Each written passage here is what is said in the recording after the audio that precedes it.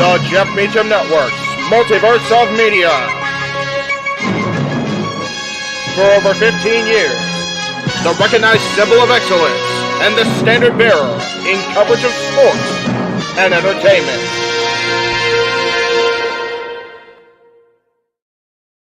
We are back live on this Super Saturday as the stars of New Japan Strong return to Southern California out in the high desert. They are in Ontario, California, and we are live across the Jeff Meacham Network Multiverse of Media with our coverage of Resurgence.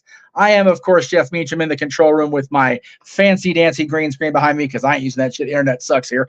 I am joined by our commentary team for the day, the simple man with a spectacular voice calling arguably his favorite promotion, New Japan Pro Wrestling. Noah Foster's here, along with the Renegade, JJ Williams, subbing in today for the unfortunately grieving and ever so busy He-Man James Hebert, who you did not get to see during open mic night or happy hour or open mic night later.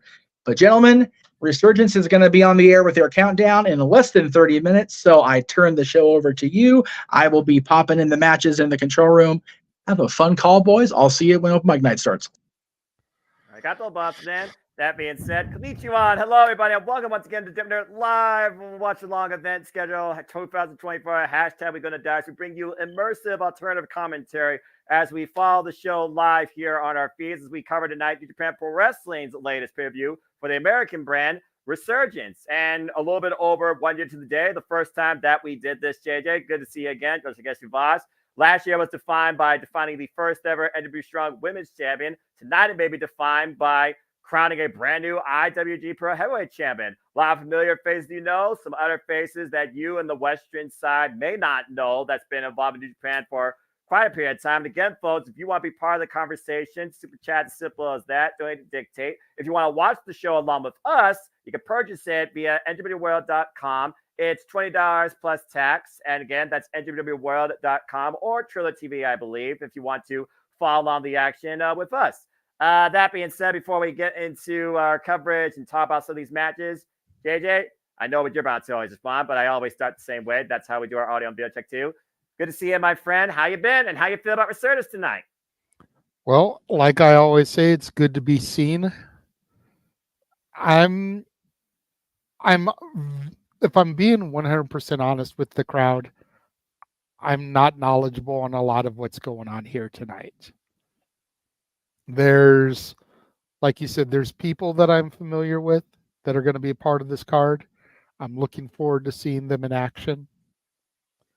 But the meat and potatoes of my job here as color analyst and giving the story to the fans at home, we're not 5 minutes in yet. I've got no freaking clue what the story is behind some of these matches.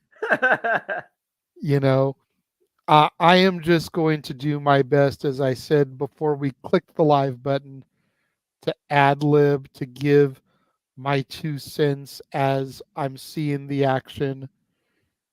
This is really going to be a one-man show tonight. I'm just here to kind of allow some kind of bounce off for Noah and allow him to, catch a breath and a swig of Mountain Dew every now and again. Wow.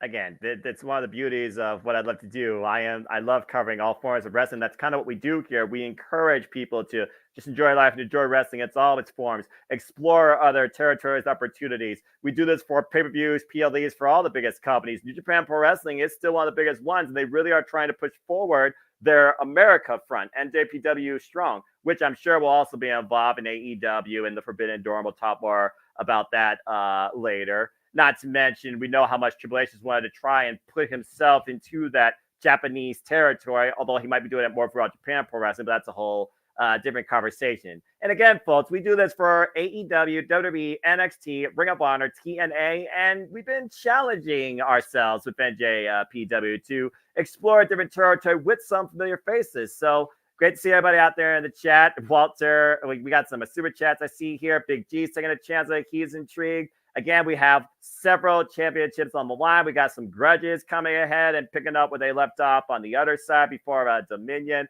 Love the old logo, by the way.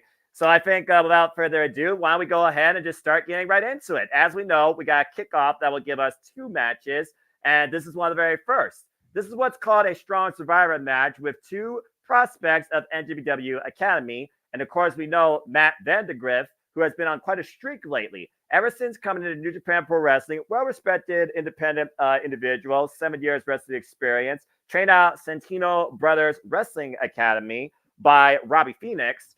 He has right now 4 matches in a row on the NJPW Strong brand. We just saw him win on the kickoff at Windy City Riot last month against Alex Zay. His very first match, by the way, for those that don't know, was against Azuka Rocky Romero, which we'll talk about later. He's taken on somebody with more experience than him, Adrian Quest, primarily known out of the West Coast, working out of West Coast Pro and Prestige Wrestling. It's the first time ever one-on-one encounter, one fall, 20-minute time limit.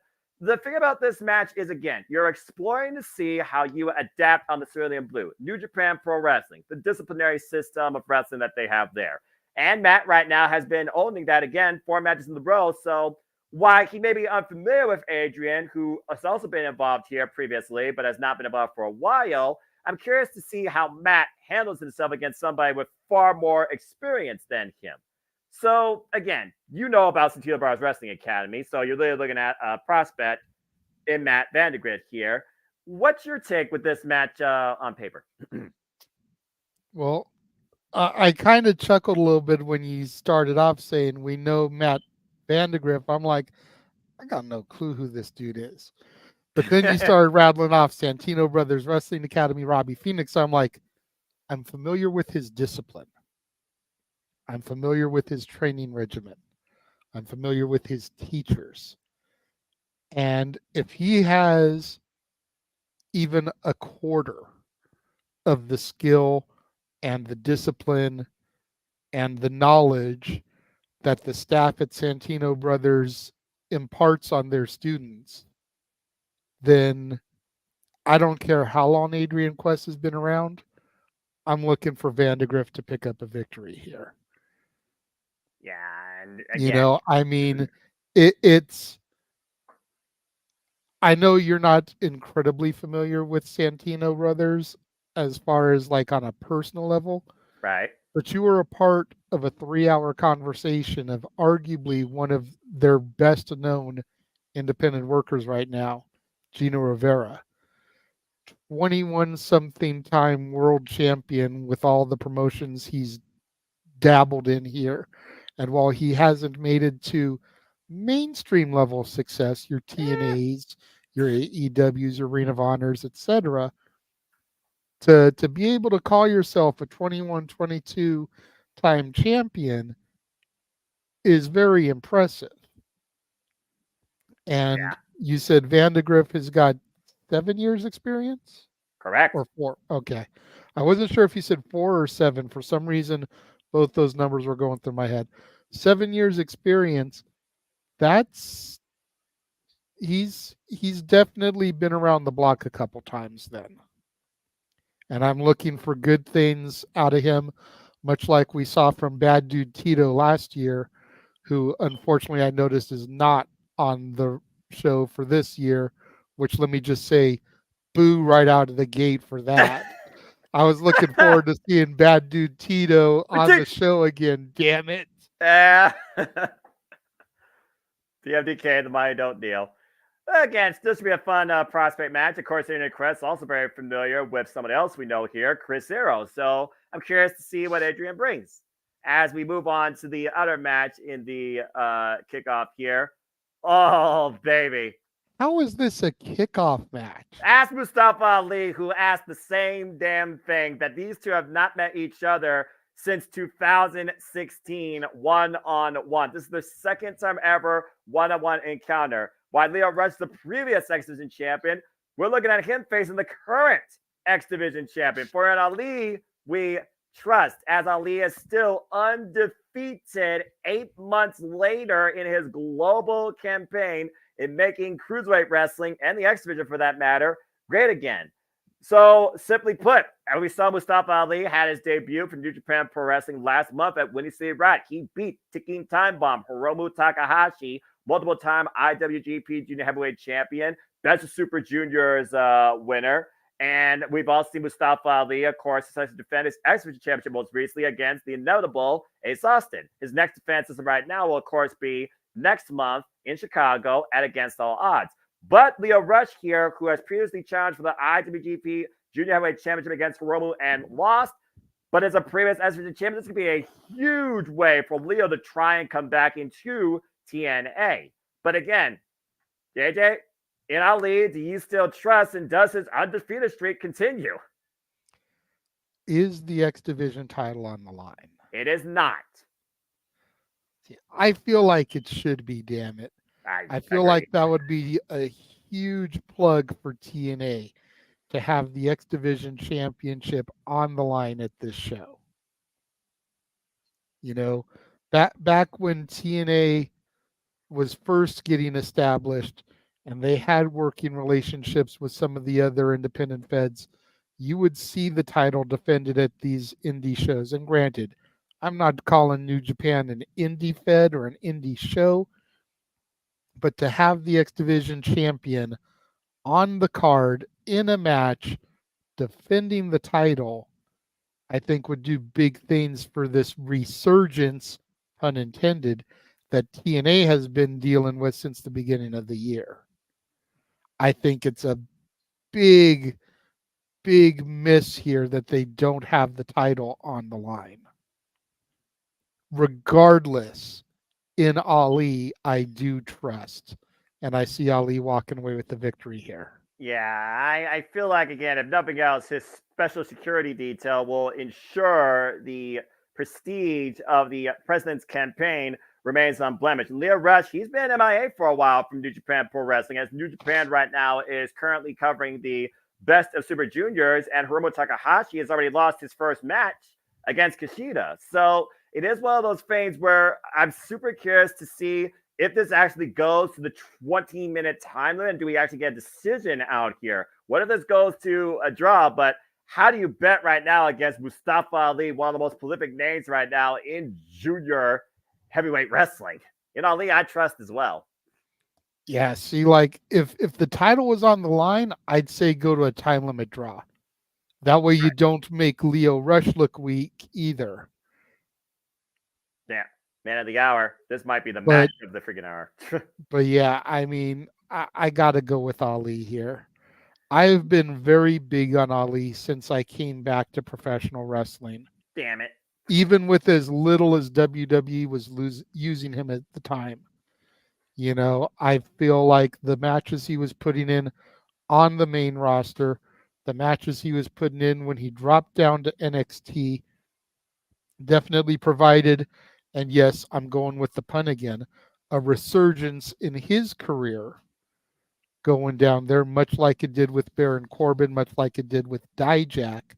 Ali was getting that resurgence in NXT as well, and he's just been doing great things these last couple years, but he's really been able to show and prove what he was trying to tell the brass all along up there in Stamford, Connecticut, and that you can run with him as a champion and put a division on his shoulders, and he can carry it and elevate it. And again, not just put a shitty stable on his shoulders. Well, I mean, he's been at his own form of retribution ever since being released from WWE. So, I mean, to your point. And also, as we know right now, for those that don't know, TNA spoiler, 3, 2, 1. It was this past week in TNA Wrestling, TNA Impact, that the ABC, Chris Bay and Ace Austin, took on Speedball Mountain, of course, talking about Speedball Mike Bailey and Trent Seven, where the winning team would face each other one-on-one this coming week on TNA Impact. And the winner of that match will face Mustafa Ali for the SVG Championship in his hometown of Chicago at TNA Against All Odds. His next challenger guaranteed out TNA right now is either Trent Seven or Speedball Mike Bailey. Ooh. I think out of those two, I want to see Trent Seven. It would be a first-time chance for him, but again, only time will tell. I like Speedball, but I feel like he's been in the X Division title picture quite a bit. I really would like to see what Trent Seven can do. Well, again, Trent Seven, former Rev Pro British Heavyweight Champion. Of course, we have a female Rev Pro British Undisputed Women's Heavyweight Champion previously of a different era, going to contend for gold for the first time in NJPW. But I know we got more matches to talk about. Yes. Shout out to everybody in the chat again. Darren G, good to see you. Big G, Wesley, Ramit, Tanea. Apologies if I screwed up your name. Thank you all for your viewership and tuning in. Please subscribe, comment, tell a friend. Hope you enjoy our engagement and alternative commentary takes. Let's go ahead and get into the main card because that's all they have for the kickoff. As the main card, bell time will be 10 p.m. Eastern Standard Time, 7 p.m. Pacific. We kick things off as New Japan usually does in tag and trios actions. And take a look at this field of 6. You got one side with the Stone Pit Bull, Tomohiro Ishii, member of Chaos, multiple time recognized NJPW never Openweight champion. Title alongside, there's your boy, Asuka Rocky Romero. We all know this guy, one of the best junior heavyweights still going today. Well regarded, well respected. And of course, also part of the board and front man for not only AEW, but New Japan Pro Wrestling. And prospect from the NJPW Academy, New Japan LA Dojo, the DKC.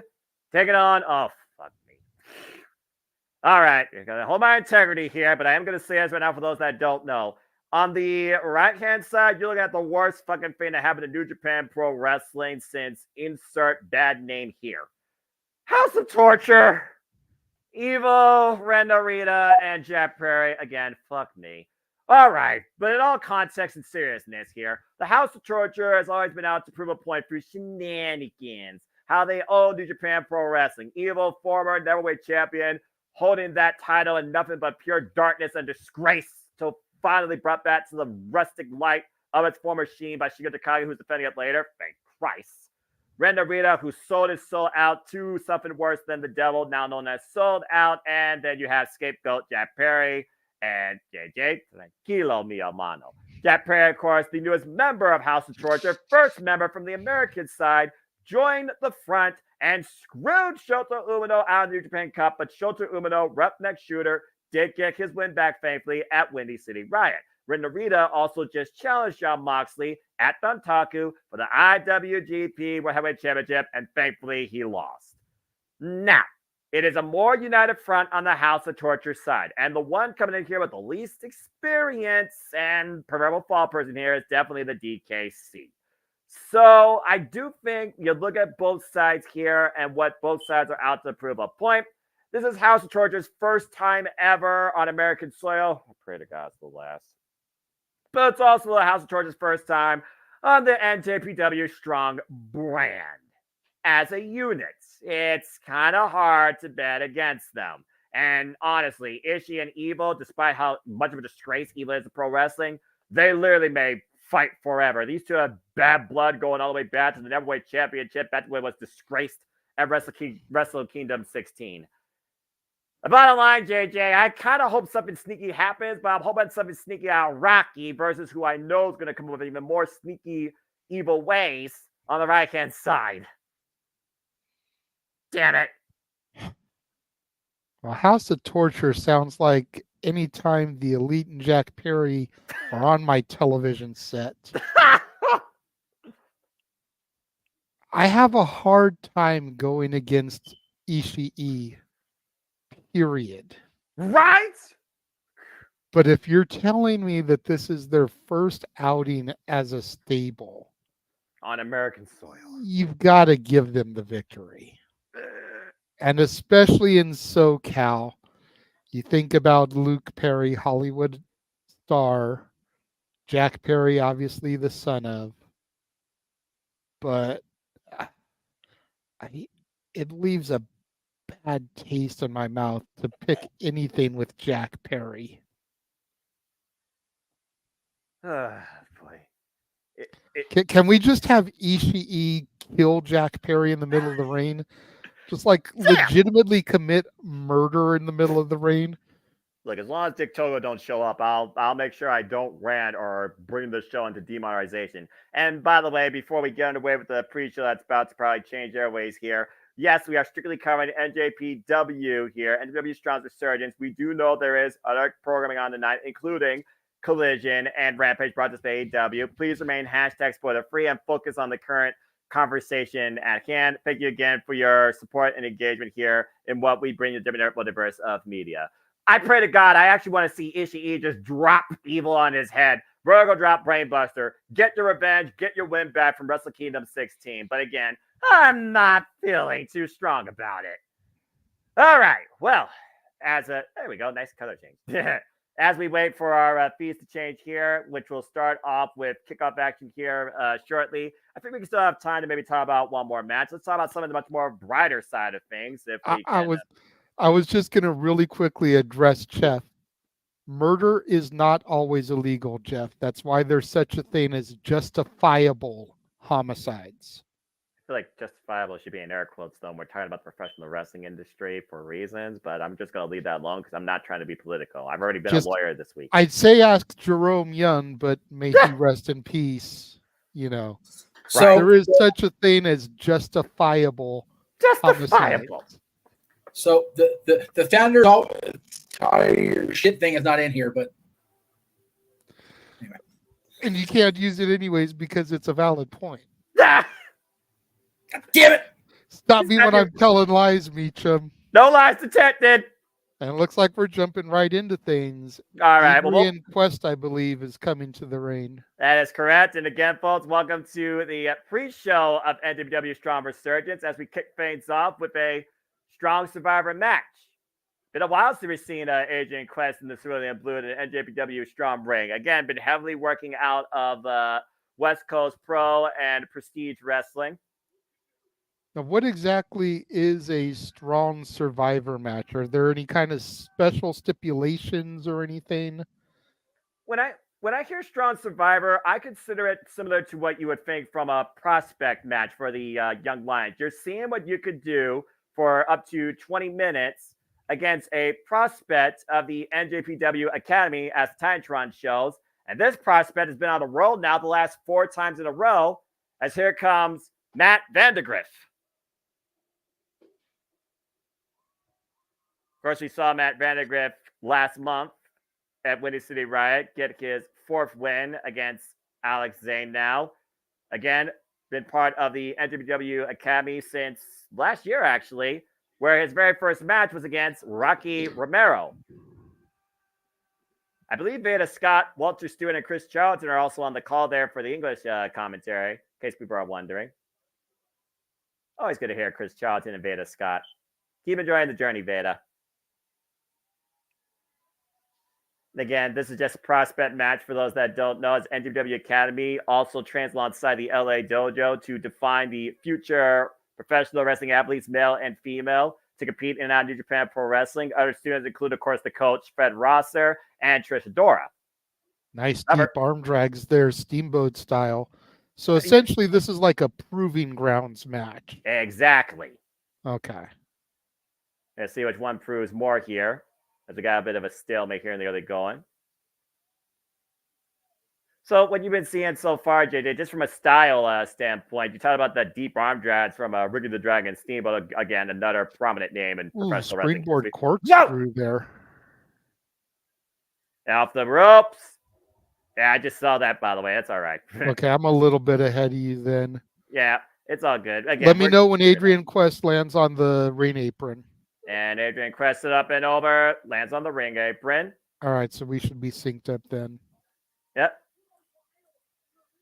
There's Veda Scott. I was wondering why I didn't hear anything. They're trying to freaking mic up the commentary there. And Vandegrift up and over, look for the sunset flip, but Adrian able to hold on. Using his strength there to resist it. Springboard. Ooh. Wow, wait.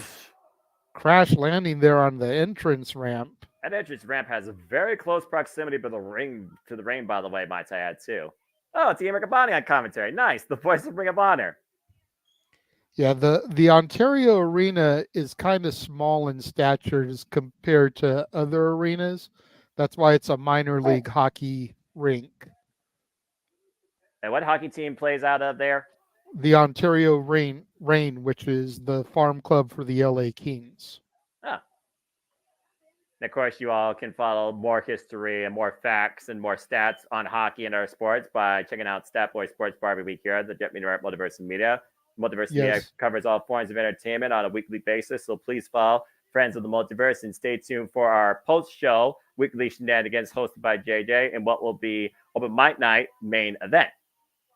Bossman actually popped in for a second because we mentioned the Ontario Reign and the LA Kings. Uh-oh. Still, Ontario Reign still in the Calder Cup playoff contention, I might add.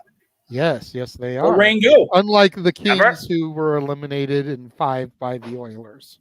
Oh, JJ, why would you bring up bad things? I'm just speaking facts, damn it. Some facts, though, I feel are not meant to be heard. It is what it is. I get that. But yes, the Ontario Reign still in. I actually had a mini plan for a while there. Got to go to a few games for the Reign. Good press kick there. Vandergrift looking for another kick again. Nice scan by Adrian. Waist slot, German suplex. High on the right shoulder. But again, to the point I was making about the arena, it's very small and intimate for an arena. There's really not a bad seat in the house.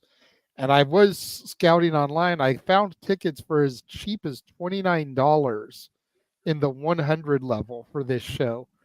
And if money was better for me, then I might have actually been there watching this live as opposed to here doing the commentary with you. But maybe next year. I always say if one opportunity is passed, a bigger opportunity awaits you down the line. Adrian looking to make a huge opportunity here, trying to beat Matt Vandergrift. Matt Vandergrift, for those that don't know. Wow! Cover! 2! No! Kind of a code red there, the way he scissored his back. No, not acclaimed scissor. Get your head out of the gutters. Yeah, right. But the way he scissored his back and then kind of flipped it into a code red there. Another power move there by Adrian Quest, looking very strong, pun intended, in his return here at Resurgence to NJPW Strong. Now looking for something big off the top. Phoenix Splash, roll through though. Creates the Vandergrift takes him out with a clothesline. And Vandergrift feeling something here. Vandergrift trained out of the Santino Brothers Wrestling Academy, has not lost since losing to Rocky. Whoa! Big knee strike, run in, cover, deep stack, and Vandergrift gets it. Nice. By grasping the left side of his neck, obviously a stinger effect from that early modified code red to your point earlier. So Matt Vandergrift remains undefeated in these strong Survivor matches, now 5 in a row. At some point, we're going to have to see Vandergrift run it back with Rocky Romero as he continues to grow and evolve here. This almost feels like what Alex Coughlin, who now is retired from wrestling, also another great student from the LA dojo, who's now retired. Wish him all the best.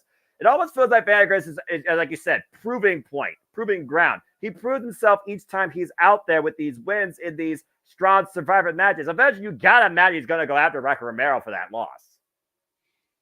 Quite possibly. And you also got to wonder, if he's 5-0, how many more Survivor matches does he need to go through to prove himself before he gets an opportunity to have a normal match, I guess you could say, or even be considered part of title contention, being undefeated? Well, talk about undefeated. How about this woman who remained triumphant with her Red Pro British Women's Heavyweight Championship for over 2 years? Alex Windsor backstage with the lovely Emily Mai. For those that don't know, that is Mrs. Bruv. That is the wife of one Will Ospreay. That's right now. She's very interesting. That's right now. She's talking about what she did last month. Of course, we saw during the kickoff. She won alongside Trisha Dora against Viva Van and Mina Shirakawa. The new strong women's champion. Yeah, she's confident. You definitely need to be that. But coming up next, as action continues here on the kickoff, I still can't believe this is kickoff, by the way. 1 fall, 20-minute time limit. Give these guys a freaking hour. Seriously, come on. Leo Rush and Mustafa Ali. The bad child back once again in New Japan.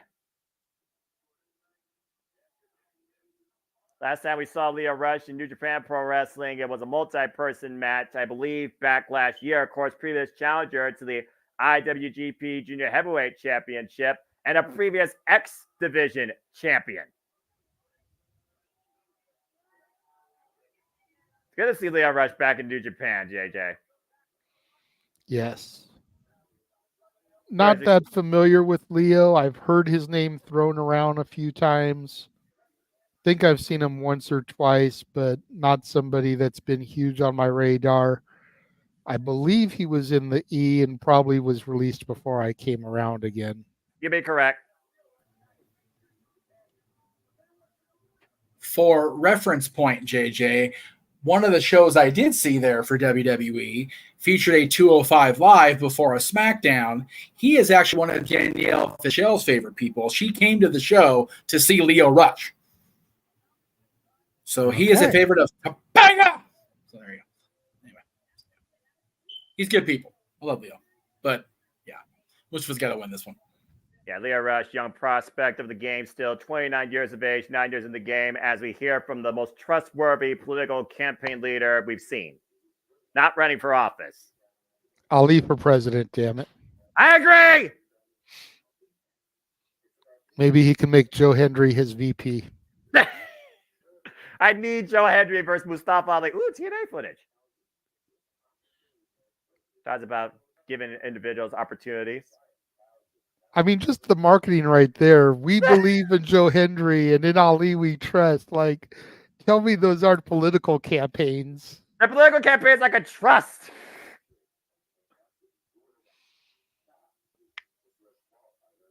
Is Mr. Rush qualified or deserving? Of course not. How dare you?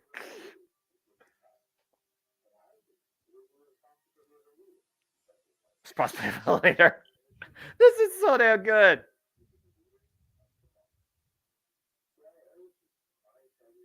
My Phil Scissors. Everything Ali has done has been so good.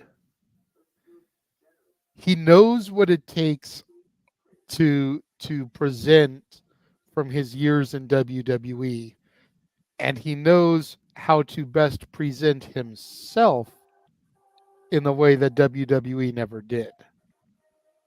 So he takes the best and the worst, essentially, and he compiles it for this presentation, and that's why I think it's hitting on all cylinders.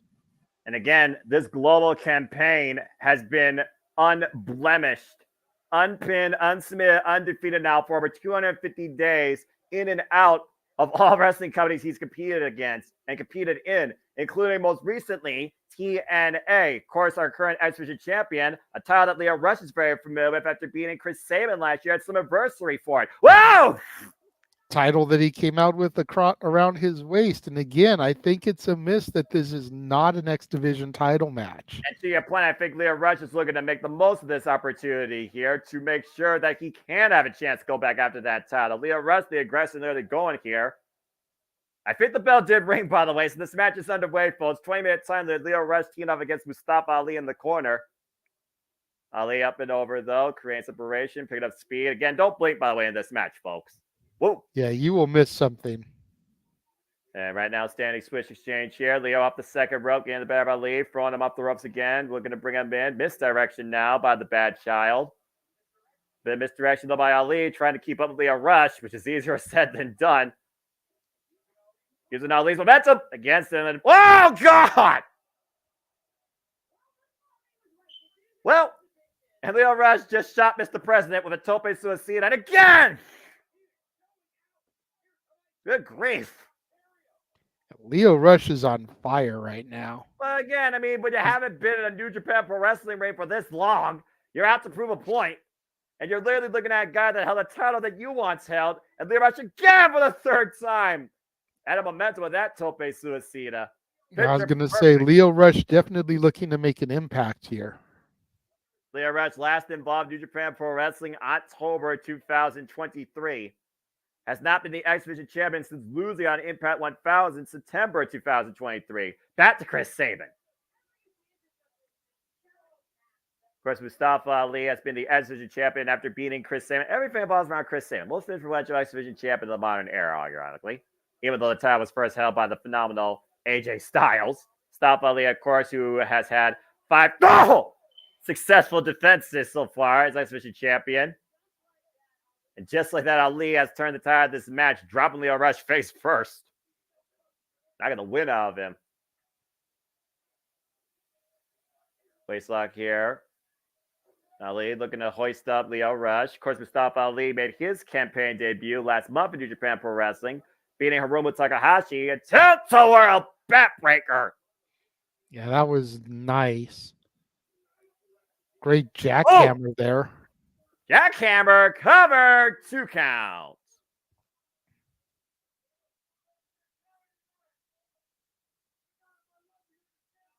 Mustafa Ali saying Lio Rush is not on his level. The funny thing about Mustafa Ali, he even said it in his backstage comments after facing Hiromu.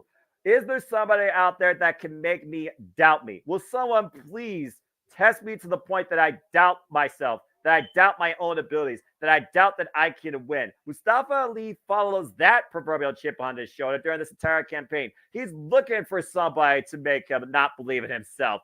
And what you were talking about earlier, and Lio Rush right now trying to get the better of Ali, up and around, beautiful TRS, face first in the turnbuckle. Well, and I feel like that's kind of the way it should be. Ooh. You should be trying to make the champion feel like anybody can beat them. You should be making them try to not believe in themselves. Fanara denied. Ali great scouting! God! Those knees to the lower back. Ali going up to the top here for something. He might be looking for that 450 splash. Same way he beat Jake Sullivan, same way he beat Chris Simmons, same way he beat Ace Austin! 450 connects, cover on Leo, and oh! What? That's surprising. Lio Rush kicking out of the 450 there. And that's the same way he beat Hiromu Takahashi. Ali going back to the top. Looks like he's going to try it again here. I guess if, go back to the well one too many times. If first one don't work, maybe second time's the charm. Ali again, though. Lio Rush able to escape, though. Rolls inside. And Lio Rush catches a Spanish fly. Cover. 2 and Ali. Oh, wait a minute, Ali. Koji clutch. Has him locked in middle of the ring. Submission hold by Mustafa Ali. And Leo right now trying to reverse the pressure. Shoulders down. Shoulders down. Ali, though, hooking the leg. Ooh. Good sequence there. The referee seemed to take his time with those counts there. That could have been damaging to both competitors. You got Ali with a sharpshooter, though. Yeah, but right now, again, Mustafa Ali showing far more than we see lately out of him in TNA. Lio Rush challenging him a whole different way. Oh, God. Big back heel kick and Lio Rush. Rush hour. We're 5 minutes in this 20-minute contest, by the way. I cannot believe it's only been 5 minutes. Lio Rush to the top rope. He got it. That beautiful frog smash. Slow follow-up cover. Lateral press. Ali escapes. Stop wrestling a poison Rana, though. And again, back to the cover. Hook the far leg. No. Can we address that Matrix-style bridge out of the pinfall, though? Jesus, the conditioning there of Ali. Yeah, I'm about to say again, now leave it trust. Ali still have to prove a point as well. And I do wonder, did that damage Ali more than benefit him as Lio Rush immediately followed up with a poison Rana? Great near falls by Lio Rush here, back to back. Still able to put away the current X Division champion. Leo maybe one more time. Going up to the top rope, looking for the final hour, and Ali rolls away. I don't think Lio Rush dares try and clears that distance. And Ali, whoa! Good scout by Leo, though, preventing the face first collision of the turnbuckle. Ali, what in the hell? Hooks the leg. Trap leg, great pair of leverage, followed by, oh, he stole it! Hey, win if you can, lose if you must, always cheat. It's only cheating if you get caught, Noah. And Ali, I trust. Well, I know Lio Rush is not going to trust that decision. He got caught, hook, line, and sinker, and a leg on the top rope for extra leverage. Leo knows what happened, but to your point, the referee doesn't. Ali trying to show sportsmanship and shake Leo's hand. Leo wants no part of it. Well, again, he's got legitimate beef here. The referee doesn't see it. He can't call it. Oh, Come on. This is the guy that we're supposed to trust in with actions like this after facing a worthy opponent and beating him nonetheless. damn right. I believe in Ali. This is why I don't trust politics or politicians. Trying to create separation here. What the hell? What just happened? Why did my screen go black? Mine went black too. It may be because we have 10 minutes now till the actual show starts. The kickoff is done. You got some weird Mother Nature nonsense. Oh no, there we go. Wait, what the? In the hell?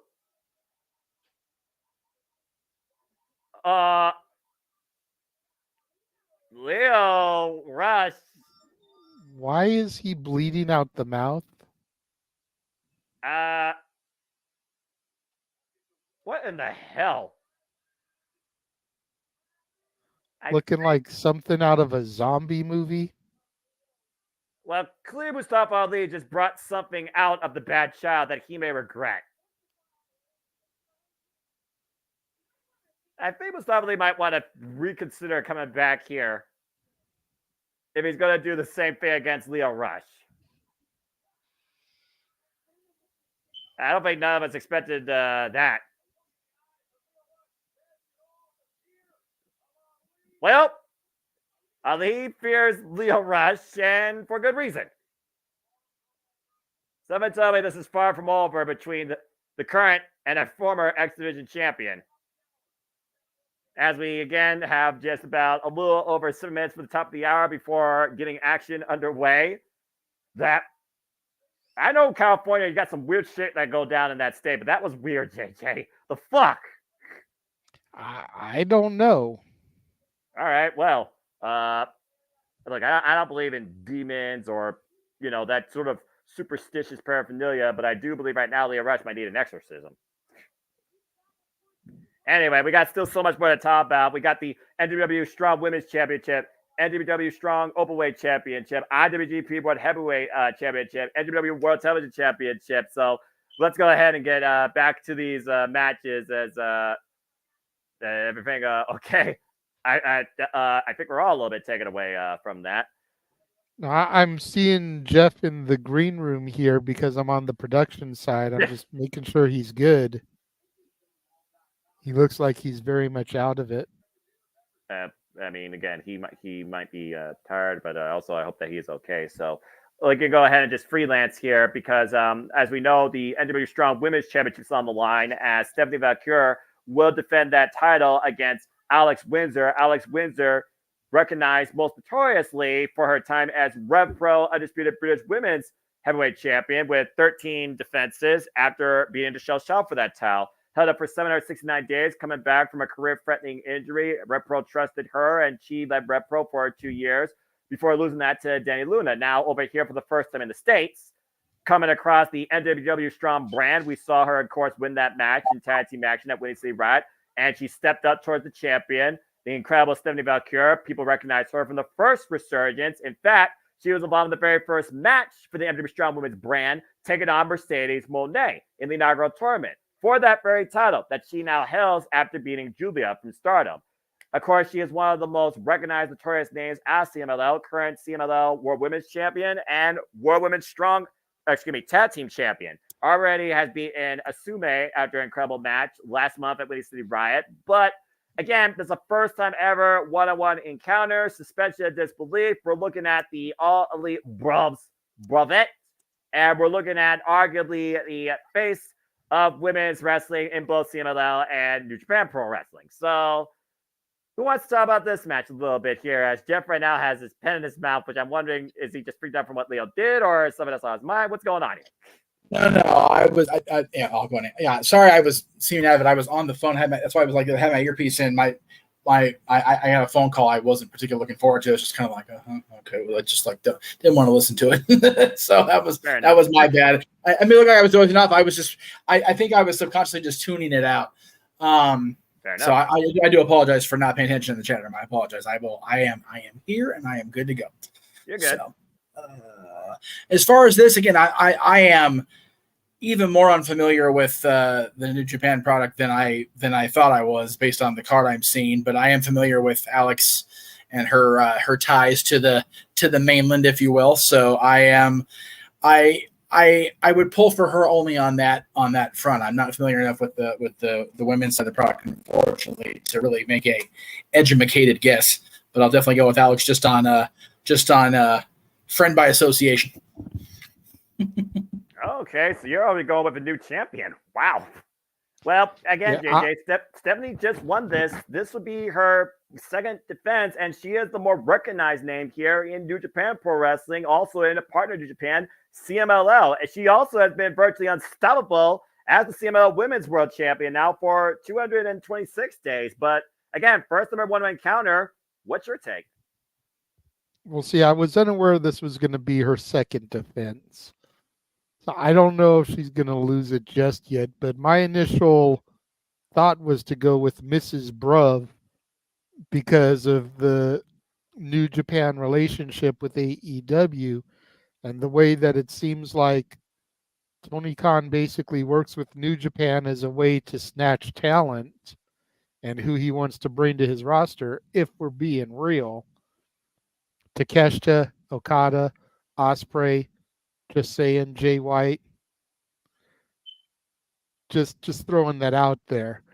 Seems like his partnership with New Japan is very much akin to McMahon's old partnership with ECW, and I'll kind of work with them and have my hand in their cookie jar. And I can use these guys and come over to my side of things. For those that don't know, he's not the only person echoing that sentiment. When we talk about Jeff Cobb, you'll know exactly what I mean. Continue. So I could see Mrs. Bruv getting the rub here. That way she will then become a factor more on AEW television and potentially transfer over to AEW and become All Elite as well.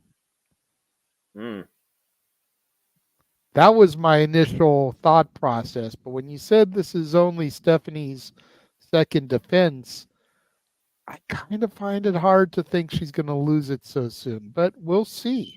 Yeah, and again, she can literally catch her with a simple as a trap pin.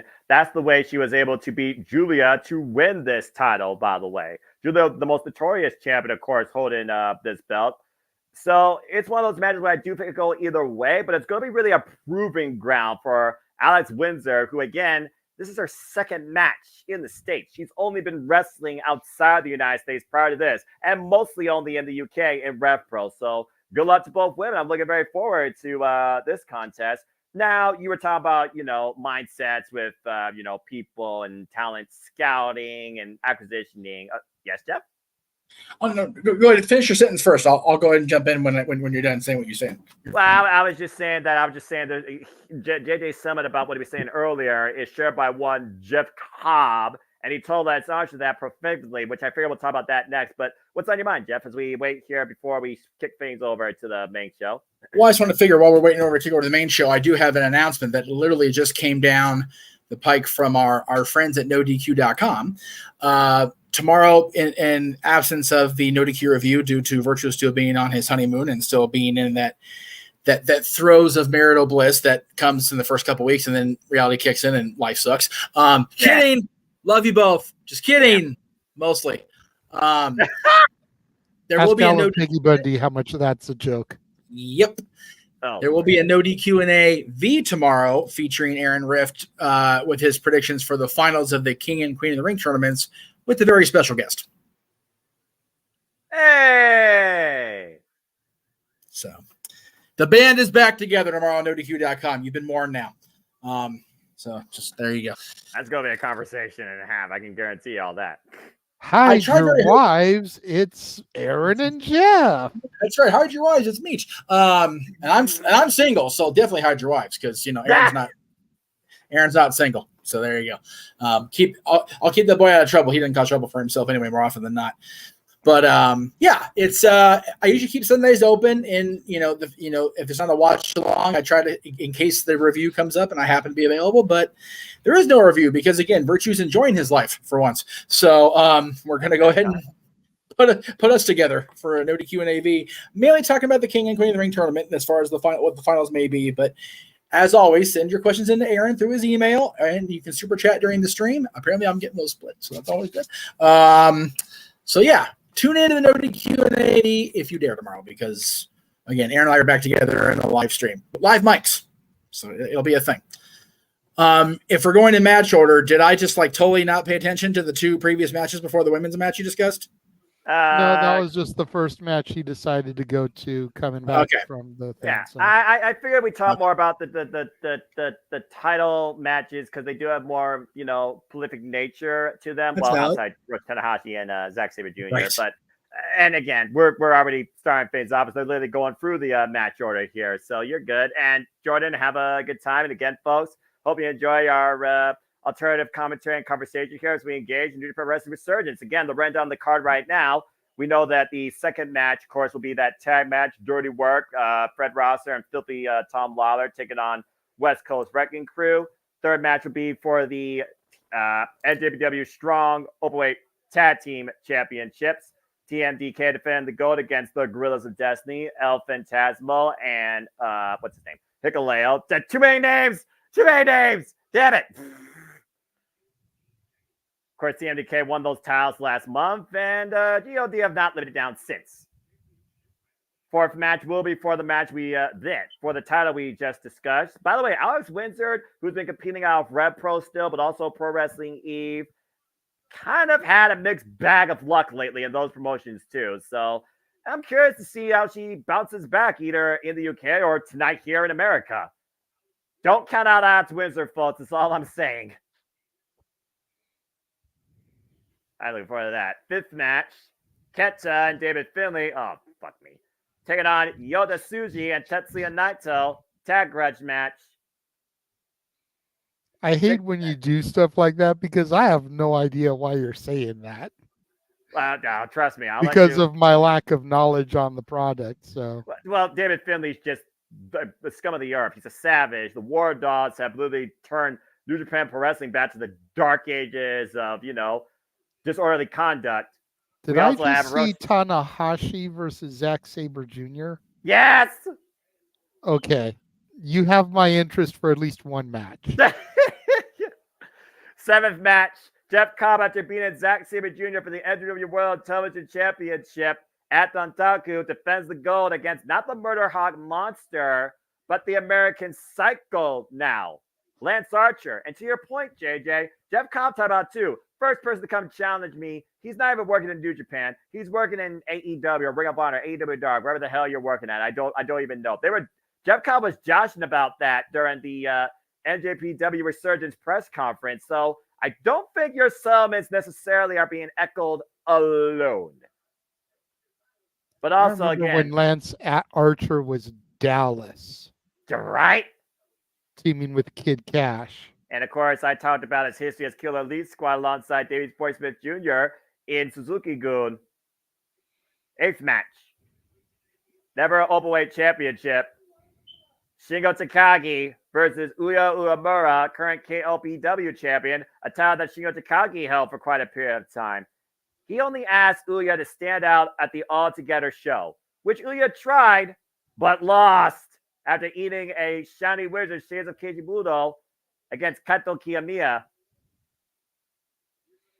Very curious to see if Uya Uemura's, for those that don't know, the other half of Joya alongside Joe Hendry during this I was going to say, I thought so, but he's changed his look up some, hasn't he? Well, he lost his hair in a hair versus hair match against Yota Tsuji. He had to shave his head bald. So, yeah, it's a completely different look for Uya. Got it. But he is also I thought I was recognizing the name, but he wasn't looking familiar because of the hair thing. So. Yeah. Uya Uemura lost his hair, but he didn't lose his style when it comes to pro wrestling as he looks to take the neverweight title from Shingo Takagi. Good luck in that war. Speaking of wars, ninth match. Oh, Lord. no ropes, last man standing. These two's bad blood goes all the way back to 2021 before Gabe Kidd became a war-ready war dog. And Eddie Kingston called him every word possible that I'm not going to say here. Down the valley, these two fought to a double countout, no disqualification. Last month at Windy City Riot, 8-man riot match. The War Dogs and Gabe Kidd beat Eddie Kingston, TJP, Jeff Cobb, and Homicide. And Eddie Kingston challenged him now to this match for the title. Look at the cellophanes once and for all. And of course, in our main event, Shooter's final exam, the student, the young boy, the prospect, the young lion, Roughneck Shota Umino goes one-on-one against his senpai, mentor, teacher to try and become the face of New Japan Pro Wrestling and be on top of the world. A must-win situation. And John Moxley will show no mercy, no weakness, no forgiveness. He already knows it's a pecking order, survival of the fittest. We're going to see if it's Shota Umino's time, or is John Moxley still the guy that everyone else has to step up to. Shota Umino, John Moxley, IWGP World Heavyweight Championship. See, and Mox is one of the reasons why I almost wanted to go to this show. Like, I wanted to go and take Natalie with me so that she could see 1/3 of the Shield, the member that she didn't see come out at WrestleMania when that music hit. Right? Well, as we kick things off and officially get underway, JJ and everybody, welcome to our alternative commentary coverage of JMN Multiverse of Media live watchable event schedule 2024 New Japan Pro Wrestling side. This is NJPW Strong, and this is Resurgence. We got Ian Riccaboni and the lovely Beta Scott there live at the Toyota Arena in California, while me and the Renegade Wrestling JJ Williams are here with you guys on the call tonight with our reactions, takes, results, and what could this lead to towards Dominion, G1 Climax, the Forbidden Door, AEW, Ring of Honor, who knows what else, Stardom maybe, if Alex Wynn decides to invade that territory.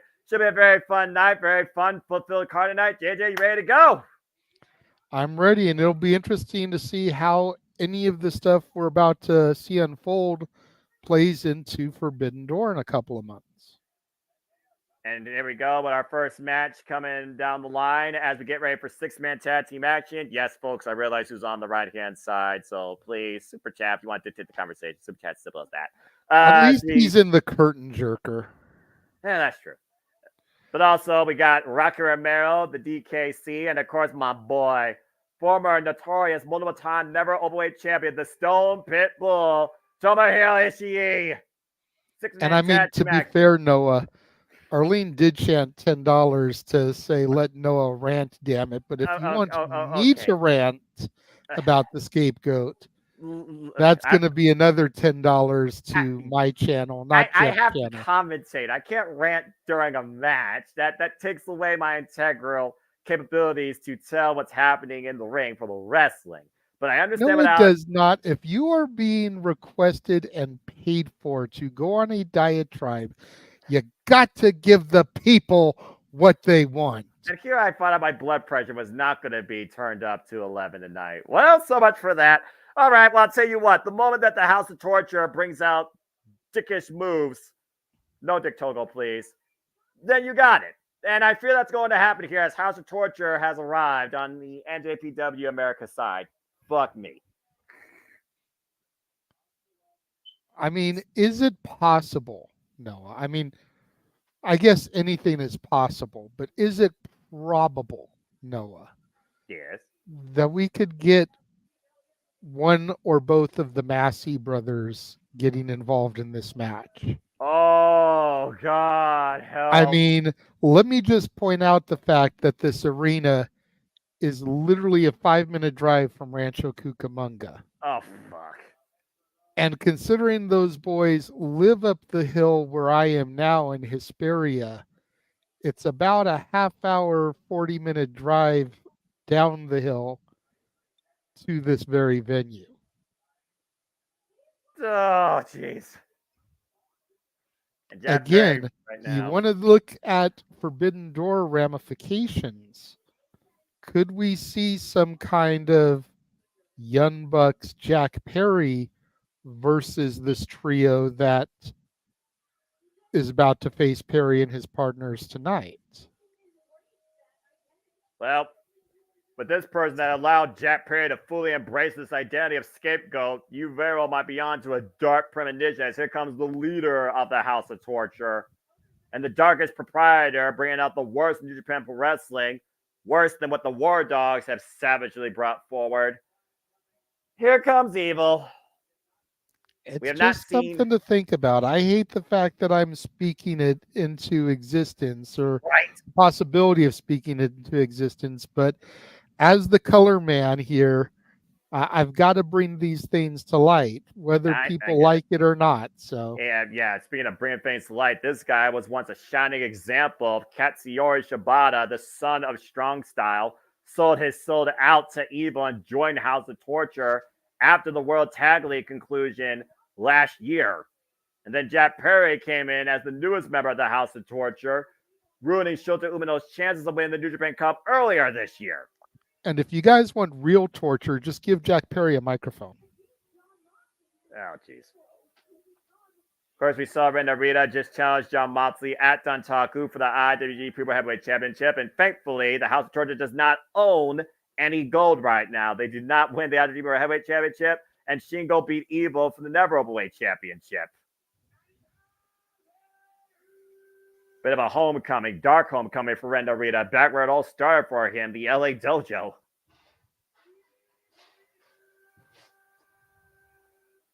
Evil, of course, branching out his own faction, House of Torture, out of Bullet Club. I still don't think House of Torture is part of Bullet Club, but there's more confusing Bullet Club Civil War nonsense than the NWO, if that makes any sense. I completely get where you're coming from. I almost said the same thing. God. NWO, NWO Wolfpack, NWO B Team, NWO Elite, NWO 2000, NWO fucking WWE version, NWO Japan, NWO Mexico. Blue World Order. Yeah, Blue World Order, Latino World Order. Oh, God. What have I started? My World Order. But anyways. We don't talk about that. New porn order. Yes, that was a thing. I'm sorry to say. What the fuck? This world is going to hell. Oh, God. Lord have mercy on humanity, and Lord have mercy on my integrity of commentary. Bell rings are underway. Roger Romero and Jack Perry kicking things off here. Oh, look, it's an AEW match. What? Oh, sorry. Damn it. Carnello tie up. Roger Romero, of course, coming off a great match against Kyle O'Reilly more recently. Had a chance to maybe contend for the Trios Championships if he beat Switchblade Jay White, but he lost in that affair this past Wednesday on Dynamite. Also leads classes in NJPW Academy, training the future of New Japan Pro Wrestling. And now Evil and Jack Perry double teaming Rocker Romero in the corner. Knife as shots by the former Never Openweight champion. Ah! Oh, come on again. Typical House of Torture mentality. Find every possible loophole you can in the playbook. Triple team effort here out of the corner by Ren Narita, Jet Perry, and Evil to Rocker Romero. I mean, it's heel tactics 101, Noah. You're not supposed to like it, but for some reason, when it's a heel that you actually despise, like a Jack Perry, it's even worse. It's also even worse when you talk about the worst thing in professional wrestling right now being the House of Torture, okay?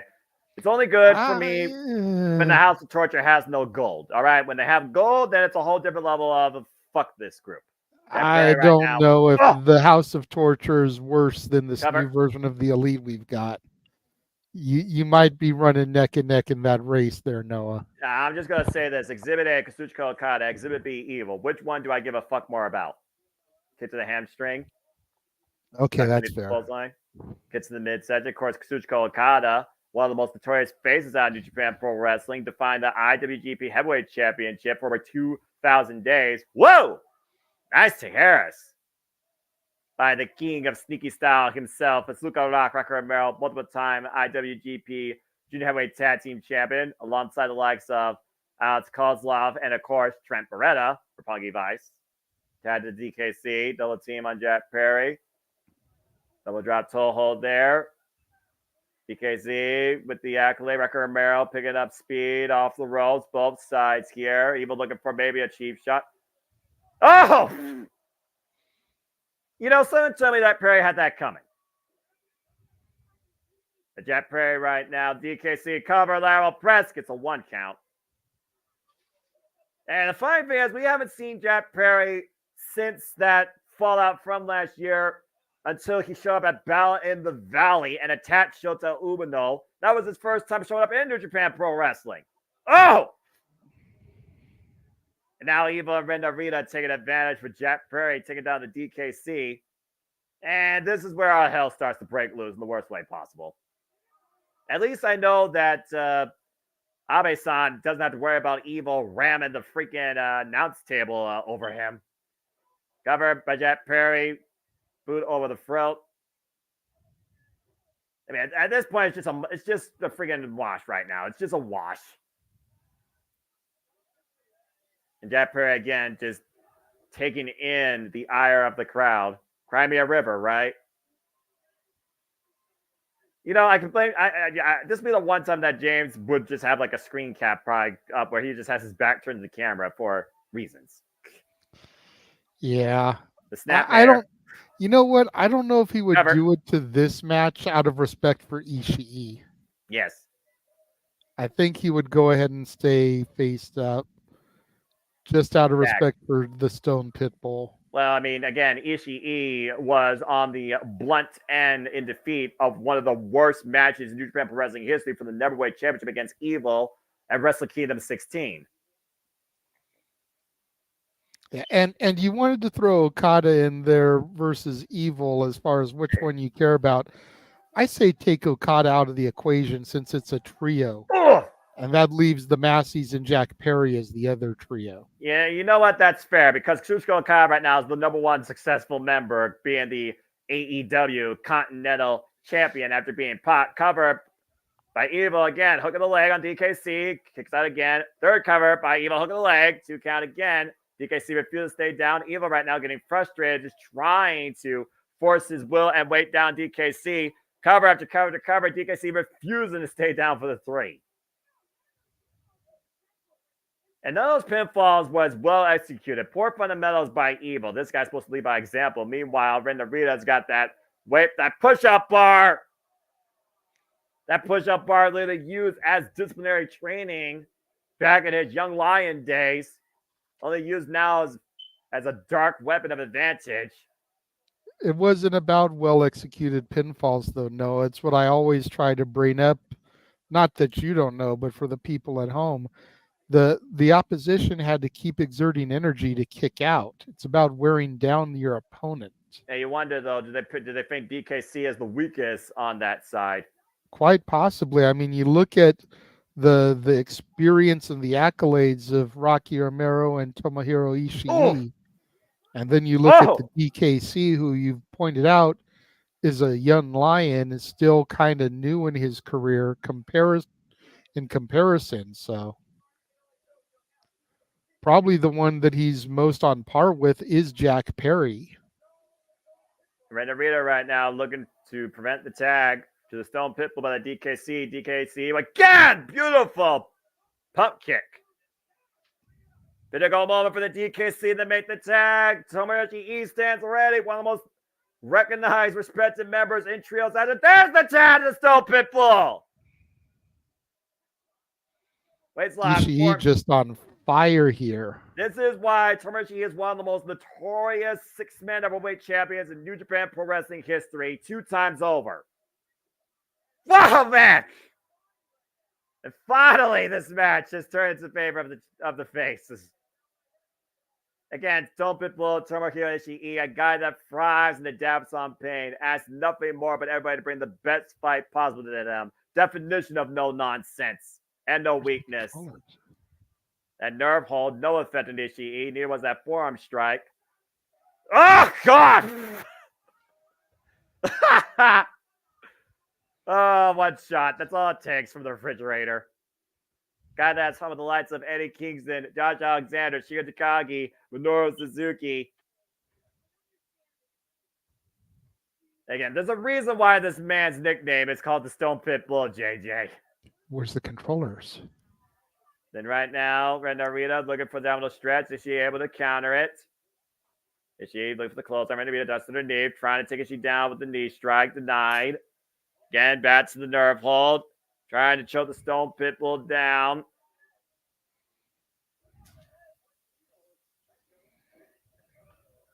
And that kick, no effect, though. The waist lock. Ishii standing switch. Ren Narita throws into a roll. Cheap shot by Evil. And Ren Narita takes advantage.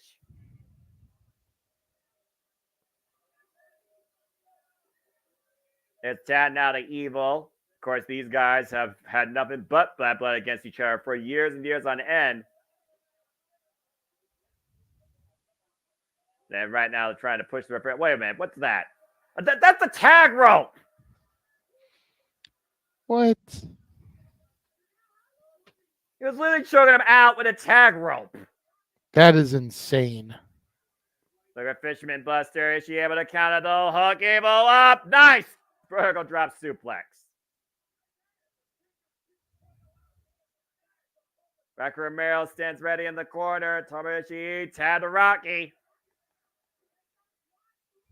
And Rocky, he's all fired up, looking to deliver these clotheslines in the corner that go for how long, JJ? Forever. Ever. Whoop. And Evil ducks underneath. 3 ever clotheslines by Rocky Romero. Seriously, I want this guy to become a champion again. He deserves it. Former MLW historic middle openweight champion, of course. And Rocky out of the corner. Tornado DDT denied by Evil. Evil gouging out the eyes. Again, as soon as the match doesn't go their way, they will use every tactic possible, including ripping off the turnbuckle pad and sending Rocky hard into the exposed steel rings back first.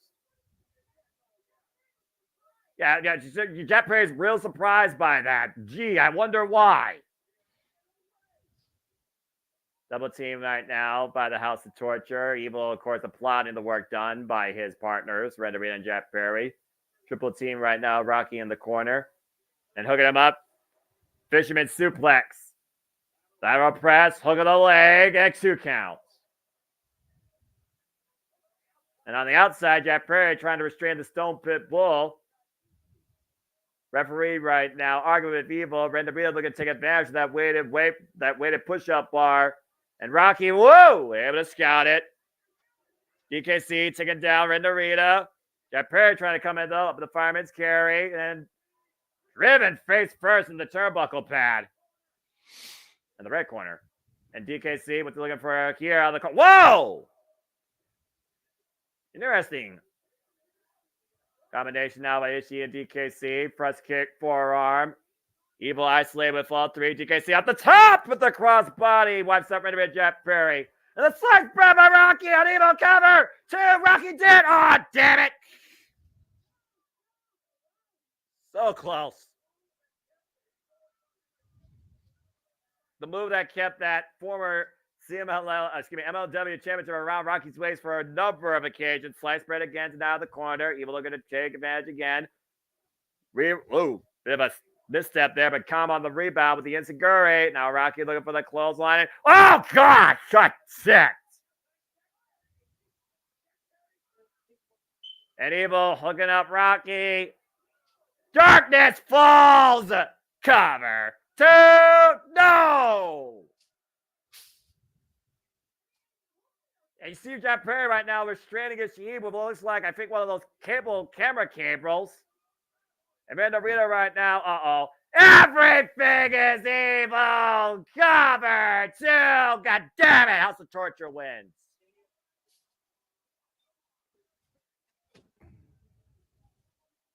Well, at least this nightmare is over for now, but I fear this won't be the last we see of House of Torture. No, I don't think it will be. You see right now, Ren Narita still restraining DKC with that push-up bar after they choked out Tomohiro Ishii with that camera cable. It's the antics that make House of Torture just so damn hateable. Seriously. We talked about Evil one time being one of the most biggest potentials in New Japan Pro Wrestling, now obviously one of the biggest wastes. And he's ruining other talent as we speak, including Jack Perry, who's already ruined to begin with, and Ren Narita.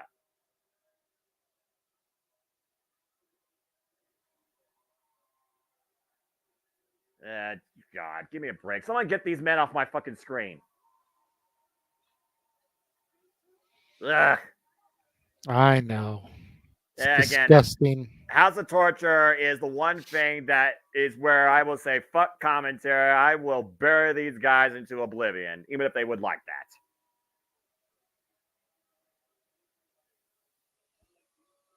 Well, hopefully the worst of the card that we're going to see tonight, that's the last we'll see of them. Hopefully. Evil, Jack Perry, and Ren Narita with the win tonight are opening contests against Riker Romero, Tomoji, and the DKC, pinning Rocky, actually. And that doesn't surprise me. That way you protect Ishii and the upstart DKC. I suppose. Well, you want to talk about animosity and enemies, get ready for this tag team match that literally exemplifies that. Again, the West Coast Wrecking Crew, they were former friends of Filthy Tom Lawler. They were part of Team Filthy back when NJPW Strong was first began. They literally helped Filthy Tom Lawler not only win, but maintain his stranglehold on the NJPW Strong Openweight Championship. At one point, they literally helped this guy shave Fred Rosser bald. But it was last month at Windy City Riot where the West Coast Wrecking Crew could stand no more. How many times have gone after the NJPW Strong Openweight Championship, Tag Team Championships, came that close and failed? The closest they came was last month. And look at the way their jerseys are worn here, JJ. Filthy crossed out. Definitely trying to send a message there. Well, again, no longer part of Team Filthy. Obviously no longer friends with Tom Lawler after literally taking the man's hair and feeding it to him. West Coast Wrecking Crew, Royce Isaacs, and of course, Joel Nelson. We all know Royce Isaacs, most recently from Bloodsport. And West Coast Wrecking Crew haven't held gold, tag team gold, in years. Still have yet to hold gold in New Japan Pro Wrestling. Previous multiple challengers against the former champions now that will challenge for the titles tonight, of course, Grills of Destiny, Hikuleo, and El Phantasmo. And the thing about this match, though, is again, the best of enemies might make the strongest of allies, as Fred Rosser and Filthy Tom Lawler are ready to go to work. Dirty work, as they're now known. As we wait for Tom Lawler to get out here, I believe we have a super chat, JJ. Oh. Do you see it? I do. Jeff is producing, though. There's something in the private chat. Yeah, I just read that, by the way. And Gotcha. I just saw that now there too. Okay. Yeah, you're good. So Wesley was wondering if we could talk about his comment about Matthew and Nicholas Massey costing Moxley his IWGP World Heavyweight title. You want to? Yes, he says that he's predicting that they will cost him the title to punish Bryan Danielson for joining AEW at Double or Nothing. I don't think so. Nah, I don't see that happening. Honestly, they got no beef with Jon Moxley. Even if Double or Nothing has Anarchy in the Arena with Bryan Danielson, Eddie Kingston, and FTR. Bell Reigns, by the way, we're officially underway with this tag team grudge match. And you see Tom Lawler right now, newly shaved bald Tom Lawler, might I add. That's a look for him. Fred Rosser and Tom Lawler going to work. Fred Rosser, of course, the former Darren Young. That's right. Also now a coach. And look at that picture. Yeah, Team Filthy, no more. West Coast Wrecking Crew. That friendship, that partnership is done and buried. Of course, Filthy Tom Lawler coming in with that UFC background. Previous, like I said, NJPW Strong champion. Of course, Eddie Kingston will defend that title. Oof. Later tonight. Again, he formed this team in the genesis of NJPW Strong alongside JR Kratos and Rayo at the Papi Danny Limelight. They were running roughshod over New Japan Pro Wrestling Strong Academy. Danny Limelight, that's another name that I know very well. Let me just reconfirm before I speak on it. Yeah, about to say. Of course, appears involved also in AEW Dark, and I believe also involved right now in MLW. Fred Rosser right now with the hip attack in the corner. Working over, I believe that is Royce Isaacs. Oh! Tag. Tag made. Filthy Tom Lawler. Of course, Filthy Tom Lawler has been involved in Filthy Wars. Nice teamwork there against the likes of Homicide. And look at this. Oh! A stroke. I can't believe I just called that cover. Damn it. You love it. No, I don't.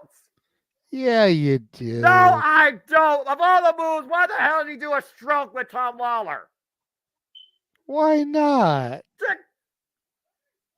Hey, Jeff Jarrett was previously involved in New Japan Pro Wrestling too. Dark memories. And trying to ignore the past to focus on the future. But a double team and the president right now taking down Fred Rosser. Oh, dadgum, I can't escape Jeff Jarrett. Waist lock, double team here by the West Coast Wrecking Crew. Tad Jarrell Nelson right now. And Jarrell, oh man! Big pounce, misdirection. Yeah, I thought so. I just was doing the research. Yeah. Danny Limelight was in a tag team with one Gino Rivera, Los Primos Rivera. Oh, wow. I didn't know that. I thought that was an old tag partner of Gino, but I wasn't 100%. Just a 2 count there. That's actually where the Rivera name came from for Gino. Because Danny Limelight's real last name is Rivera. Oh, okay. That makes sense now. So that's where the gimmick name of Rivera came for Gino, because I'm not going to throw his legit name out there. He did wrestle on the indies under his name for a little bit. So if you know, you know. Fair enough. But in an effort to keep his privacy since he changed it, right. I'm not going to throw it out there. But what's that? Yeah. Oh! Sidewalk slam, leg drop combination out of the corner. There's a cover by Royce Isaacs and Fred Rosser. Gets to show up at 2. Of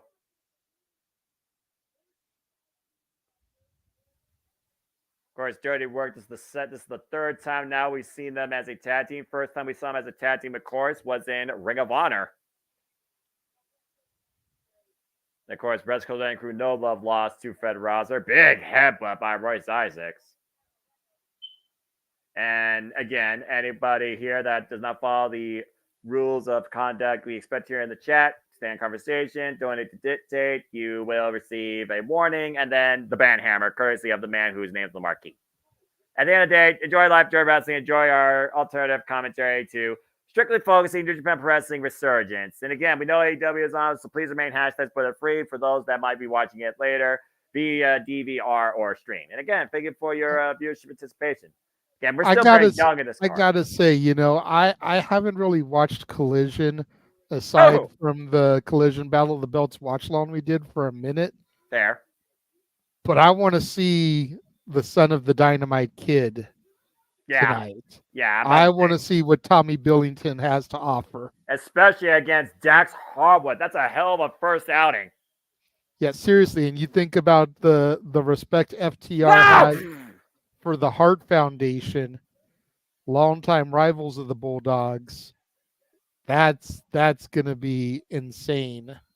Probably as insane as that ridiculous superplex that sent Jarrell Nelson to the other side of the ring as Fred Rosser right now tries to make his way to his corner and makes the tag to Filthy Tom Lawler. And the tag made on both sides. Tom Lawler and Royce Isaacs legal. Royce Isaacs the one that drove Tom Lawler into the ring post and took his hair. And you see, oh man. That mixed martial arts background now. Filthy Tom Lawler coming out here, just literally teeing off against Royce Isaacs. Here's a little bit of trivia about Tom Lawler that you may not have known, because I don't know how much you really follow UFC. But Filthy Tom Lawler's second ever UFC match was on the same show that Brock Lesnar fought Frank Mir, UFC 100. That's crazy. Oh, man. So you got that little bit of history, both of them on the same UFC card. Again, you think about it again, how much of the MMA background still influences Filthy Tom Lawler to this Oof. day. You're seeing it firsthand in his wrestling display here. Nice German suplex out the corner, getting the better of both his former filthy teammates. And I mean that quite literally. DDT follow-up. It's funny you mentioned MMA also and the mixed and the background we talk about when it comes to MMA versus wrestling and, transitioning worlds. One of the most notorious names in Stardom, former World Stardom champion Siri, is also a previous MMA competitor, and she was inspired by cover two. Almost got him. She was inspired by the road that Filthy Tom Lawler took, transitioning from the world of mixed martial arts, Ultimate Wrestling Foundation, to Stardom and to professional wrestling. She's actually been involved in these unique wrestling exhibitions that bring in her MMA background and is currently undefeated in them. They're called UWF fights. I don't know if she's going to be in another one of those anytime soon, but I look forward to next time she is. Top handle suplex there by Royce Isaacs to Fred Rosser. Of course, the first time I saw Siri and Tom Lawler together was, of course, the Stardom NJPW crossover show, and I believe they are going to do that again some point soon. Uh-oh. Top it and lost his footing. And Rosser right now dead weight. Rosser right now doing anything he can just to preserve himself in this match once again. Hoisted up on the shoulder. Oh! Great double team effort there. Almost a dominator of sorts. Cover two. No! Brazilians of Fred Rosser, the guy that takes no days off, always ready to go to work. Still trying to get feeling, though, back in the head and neck. Ashton Joel to bring more. Go ahead, tee off against him. Block out the hate, block out the pain. Yep. Much love and respect for Fred Rosser.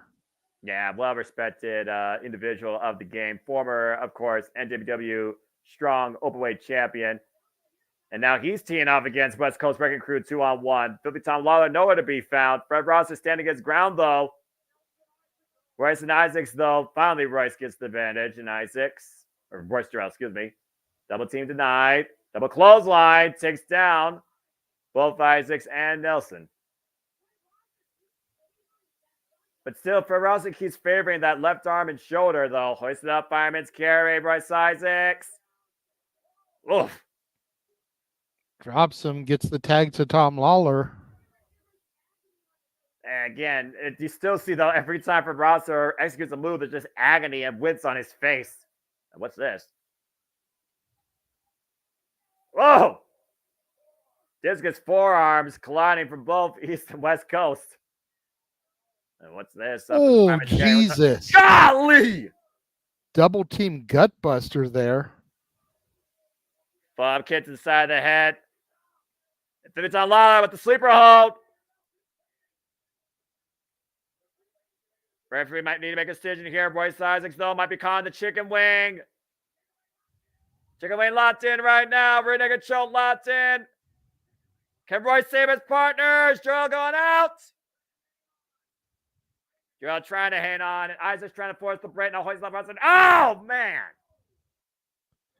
Question is how much did that do to Tom Lawler as opposed to his partner? Partner was in the middle there, got sandwiched.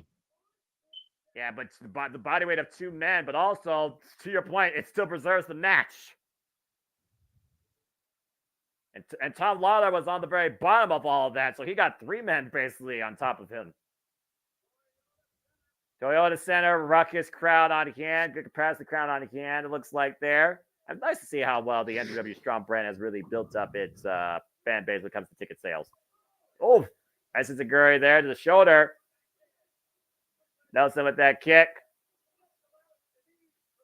Cuts Nelson with the knee. Tom Lawler, though. Full Nelson. Whoa!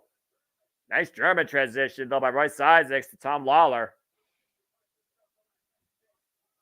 Royce Isaacs and Gerald Nelson once again back control. Both men standing strong here. Pun intended. And I got to consider also who wins this. They might put their name in contention for the NJPW Strong Openweight Championships. Oh, God, power bomb. Catapult. And driven down with the power slam by Royce Eyes. It's great double team combination here by the West Coast Wrecking Crew. And again, Tom Lawler is the legal competitor. And right now, Tom Lawler isolated against his former friends. Oh, no, not again. Not again. No hesitation. A pile driver! Tom Lawler's done. Tom Lawler's got to be done. Top rope elbow drop of Joe. No, that's got to be it. Cover. 2. The West Coast Wrecking Crew just beat Dirty Work. That's crazy. And in that, buried their past once and for all, I feel like. Good to see you, Sandy. Thanks for deciding to join us. Says, hey guys, first I had no intention of watching this, but chose to because I still like to have that picturing of all that's going on. Well, we appreciate that. Noah does a masterful job calling the action here and painting the picture, much like the commentators ringside there at the events. I just do my best. Y'all nice. Again, that's why he is the MVP of the JMN. Did too many letters. JJ almost got stumbled there. You're all nice. But appreciate you, Sandy. I hope people are appreciating so far what really has been the undercard when you think about it here. But I got to figure about now after they just pinned Filthy Tom Lawler, their former Filthy leader. West Coast Wrecking Crew got nothing but a bright, clear future ahead for them and what they want to pursue. And there will be no more obstacles, nor no older friends either. And we'll see those NJPW Strong Never Away titles next, actually.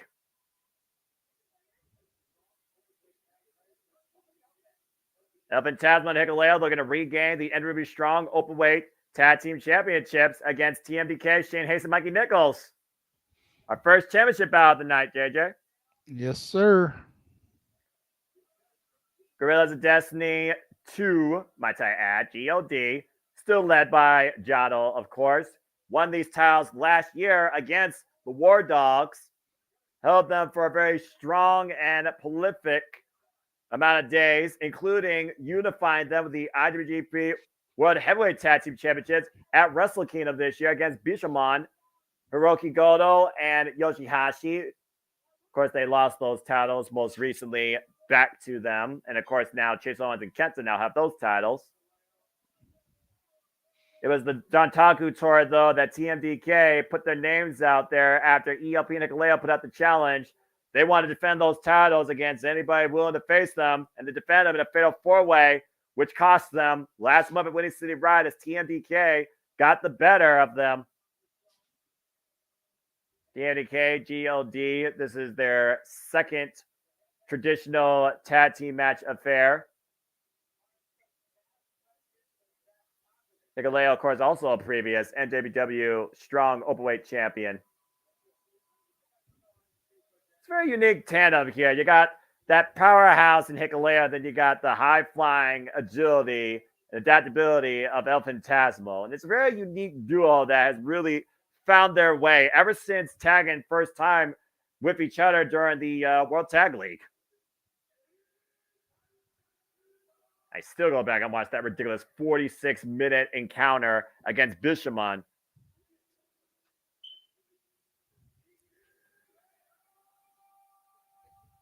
Of course, Hikuleo, another son of Haku, a young gun. Of course, we know Tama Tonga and Tonga Loa now are part of WWE and the Bloodline.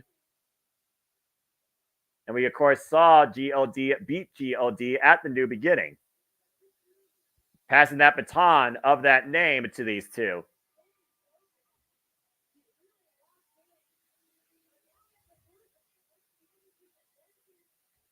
Of course, we saw the fallout during the Dontaku Tour between ELP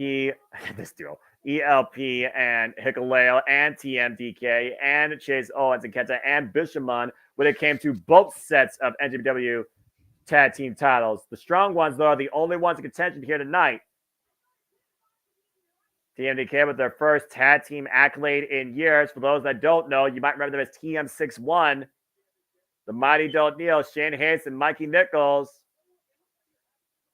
It looks like this team is just having fun all the time. And they're even having fun as champions, which I always considered when you're a champion, you have more pressure on yourself. You tend to take yourself more serious. But these guys, they're still as joyous and as goofy as the day is long.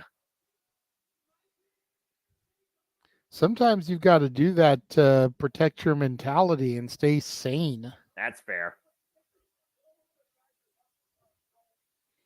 Of course, TMDK are all about, joshing around young punks, as they call themselves. TMDK, the 7th NJPW Strong Openweight champions. After Hikuleo and ELP had those titles for 186 days, 5 successful defenses.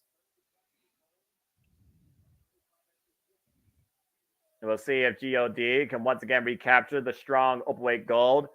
I mean, the frontman of TMDK did lose his NJPW World Television Championship last month, Windy City Riot. So it's very possible TMDK might lose all their gold tonight if TMDK loses. I mean, I guess it's always possible, with Hikuleo being part of Haku's family and his brothers just now joining the WWE. Could we also see Hikuleo going over and being part of Solo Sikoa's bloodline? And to your point, there was questions and debates on whether or not ELP and Hikuleo were still re-signed with New Japan Pro Wrestling. Good scouting there in the early going right now by Shane Hayes ELP. Cheap shots to both partners. Hikuleo didn't go down, though. Drop kick, though. And tag to Hikuleo. Tag to the big man. Again, former Strong Openweight champion. Hikuleo with the clothesline coming in. ELP falls in. And Mikey Nichols right now. Oh! ELP drops the elbow. Good combination offense by the former tag team champions.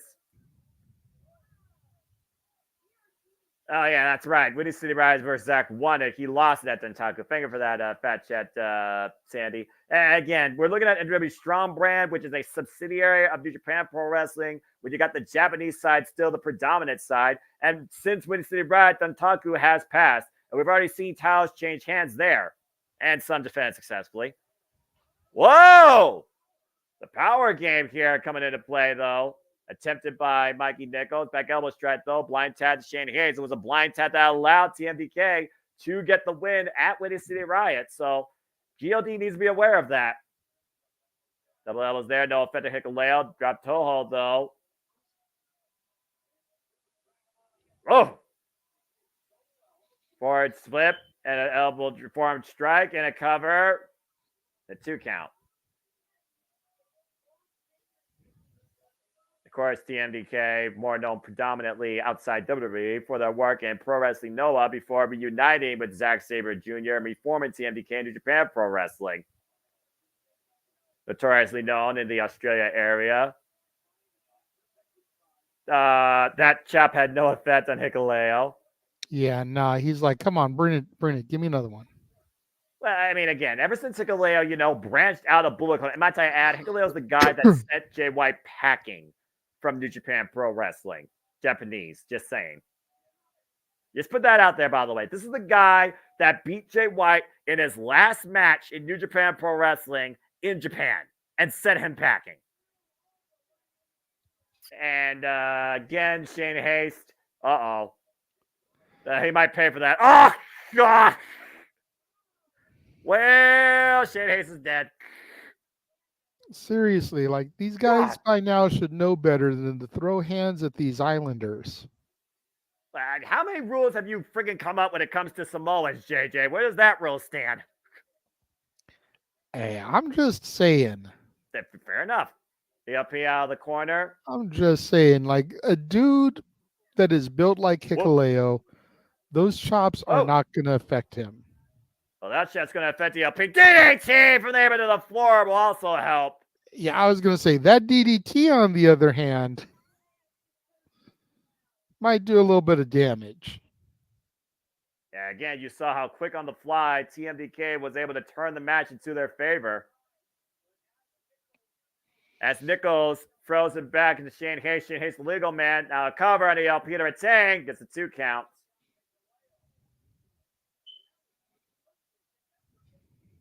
Again, TMDK are so fluent, despite their goofy nature that you might see prior to the bell ringing. They are so fluent in the ring. The fact it took them this long to actually win Tag Team Go to New Japan Pro Wrestling is crazy to me. Cover, again, lateral press, 2 count. And Matt, good to see you again. Hope everyone's enjoying our alternative commentary here as we give you all our full coverage of NJPW Resurgence. First championship battle of the night. Big PK by the not the last by any stretch of the imagination. No. Again, this card still has yet to truly pick up, and this match is definitely trying to with these 4 men over the Strongweight Tag Team Championships. Shane Hayes made an attack. Drop kick. Beautiful drop kick. I love the way he took that stagger bump too. Yeah, he didn't take him immediately off his feet, but ELP eventually lost his balance. Cover, hook of the leg by Shane, and gets a 2 count. CLP still grabs the back of his head with that whiplash effect from earlier. Still feeling the effects of that DDT. Tag now to Mikey Nichols. Mad Mikey. Make sure ELP right now is the only one they have to deal with here. Double team counted by ELP. Messy Rana. Mad Mikey was Crash Holly in TNA. Fair enough. Mad May Mikey. he rest in peace. Yeah, RIP. But Mad Mikey Nichols, as he calls himself, he might get mad a moment here if Hikuleo gets that tag in. ELP still finding back to try and make the tag. It's a great duck underneath. Inverted contact, though. Shane Hayes and Mikey Nichols, back to back. And Hikuleo's in! Up and over the top rope. Of course, Hikuleo really impressed everybody during his performance last year, the G1 Climax. Making his way to the quarterfinals. G1 Climax, of course, come up again this year. G1 Climax 34 will take place during the late summer. I imagine we'll learn more about that card and the participants during the Dominion show that's coming up next month. Hikuleo with a double clothesline to TMDK. Fired up. Looks like he's calling for a choke slam or some other maneuver of the sort. And it's God sense what he calls it. That's what sent Tamatonga packing. I'm wrapped around the throat. Now hoisted up. Wait. And Mikey, good scouting, able to prevent that ascent. All he could do is preserve himself, trying to hoist them up. Was he trying to go for a blue thunder bomb? I'm not sure whether he was going for a blue thunder bomb or a black drop suplex. Again, he's mad, but he's also a bit insane in the membrane. I was going to say, because we all know a blue thunder bomb does not get a pinfall. Will you stop it? Sure, as soon as the blue thunder bomb starts getting consistent pins, I will. Oh, man. How about that giant jumping elbow jumping Hikuleo, though? Cover to no. I see Boss Man with his hand up in the green room. Oh, boy. Just so I'm clear before I make this announcement, Tito's part of this TMDK group with Hayes and Nichols, right? Correct.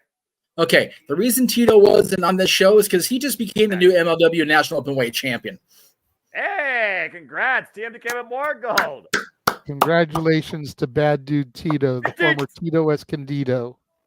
Beautiful moonsault cover by ELP. 2 counts. And again, grasping that right shoulder. Yeah, it was at the Aztec Lucha show that's over on Triller TV. Apparently, he was part of that card for MLW, and he became the new, let me read the title correctly, MLW National Openweight Champion, Bad Dude Tito. So there you go. That's why he's not there. Yeah, it's not the first time TMDK has been involved in MLW either. So again, it won't be the last. Previously faced Kosei Fujita there. TMDK right now, double teaming Hikuleo, trying to take the big man off his feet after neutralizing that double team offense by ELP. Oh! Big net breaker, finally taking the big man off his feet. ELP, by the way, is legal. Uh-oh. Got him hooked. Uranagi power bomb. Hook of the leg to return and gets a 2 count. Not enough. Power bottom, by the way, is what they call that move, JJ. Power bottom. Tag. Makes sense. They call themselves the master of the power bottom. Very effective move. Did not allow them to retain their titles here tonight, though, at Resurgence. Now they might be looking for Tank Bus third. Nope, counter. Oh, ELP taken down with a clothesline. Every time ELP tries for something. Jesus. TMDK right there with authority neutralizing any chance ELP has. Big time buster there. Face first goes down ELP. Cover. Hook on the far lane to retain by No. Shane. And Hikuleo with the save. Last possible second for Hikuleo. Now Got them both goozled here. What did you say boy. he calls this? Godsend counter. Godsend. And TMDK looking to hoist up Hikuleo. What the hell? Whoa. Hikuleo to get out there. Big kick to Shane Hayes. Big boot to the face. Whoa, gosh. Big power slam.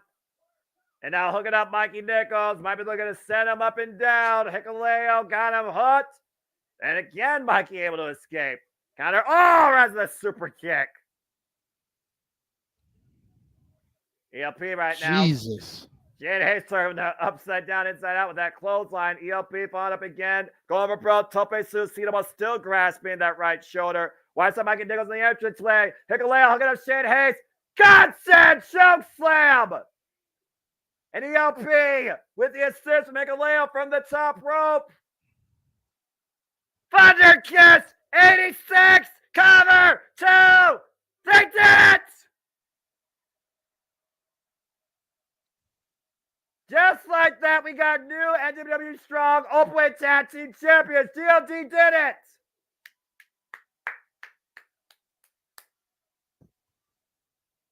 First title change tonight. Revenge found for the former tag champs. Well done by ELP and Hikuleo. Been a tough couple of weeks for TMDK. Big moment here, though. Two-time NJPW Strong Openweight Champions, Gorillas of Destiny, GOD, Hikuleo, and ELP.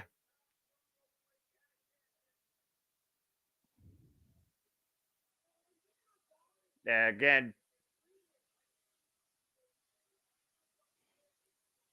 Of course, now this makes each team 1-1, so I have to imagine rubber will be down the line. Probably at Dominion. Which, if the rumor is correct and Hikuleo only has a month left on his contract, could be a short title run if he doesn't re-sign. Well, again, you heard what ELP just said to them, right? Anytime, anywhere. You guys got a rematch clause. You just let us know when. Very game contest here. Congratulations to the new NJPW Strong Openweight Tag Team Champions. Very cool to see that kind of match. So yeah, awesome match. The 8th NJPW Strong Openweight Tag Team Champions now, and the first 2-time in Strong history. ELP and Hikuleo making a history tonight at Resurgence. Yeah, Nichols and Hayes dropping their title, and Tito gaining one for the take one down, pass it around. I guess you win some, you lose some within TMDK. Yeah, well, again, it's one of those things where you never know. All it takes is 3 seconds in the strongest spirit, and ELP was able to find a way and go for broke, neutralizing Shane Hayes on the outside by Hikuleo, drop Mikey Nichols, Thunder Kiss A6 later. We got new tag champs. Good show so far. I'm liking what I'm hearing. So, oops, sorry. As we look towards what's ahead, if you like what you like so far, well, guess what? NJPW Strong, they are not done yet this year, as the 2024 schedule continues to be increased by all the wrestling. As we go to our nation's capital, Washington, D.C., for Capital Collision, Friday, August 30th, from the Entertainment and Sports Arena. Okay. To the wrestling promoters out there that are watching, because I know y'all watch, and that's fine. We appreciate you watching our alternative shit. Ooh. TNA, we don't have a full year booked yet, nor WWE. But the rest of y'all, you understand that JJ is going back to like working in the real world now, right? So he can't be making his trailers for us every 2 days. Let us breathe, people. Looking at you, Ghetto. Looking at you. Paul Levesque, and whichever one of you knuckleheads at Anthem is running TNA. Let us breathe. Let us breathe. But I don't know if you're going to breathe after this match, and we'll see if we breathe with a new NJPW Strong Women's Champion as Alex Windsor makes her way to the ring. Time for the NJPW Strong Women's Championship match. We were talking about it earlier. It's like I said, I'm not familiar with the champion, unfortunately, and that's just due to lack of ability to be watching on the regular. But I am very familiar with Alex Windsor because of who she is connected to. Good friend of the channel, a hell of a bruv. So looking forward to seeing her actually in the ring. I haven't had a chance to see her wrestle yet, so it'll be cool to watch her compete. Yeah, if you haven't seen her work in Rev Pro or Pro Wrestling Eve or other promotions outside the greater United Kingdom area, you are missing out on one of the brightest female professional wrestlers. At one point, they even had this, wasn't sure if it was going to continue in the industry. It was Rev Pro that trusted her after a debilitating career-threatening injury, and she became the most notorious Rev Pro Undisputed British Women's Heavyweight Champion, but now looking to become the 4th NJPW Strong Women's Champion against a very successful Stephanie Valkyrie. It's a hell of a challenge that she's going up against. Looking for her first piece of gold on the Western front. Why? So Stephanie Valkyrie has 3 pieces of gold. With Alex Windsor still being involved in Rev Pro and Will Ospreay, of course, coming out of there, when are they just going to break down and start calling that show Rev Pro? Like, when is that going to be a thing? I'm just asking because it flows, we get the V there still. It makes sense to me anyway. Maybe when they merge with other promotions like Defy did with Prestige and I think it was West Coast. Who knows? But I do know this. Stephanie Valkyrie, who has, of course, taken the world by storm last year at this very event, as you know, Jeff. We called it very first match in the established NJPW Strong Women's brand against Mercedes Monet, part of the inaugural tournament for that title. Now our 3rd Strong Women's Champion after beating Julia earlier this year. Yeah, I still think about what could have been had Mercedes not gotten hurt in that initial final bout and she had gone on to carry the championship. Where would we be standing? Would she be in AW? Would she, what would Willow have the standing she has now in wrestling, period? So it's very, very interesting to think about. Again, the butterfly effect is real. I know now I'm talking about the butterfly title. The hell with that thing. I'm glad it's retired and dead and buried. The butterfly effect in life is very real as it is in professional wrestling. So now we have the current champion and we've got Alex Windsor challenging. And the butterfly title is the one that my daughter has. And I appreciate that she wanted that one. And it was purchased for her with love and care. But if I'm about to buy a real one, it would have to be a very valid follow-up reason because I still think that thing is ugly. And thank you for that, by the way, Sandy. I forgot about that. He makes it lovely, though, for what it's worth. Confusing. You're right. That's a strange fear. Greco-Roman knuckle lock right now by Stephanie Valkyrie and Alex Windsor. It's the ring. First time ever one-on-one encounter. Alex Windsor is on tape saying that one person she still wants to face in her career is Jamie Hayter. Jamie Hayter also no stranger to Pro Wrestling Eve. And Stephanie right now, trapping one hand, taking advantage of the other, little joint manipulation here, spinning back on the digits. And transitioning, hyperextending both arms behind Alex Windsor's back. Alex Windsor, though, great counter here. Now trying to test her will against Stephanie Valkyrie. The strength and flexibility of both these incredible athletes here on full display. Double wrist lock takedown. Time Windsor up with a straight jacket hold.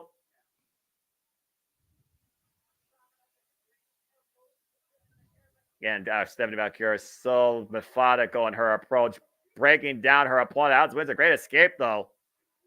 Fighting through the pain. And again, both women right here. Very smart wrestling right now. Tit for tat, move for move. Both women working the neck. Stephanie Valkyrie looking to try and break the grip. It's about from underneath. Now hook up the legs. And again, a deep hook, cover. Whoa. Oh. Forearm fake out, waist slap by Stephanie here. Looking to grab the wrist. Once again, back to that left wrist. Now hyperextending that left arm. La Primera, of course, trained out of CMLL, current CMLL Women's World Tag Team Champion for 239 days. CML Women's World Champion for 226 days. Now the third NJPW Strong Women's Openweight Champion now, 63 days. Already one system defense against Asume, daughter of High Speed from Stardom, last month at Windy City Riot.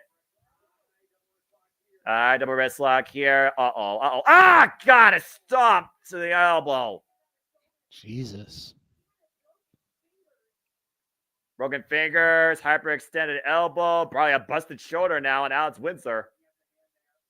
Grabbing the left hand, Irish whip, Alex Windsor off the ropes, starts to the clothesline, looking to build momentum here. Takes down Stephanie with a shoulder block.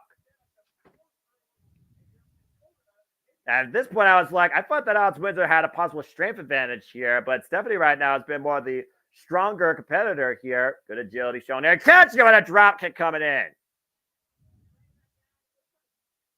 Whew. And you see Windsor right now favoring that right shoulder. Stephanie following up. Double knees in the corner. Alex catching her, though. Perching on the top rope. Big knife edge chop. And ripping her down. Ooh, awkward landing. nasty landing, yeah. Cover. Great awareness. Immediately grabbing the rope. Alex Windsor, of course. Rev Pro, Undisputed British Women's Heavyweight Champion for 769 days. 13 defenses after beating Michelle Shaw initially for that title, before losing it to Danny Luna. Russian leg sweep. Sorry, Russian leg. Alex Windsor showing some great intensity here. Cross hook of the leg and a 2 count. Good cover there.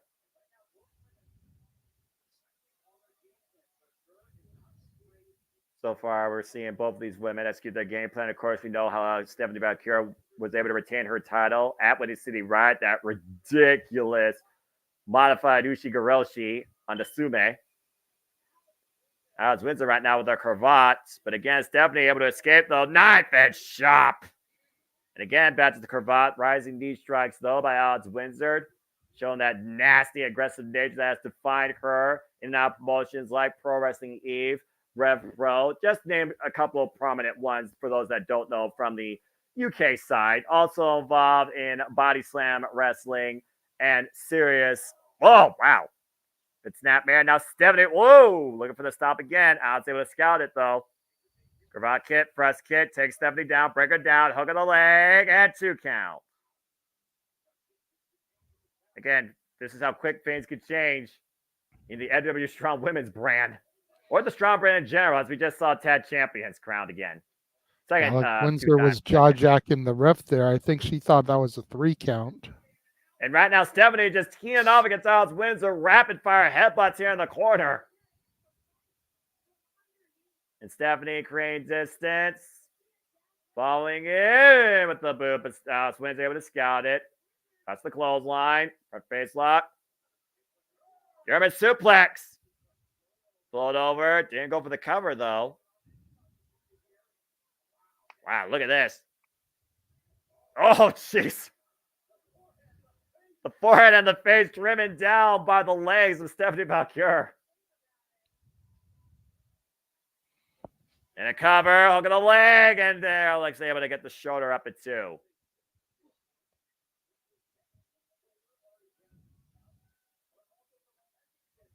Windsor's neck and shoulder currently being worked over by the champion here.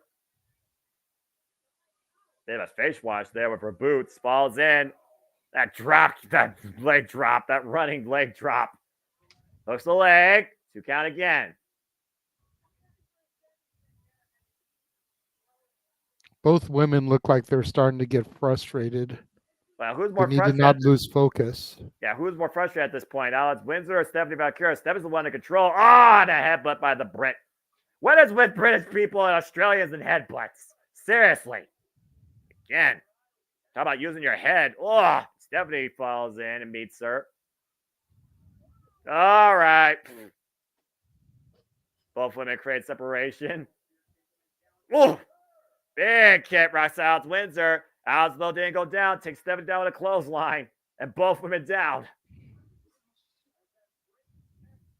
Breakneck speed, pace, and style demonstrated by both here tonight at Resurgence. Perhaps the crowd appreciating what they're seeing. Of course, this match is a 30-minute time limit. It was last year, of course, Resurgence again, where this title, this brand, this division was defined by Willow Nightingale, the first W Strong Women's Champion, before losing it to Julia last year at Independence Day. And Julia, of course, losing it to Stephanie earlier in Stardom.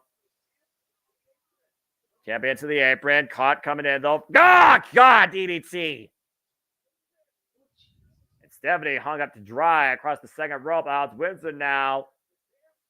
Got in the champ out of the corner. Big missile drop kick side of the head.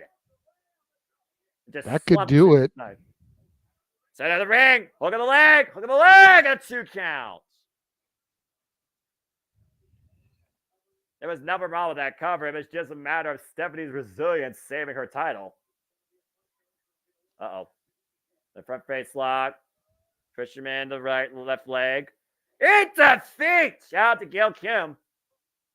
Armbringer, hoisting her up, glancing her with a backdrop driver.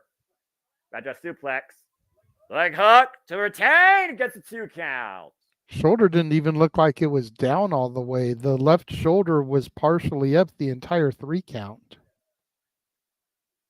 Yeah, that might have just been the referee's position there, but either way, match still continues. Shout out to this referee. I think she's been the only referee the entire show. Like, I haven't really noticed anybody else. There has been other referees, but this is the only female referee, to your point, though. Got it. I just feel like I've seen her a lot tonight. And we're not even that 2. deep into the show. Yeah, I think this is her 3rd match right now in the 2 count, by the way, off the Olympic Slam. So they may only have 2 referees and they're alternating matches. Possibly. And Alex Windsor alternating her offense here. The sharpshooter. It's got it sat down deep. Middle of the ring. Stephanie's got a lot of room to get to one of those ropes. And Alex Windsor's been known to actually transition this into a clover leaf sometimes. And Stephanie is able to find a way to the ropes. Moment of perseverance here demonstrated by the champion. Again, preserving her title. Oof, jawbreaker. Ah, the super kick again. Rocks out Windsor. And now the double underhook. Uh-oh. Package pile driver denied. I was like, oh, the headbutt to the heart. Looked like she was setting up for one of Kevin Steen's old package pile drivers. Rolling lariat. Cover. No. 2. No. Whew. You feel about that headbutt, though, driving through Stephanie Bakura's heart, and Alex Windsor falling through. Shout out to Broy Lee, by the way, RIP, with the discus lariat. Another great near fall here. Instead, everybody might be looking finally for that clover leaf I was talking about earlier. Stephanie, though, scouting it. Up kick with her right leg, creates separation. Slowing down the pace. And now it's following in, though. Stephanie able to roll all the way, and Stephanie catching Alex. God, a dragon screw leg whip. Damn, that move has to suck. It definitely can. This is bad. Double knees driven in the corner to the Alex Windsor. Challenger is stunned and rocked and might only be one move away. You were talking about it earlier. Got her hooked. Package Uchi cover 2, and Stephanie retains. Damn. Hell of a fight by Alex Windsor, though. But Stephanie proves again why she is the NJPW Strong Women's Champion. Counter for counter, move for move, as that package pile driver. Instead, package Uchi even more pressure applied to the neck and shoulders. Allows Stephanie to once again retain her title. I thought for a moment we were going to see a new champion. I thought Alex had her for a second. Congratulations. I wouldn't have been sad to see it, but you know. Well, again, you gotta respect She the effort, impressed though. me. Yeah, you gotta respect the effort, though, that both these women just demonstrated here in the history they made. Alex Windsor, her first chance at gold for NJPW, first chance at gold on the Western Front, and Stephanie Bakura with her second successful defense now of the NJPW Strong Women's Champion. I'm very curious to see who else might step up to her. I mean, again, who do you put up against Stephanie Bakura at this point? Look at all that gold that she has, JJ. Mercedes, once she gets the TBS title. Maybe Toni Storm, maybe she wants to add another accolade to her repertoire. Well, you figure she's carrying the title that Mercedes was supposed to win. So do a title for title match. TBS title. If Stephanie wins, that's a 4th championship. If Mercedes wins, she gets the title that should have been hers a year ago. Yeah. Oh, great contest, though. Congratulations to Stephanie Valkyria, still NJPW Strong Women's Champion. Yeah, and I got to point this out. I know you don't look at the women in that manner, but Will Ospreay and Kyle Fletcher, Aussie Open has got some good taste in women. Can we just throw that out there? Alex Windsor and Sky Blue. Well, I mean, to be fair, Just saying. The women know how to take care of themselves too. So respect yourselves, respect one another. So I mean, I'll give you that. As we go now to a bit of a tag team grudge bout here. At the heart of it, no titles on the line, but it could have title implications. As the current Defy champion now is about to make his way to the ring, it's Los Ganabas de Japón versus Bullet Club and Bullet Club War Dogs. As Kenta is once again back in the States. And the last time he performed in California at Resurgence, he had the worst match of the card. Hopefully that doesn't follow him again here this year. Oh, that was a dark note. You're not wrong, though. You're not wrong. And Sandy does make a point. Willow's got to get through Tam Nakano, but we all know she's going to retain so that we can get to the match with her and Mercedes at Double or Nothing. Yeah, Tam Nakano. I appreciate you trying to present the allure of Willow possibly losing, but let's be real here. Again, stranger things have happened, but the history is there with Mercedes Moné and Bonago. Just to your point, the history is there with Mercedes Moné and Stephanie Valkyria. Again, it was the very first match that Stephanie had in NJPW and the NJPW Strong Women's brand. And the boss, the CEO, was the winner. I'm just saying. I could see it. I'm thinking ahead, and I don't even know all the history. Still, you know enough history, though, to put the dots together, and I applaud you for that. As they're going to see a bunch of history come ahead here, as David Finlay renews hostilities with Yota Tsuji, a guy he already beat in Dontaku. Oh, and in case you don't know, he also has just beaten the Watson man Ryan Nemeth Nick Nemeth, botch, and regained, the IWGP Global Heavyweight Championship. Inaugural, now the third IWGP Global Heavyweight Champion. After forcing Nick Nemeth's will and goading him to put the title on the line on the second night in Dontaku, after beating Yota Tsuji the first night.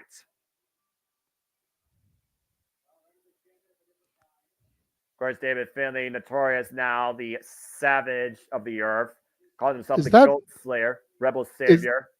Is that Walter in the front row with the freaking marijuana leaf lucha mask, marijuana leaf championship, and marijuana leaf t-shirt?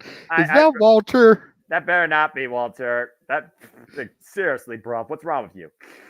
I don't think he's made his trip out to SoCal yet, but damn it, that would be hilarious. Yeah. Of course, David Finlay made his intentions known when he took over Bullet Club and turned it into his Savage War Dogs at Battle in the Valley, literally last year. After Jay White was excommunicated. Yeah.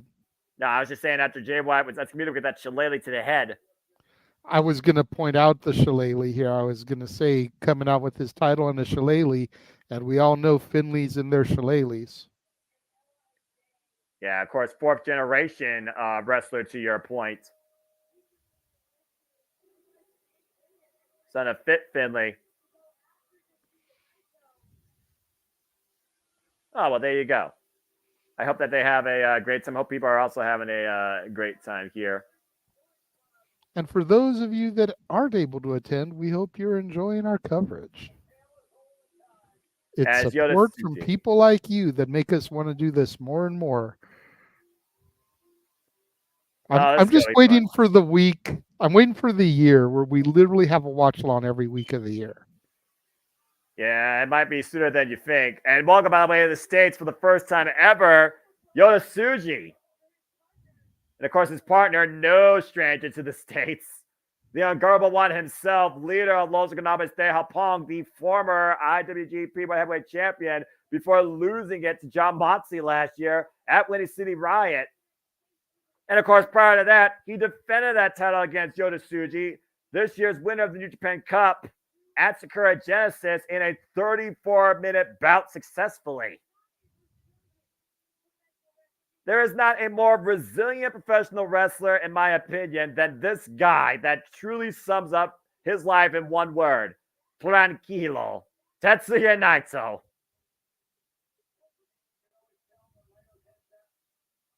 Yeah, the inner workings of this man's mind are truly an enigma. I mean, what's going through Naito's mind coming into this show, not with the IWGP World Heavyweight Championship, and not even challenging for it?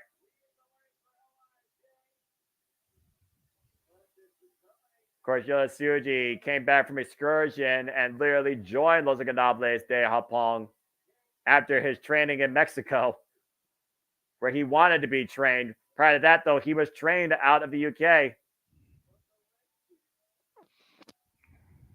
That different shade of red that Tetsuya Naito always wears.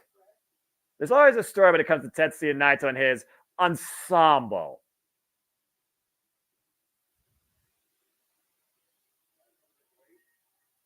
Tranquilo, JJ. Tranquilo. I'm tranquilo. The ungovernable one himself. Yota Tsuji, of course, literally over 1 year now, he's returned back to New Japan Pro Wrestling. He's also been very vocal about the IWGP Heavyweight Championship and the fact that it's on John Moxley. That being demonstrated, showcased in Japan in a New Japan Pro Wrestling ring on natural soil.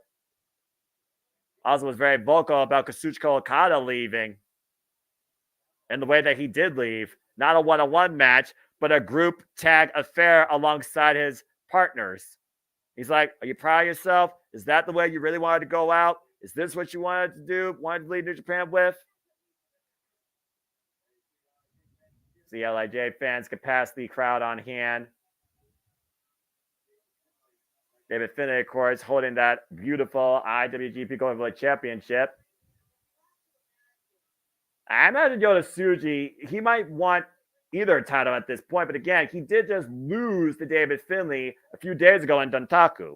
And of course, Kenta, one of the biggest enemies in Naito's Destino, after costing him his chance for that roll call all the way back at Wrestle Kingdom 14. And again, thank you everybody that's tuning into our coverage, watch along, reactions to NJPW RESURGENCE here at JMN Multiverse of Media live watch along events. Appreciate all you watching, all friends. Hope that you tell your friends. We do this again for all the biggest shows, pay-per-views, TV specials, PLEs across WWE, NXT, Ring of Honor, AEW, TNA, and as of late, New Japan Pro Wrestling America. The only exception, of course, outside of that usually being Wrestle Kingdom. Dominion, to be determined. Now, of course, we have to wait for Naito to get ready, his usual pre-match warm-up.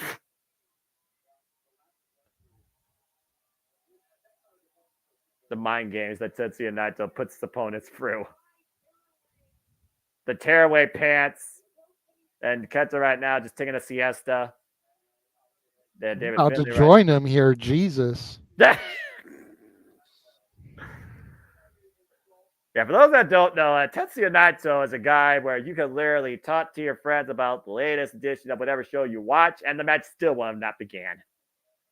So tranquilo, I'm about to go sleepo. Hasinayo Hamano. The Kenta right now getting a little bit frustrated. This is part of the mental warfare, though, that you face with Tetsuya Naito. Gets in his opponent's head. The former Stardust genius. Of course, the guy that was part of Keiji Muto's last match. Interesting, All right, there we go. See, it's all good. Finally, the pants are off. haven't said that since Taiji. Not sure if I ever thought I'd hear you say that, Noah. You don't know me in New Japan Pro Wrestling. There's a certain customary tradition with one holy emperor named Taiji where he has these like weighted ensemble. And when he takes it off, it's like he goes to another gear with that buzzsaw kick. It's a whole different conversation, a whole different competitor. But seriously, though, the whip away trousers of Tetsuya Naito. I wish I had a pair like that.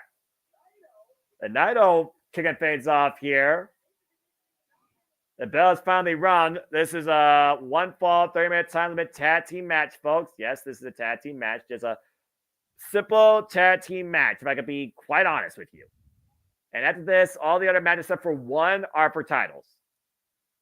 Okay. And Kenta and Tetsuya Naito, of course, traded wins and losses. Never mind. Again, Naito's like a tranquilo, you know, the go Yotasuji. Yotasuji and Kenta now going face to face for the first time ever, 1-on-1. I'm not sure what was worse, the stalling for the ripaway pants or the fringe on the boots. Yeah, again. What is this, 1987? Different style. And tag now to David Finlay.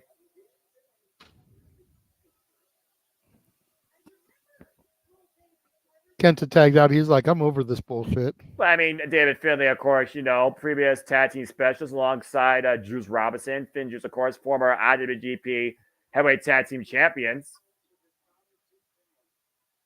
And again, like you said, 4th generation talent, son of Finlay.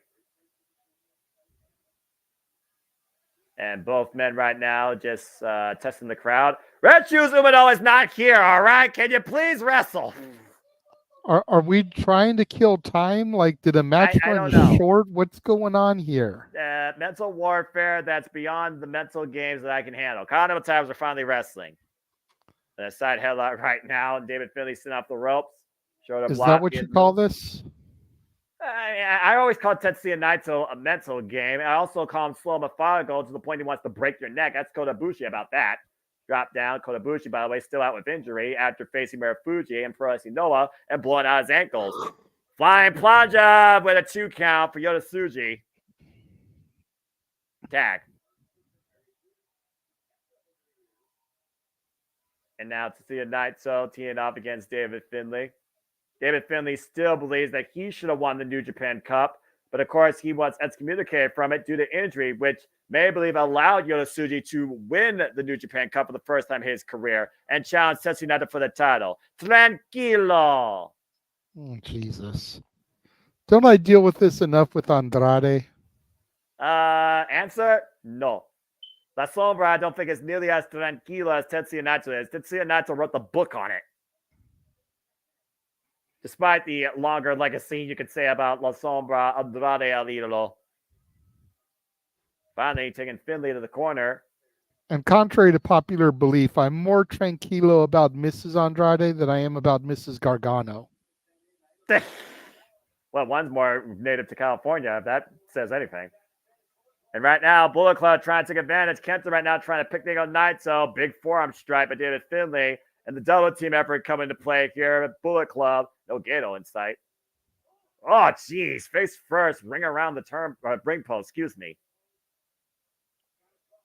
Shot across the head right now by Kenta. Of course, Kenta was involved in that 8-man Riot Squad tag team match last month at Windy City Riot.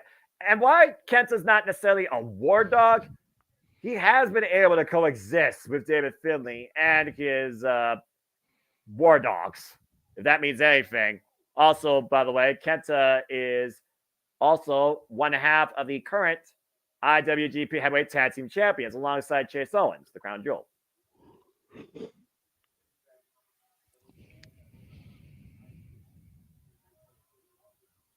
Yeah, Tetsuya Naito owns that little mocking nod that you saw there by David Finlay and Kenta. Basically owned that since his excursion when he became ungovernable. Again, this guy was formerly the Stardust Genius, wanted to literally mentor himself after Keiji Muto. And Kenta again with the regular eyes. Dragging the official towards center so Kenta can continue to take advantage. Kenta let go of the eyes. Naito trying to fight back, though. And now David Finlay raking the eyes. No regard for the rules. Typical Bullet Club mentality. With a little bit more restraint than House of Torture, if that means anything. The show I out don't there know by if it Kenta. does. Well, again, I asked myself, would I rather watch War Dogs or would I rather watch House of Torture? War Dogs. Because they actually have some capability. House of Torture has none. And the spine lit up by Kenta with that vicious kick. Cover by the Defy Champion. Gets a 2 count. Shout out to Burt Vixen, still the Defy Women's Champion, I believe. I actually read something that Swerve Strickland, also known out of Defy Wrestling, Seattle area, recently showed up in Defy Wrestling promotion and offered every fan in attendance there a post-show meetup. Yes, he did. I was actually just reading about that myself. Oof. Very noble gesture there by a former Defy Wrestling competitor. Very like it is covered by David Finlay, 2 count again. The arrogance right here being displayed. You still see that shillelagh, though, looming in the corner.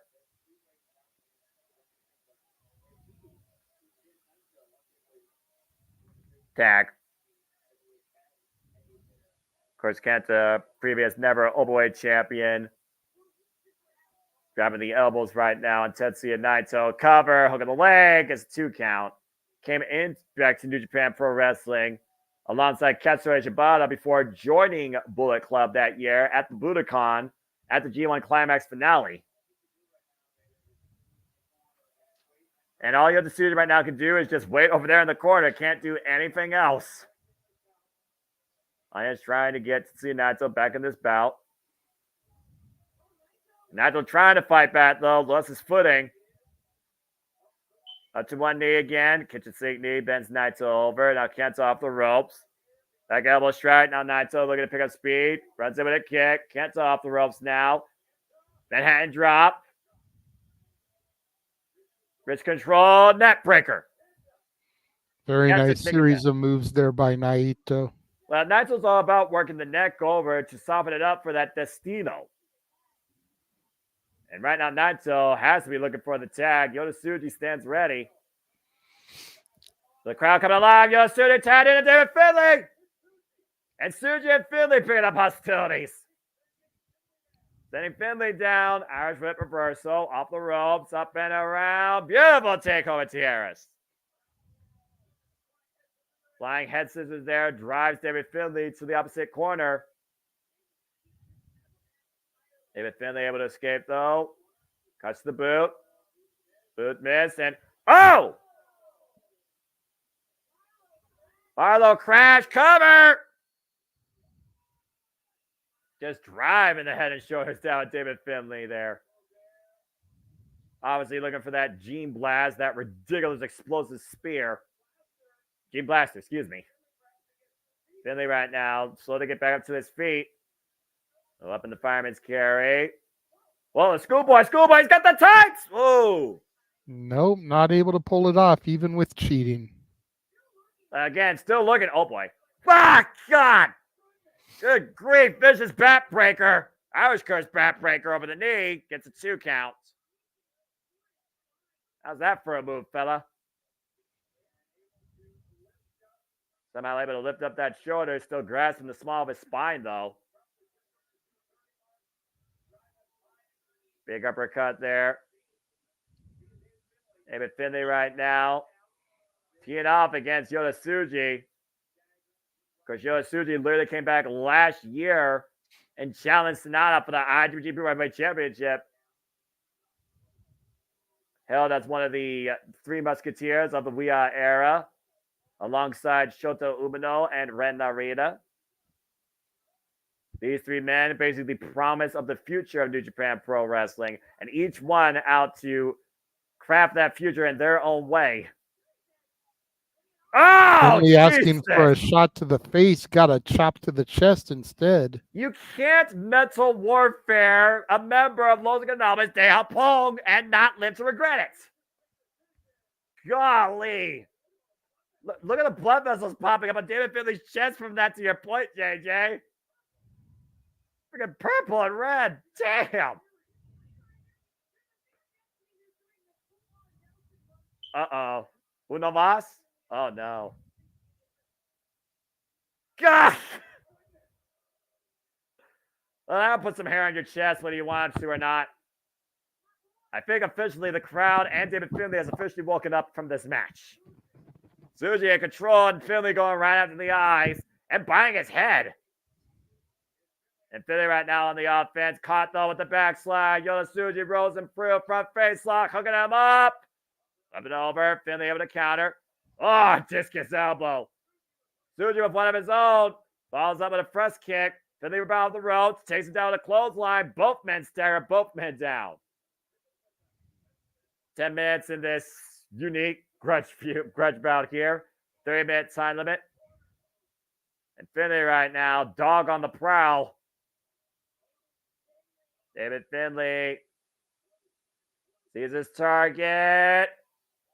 Big elbow strike. Short range clothesline. Tsuji up and oh! Big counter. High angle suplex to Finley in the corner. And Tsuji right now might be looking to take the tag to Tetsuya Naito. Desperation offense here by both men. Counter offense here. Naito just walking in. He's not expending any energy whatsoever. Then whoa! Then he gets caught in the arm drag. Back elbow strike. Fall. Kick to the back of the head. Of course, Tetsuya Naito, huge baseball fan, still wants to, of course, lead a roll call in, I believe, the Yamada Arena. And, oh, God. Standing Blue Thunder Bomb, keyword standing, JJ, not for a pin. Cover, though, by Kenta, gets a 2 count. Cover again by Kenta. Now, third quick cover, trying to exhaust Naito here. 4th quick cover. Nothing but a 2 count. Literally just rolling his body in that pin, trying to force Tetsuya Naito to stay down to the mat. Jackknife, cover. Oh, and Naito, reversal! Whoa! And closer to the bell ringing. I thought that was it. Yeah, Kenta making sure that that wasn't it. That's what it DDT! Spiking him. Yeah, it was a stiff DDT. Stood him up on his neck. Kenta right now, of course, could do so much, though, from the top rope with that vicious double stomp. I'll be scouting Naito, though, for a missile dropkick instead. And just comes off with a clothesline. And Tsuji driven down. And here comes David Finley. And the boos rain out, as they should. Irish whip now. Double team efforts here by David Finley and Kenta. David Finley throwing Kenta in. Position there. Front face lock. Falcon Arrow. Has it done the deal? 2 counts. David Finley was already posed as if he already won the damn match. Uh-oh. And Kenta might be looking to send Naito to a siesta. Go to sleep tonight. The waist lock. Pushed up into Tsuji. Shoulder tackle. Gets the midsection though. David Finley now in. Hooking up Tsuji. Uh-oh. Whoa. Powerbomb denied. Runs off the ropes. Caught. Done. Oh, God. Jesus. Big stomp. Almost like a curb stomp there. Yeah, big stomp. Big boot. Get to the midsection. Satellite. DDT to Kenta by Naito, though. Kenta and Naito legal. Naito plants Kenta on his head. Now we're looking for something out of the corner. Man, what the hell is this? Oh! Landing Kenta on his head. The cover. 2 counts. Might be just one Destino away from putting this thing away. And he might be calling for it. Bringing the arm up. Kenta, though, immediately scouting it. Whip for a kick. Not able to scout it. Waist lock. Trying to break down here. Go to Tsuji, though. Oh, God. What a run and jumping knee strike. Just clot Kenta.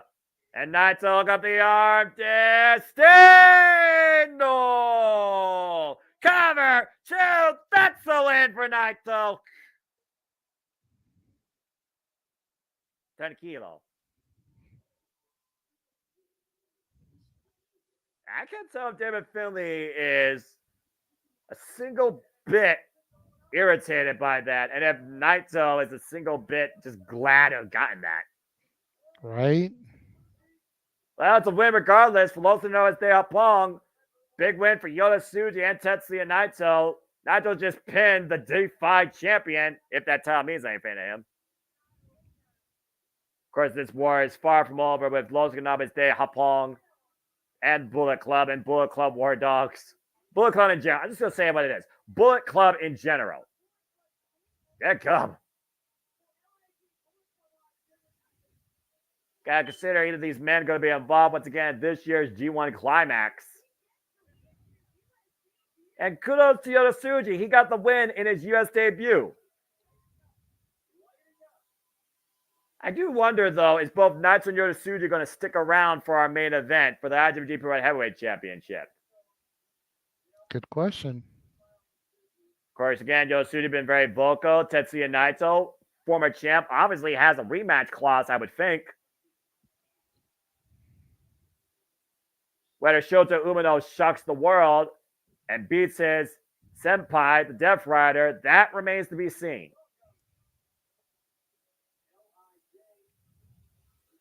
New Japan faithful welcoming in LIJ back to the USA.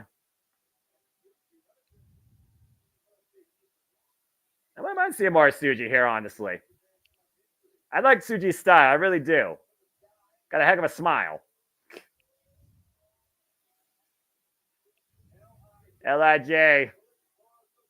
Internationally infamous. Of course, Naito will be going one-on-one with Jake Lee coming up here shortly at the All Together show. Of course, we know New Japan is going to return here to the United States, not only obviously at Forbidden Door, but of course, Capital Collision. So still probably more of this ungovernable nature to be brought to the airways here. Probably sooner rather than later. Still a lot more matches left. Looks like we got a special announcement coming up here from Veda Scott and Ira Kabani. Naito lost his hat. What's this announcement about? Special event just to why? What? Uh-oh. Sorry, JJ, in advance.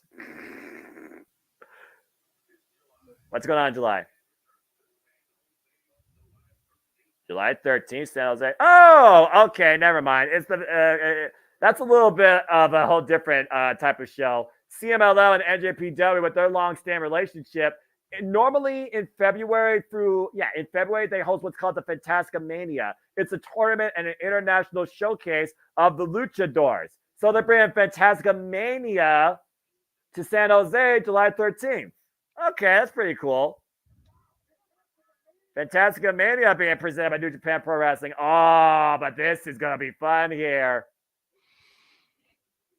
The president of New Japan Pro Wrestling, Hiroshi Tanahashi, the Ace, taking on a very familiar foe, the frontman of TMDK, Zack Sabre Jr.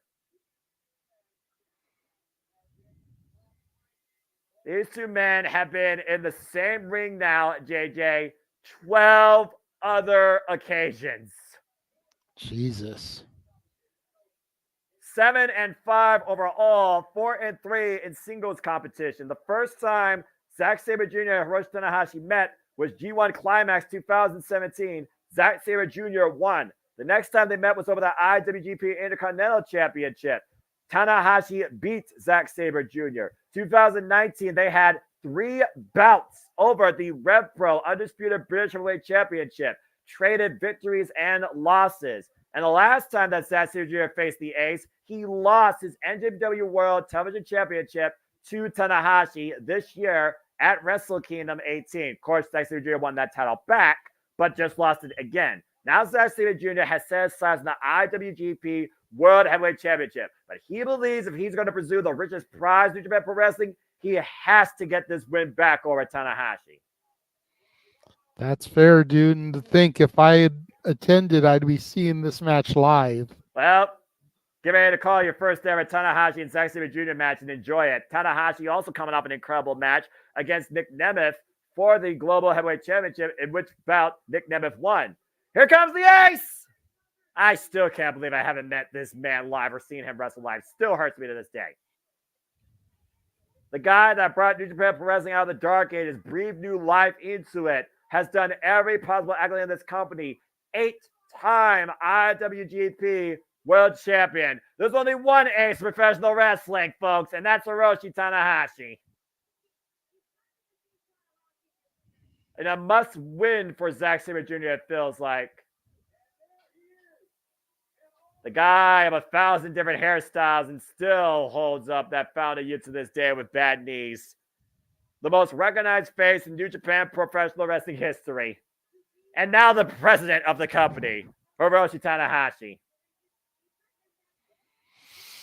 There's something about Tanahashi and just that presence, that mega global rock star persona that the Ace exhibits, JJ, that is just undefined by anyone else in the game for as long as he's been doing this. There's nobody like him. Presentation, charisma, and he just screams superstar. I vote for this guy against Mustafa Ali, I'm just saying. Go Ace.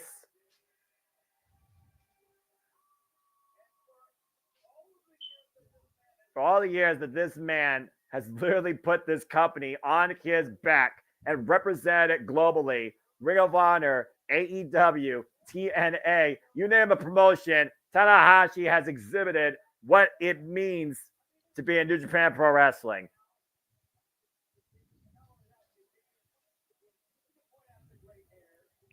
Again, how many different hairstyles has this man has, by the way, too? Good grief. I don't know. Every year he changes his style somehow. Again, the win-loss record has favored Tanahashi. 7-5 overall every time these two have been in the ring, whether it was singles, tags, trios, or faction warfare. Of course, Hiroshi Tanahashi, leader of Hontai. Zack Sabre Jr., leader of TMDK. And, of course, Tanahashi has to show off the work done to his body. Nobody goes harder in the gym than Tanahashi. Of course, now getting used to his new role as the president of New Japan Pro Wrestling. Bells rung, and we are underway for this unique special singles match. No championship on the line, but clearly championship intentions, primarily for Zack Sabre Jr. on the line. Imagine what it would mean for Zack Sabre Jr. to get the win back from Wrestle Kingdom here and once again beat a multiple-time IWGP Heavyweight Champion.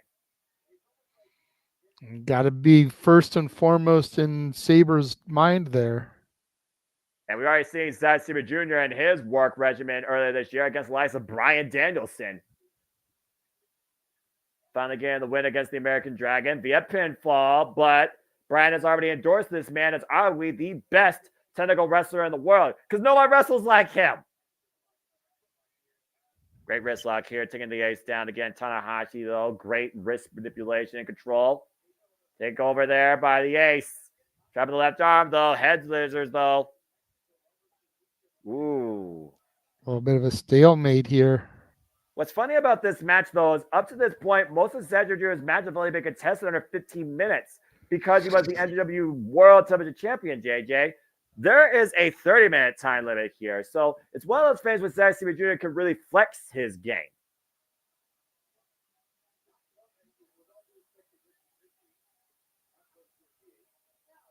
Of course, Tanahashi, though, looking to give the audience a concert to remember and a performance as well.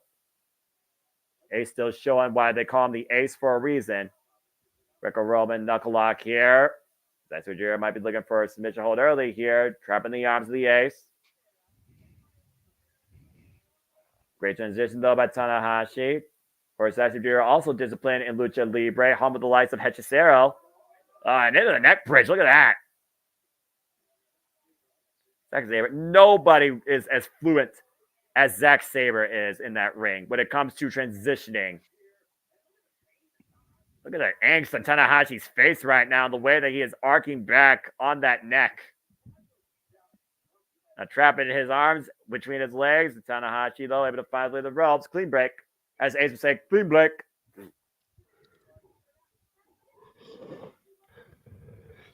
Again, Satsuma Jr., he's that guy trained by the likes of so many greats where if you can't beat a man in 6 seconds, you change holds. Talk about Tatsuya Shinoku, Minoru Suzuki, Billy Robinson.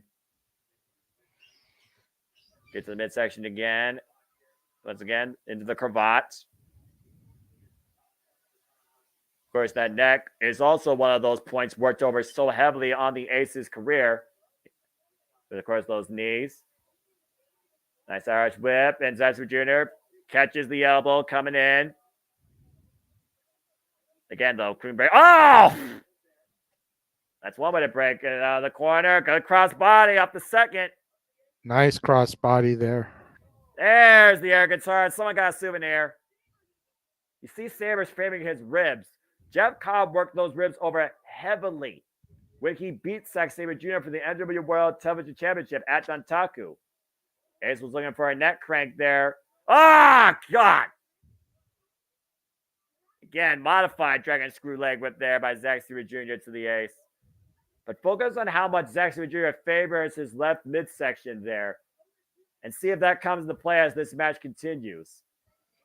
That's a good point there. And the Irish whip reversal by Ace. Counter, drop kick to the knee. Especially if, to your point earlier, Sabre is conditioned in these 15-minute matches, and with this in a 30-minute time limit, he may not be conditioned to going that long. But he's always said that he believes that he can submit a man within 5 minutes. He was unable to do that against Jeff Cobb to the point they made a bet that if Zack Sabre Jr. beat Jeff Cobb in 5 minutes, he would buy him ramen for the rest of the year. You see right now, Zack Sabre Jr., the methodical breakdown of that left leg, cover, lateral press, 2 count on the Ace. Those that don't know, Hiroshi Tanahashi, 47 years of age, 24 years in the game, trained by the likes of the original founder of New Japan Pro Wrestling, Tatsumi Fujinami. Cover, kick out. Also mentored by Keiji Muto. Of course, these injuries, they have to pile up eventually. Again, the Ace always lives and walks in pain. He just doesn't show it. Those knees have got to be brittled down to dust at this point with how many times he's collided them into his opponents in the mat. Oh my gosh. Death lock into an ankle lock as the Ace desperately finds his way to the ropes. You hear the angst right now of Hiroshi Tanahashi here. Hard to believe that Tanahashi and I are the same age. Uh-oh. Yeah, but there's one thing also that you and the Ace also exhibit. You don't take disrespect from nobody. It's true. Big puller cut there by Zack Sabre Jr. Oh, jeez. Again, thank everybody that's watching across all of our platforms here as we keep you in tune with our coverage and reactions for NJPW Resurgence. Very fun paced show so far. And again, after this, nothing but championship matches remain. Off the ropes. Brawls in with the running uppercut. Rocks the Ace to the ropes. Collapsing that leg again. How much of that leg can that leg hold up? For Tanahashi. Good forearm smash, though. Taking Zack Sabre Jr. down. Trying to shake off the pain and the cobwebs. Teeing off now on the body. Now the jaw. Attacking the entire upper body of Zack Sabre Jr. Rocking the front man to the corner. Good scoop slam there to Zack Sabre Jr. Uh-oh. And, neck crank. Ace is high, up to the second rope. Cannonball. Hooks the leg and gets a 2 count. Yeah, you know you're not going to beat Zack Sabre Jr. like that, but that's also not going to do those ribs any favors. Yeah, exactly. Looking for the sling blade, but Zack Sabre Jr. catching the ace. Ground Cobra. Or octopus, excuse me. That octopus, now the abdominal stretch transition by Tanahashi. Zack Sabre Jr. once again regains control. But not for long. They're just training holds at this point. The familiarity right now. Again, the abs and the ribs of Zack Sabre Jr. here. Both men tied up. Both men jogging for position, quite literally. And contrast screw leg whip. That's how you break a foot. And that's how you also hyperextend all 3 muscles in the leg and the knee. And that is a huge turning point move if you follow Tanahashi's career when it comes to his matches. Ask Kazuchika Okada about that. And you see right now, Tanahashi might be looking to turn Zack Sabre Jr. over after those work on the legs, possibly for the cloverleaf. And Zack forcing the break of the wrist. And now trapping him. Triangle. Tana's got to get that arm loose. He's keeping it, though, well above the mat. Good leverage by Tanahashi here. The submission. Shoulders down! And Zack Sabre Jr.'s got to watch that. Make sure he's not caught blindly on the mat. Shayna Baszler said it best. In position now, trapping the arm, hammerlocking it in between his right leg. Looking to extend the wrist and the arm of Tanahashi. Uh-oh. Oh, boy. Benny Betajiz now trapping the other arm. And now the shoulders and literally trapping the leg. Jesus. 3 of 4 limbs of Tanahashi are literally trapped in this hold. 1 foot free for Tanahashi. Not for long. And you see Gia playing. Sensei Gia transitioning here. STF!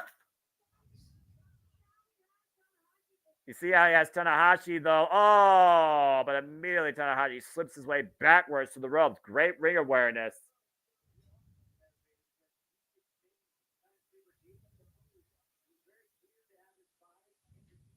What I love about Zack Sabre Jr. is how aware he is. Not only when his opponent has a free limb, but where his opponent's position is. You saw the way Zack Sabre Jr.'s body was in between Tanahashi and the ropes. He had to forcefully move his body backwards to find the break.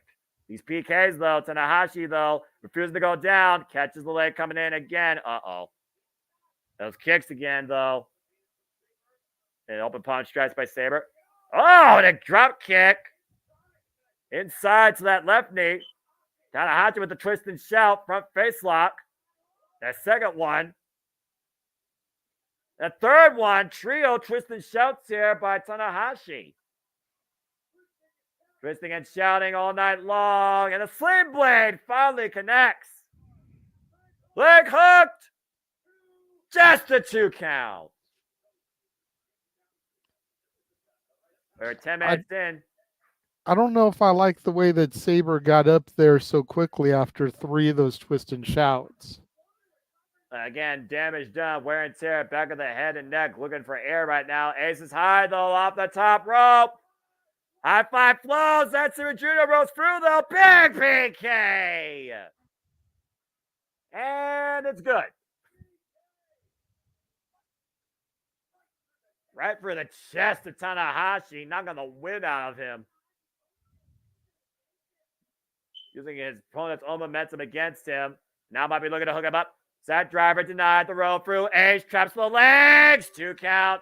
And Zack Sabre Jr. reverses. Now Tanahashi reversal again. 2. Deep hook by both legs by Zack. 2 again. Reversal by Tanahashi. Got it down, man. I thought that was it. I didn't see Sabre's shoulder come up, but the referee apparently did. Yeah, that 2 and 9 cents. Full Nelson denied. Waist lock now applied. Slips up from underneath it again. Zack Sabre Jr. Euro clutch. Euro clutch. Shoulders down. Oh, God, nearly got him. I still don't understand how people somehow find a way to escape out of the Euro clutch. Unbelievable. Oh, God, that palm strike has broken Goto's jaw. That sudden, just fast left. Tanahashi and Zack Sabre Jr. falling in, though. Zack Sabre Jr. with a sling blade. Leg hook, and oh, shit. Tanahashi just cut that out one. You're not going to beat the Ace with your own move. It's not his feet. Another Dragon Screw blade. What? Zack Sabre Jr. countered. Neck crank now to Tanahashi. Counter for counter for counter. Sack driver! Tanahashi's down. Michinoku driver. Got him! There you go. Sabre got his victory back as you wanted. In a damn good way, too. And a shout out to his former teacher and mentor, Taka Michinoku. Zack Sabre Jr. with the Zat driver and the 3 count. Gets his win back against the Ace Hiroshi Tanahashi. And his boss, for that matter, because let's keep in mind, he is the president. Great win, though. Great counter-offensive match by both. Sigh of relief here by Zack Sabre Jr. Again, says sights now on the World Heavyweight Championship. Sportsmanship by Zack Sabre Jr. I think at the end of the day, you can say what you want about this cheeky Brit, but I think Zack definitely respects the Ace. Especially how many times they face each other. Sure. How could you not? There you go. Bow of respect to your point, JJ. And that brings the record, by the way, folks, 7-6 now for Tanahashi against Zack Sabre Jr. And clearly, Zack Sabre Jr., like we talked about earlier, I'm sure will have great eyes on our main event. Bloody tickets! For the win, Zack Sabre Jr., great victory against the Ace. Of course, Tanahashi, a man full of pride. So much respect for that man. Woof. And we'll see if Zack Sabre Jr. is able to move forward. Maybe he actually will win his first G1 climax. One of the only things that has eluded Zack Sabre Jr.'s career. Just be the former multiple-time G1 climax winner as well. Oh, shit. It's about to get violent here. About to get into Jeff Cobb and Lance Archer. 15-minute time limit. NJPW World Television Championship. Jeff Cobb's first defense after beating Zack Sabre Jr. Jeff Cobb, the Imperial Unit of the United Empire, going one-on-one against Lance Archer for the 3rd time ever. Oh, boy.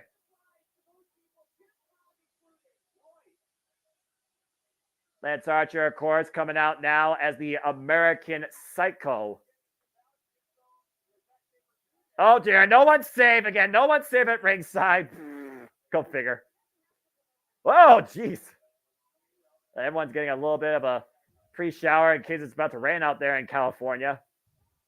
How many bottles of water has the man got himself? Oh, jeez. That poor guy. Man down, I'm still man here, down. Noah. I just had dinner brought to me, so I don't want to eat on camera. Oh, you're fine. Oh, jeez. Anyway, for those that are wondering, the NJPW World Television Championship is literally TV-ready title. Bouts only last for 15 minutes. If it goes to a draw, champion will retain.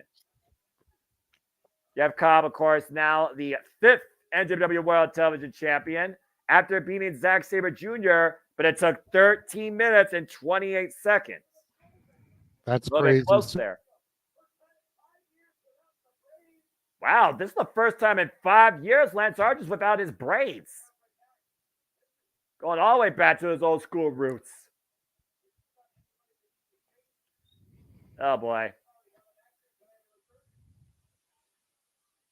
Lance Archer, of course, no stranger to New Japan Pro Wrestling. If you remember his time as Suzuki-gun, Killer Elite Squad alongside Davey Boy Smith Jr., former IWGP Heavyweight Tag Team Champion, former IWGP United States Champion, First time he faced Jeff Cobb was the New Beginning in 2020. That bout went for 17 minutes. Second time these two faced each other was G1 Climax 2022. That bout went for 11 minutes. So Jeff Cobb knows that he can beat Lance Archer within 15 minutes, but can he beat this American Psycho version of Lance Archer? These two have not faced each other now for probably 2 years. Of course, Jeff Cobb, one of the most notorious Ring of Honor World Television Champions and also a PWG champion. Allowing him to enter the ring. Jeff Cobb, though, has a hell of a ride, though, to own up to, as Zack Sabre Jr. defined that title literally for 1 full year.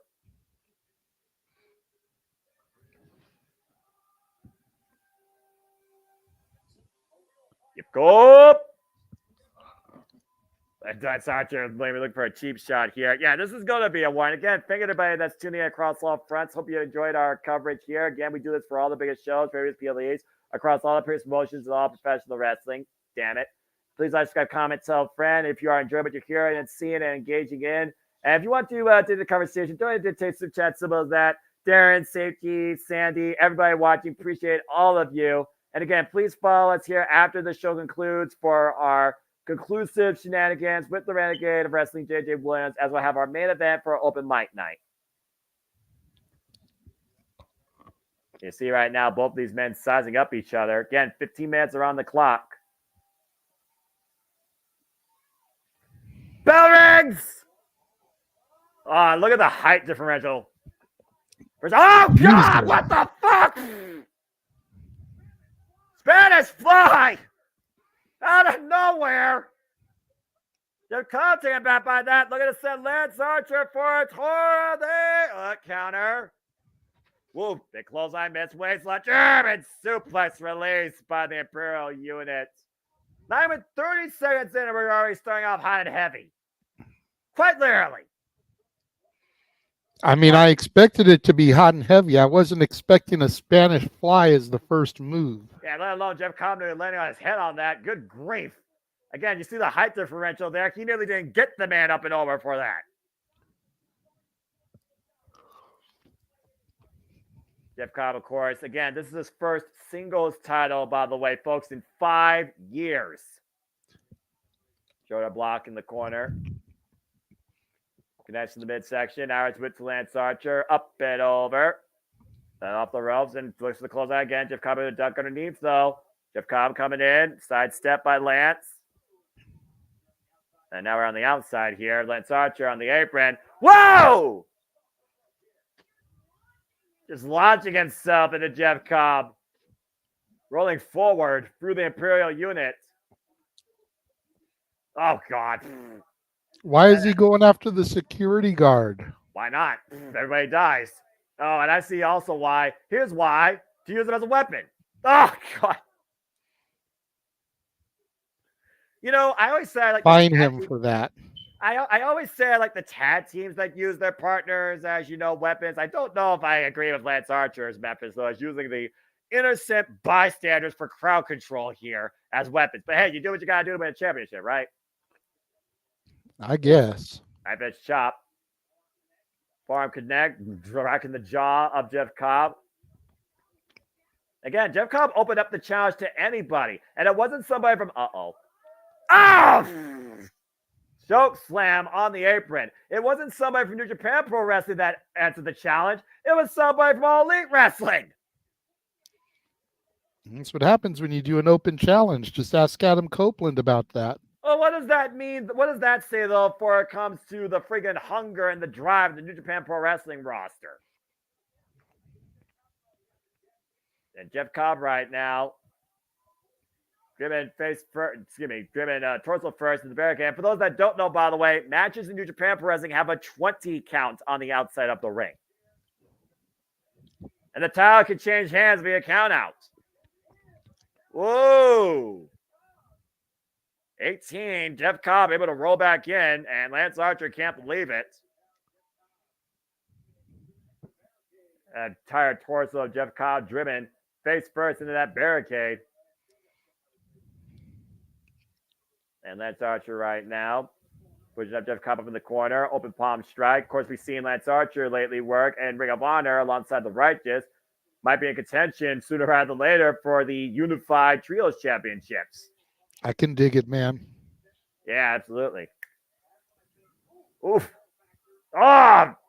I bet chop by Jeff Cobb. Gets rocked with a forearm, though. Jeff Cobb, of course, stands 5'10", 262 pounds. Former Olympian, represented Guam, 14 years of wrestling experience. Hey, leave the referee alone. Leave the referee alone. She didn't do anything wrong. Oh, dear. Now, Lance Archer can intimidate anybody, male or female. Careful. Yeah, the open challenge does not involve the official. I'm just saying. Respect the zebras, damn it. Yeah, damn right. All the zebras. Not all of them. Off the ropes. Let's go. Wow, gosh! Big crossbody, jumping crossbody. Takes down the champion. Lance Archer stands 6'6", 264 pounds, folks. 23 years in the game. This unique hybrid, super heavyweight athlete with agility. Cover. 2 count only. The springiness, though, of Jeff Cobb allowed him to quickly kick out of that. We all know Jeff Cobb can do crazy things himself, with including a standing moonsault. Proceed with caution around Lance Archer, referee. Definitely. And that goes for anybody, actually. 5 minutes in this 15-minute contest. Again, 15-minute time limit for the NJPW World Television Championship matches. Of course, we've seen this title contended the likes of Speedball Mike Bailey, Yuji Nagata, Filthy Tom Lawler, and Cobb Go, man! Able to fight for the pain and drop Lance Archer. Virgo drop suplex. You see right now Lance Archer favoring his hips and lower back. And I'm not sure how much it took out Jeff Cobb here, though. Of course, Jeff Cobb's been underneath the new MO of the United Empire, led by the captain, TJP, divide and conquer. Both men up to their knees. These 2 bulls right now ready to lock horns. Jeff Cobb talking about, don't even know where you work, man. Ugh. Bulls is a good description for these two, and the Toyota Arena is their China shop. Yeah, I'm about to say, what's the most fragile thing, though, in that ring besides the referee? Again, Lance Archer, he's a man that demands you to bring the fight, though. He's one of those that lives off pain. Of course, when you got the name Murder Hog Monster or American Psycho, I mean, you got to have some sort of pain threshold. And Archer falling into Jeff Cobb. Jeff Cobb meeting him, though. Oh, the palm strike. Oof. It's really starting to kick off here. I love heavyweight slugfests. Oh, big meaty men slapping meat. Meat, yes. I had bacon earlier the other day and ribs. Bullseye. Hey, I heard a meat chat. People get it. Meat division.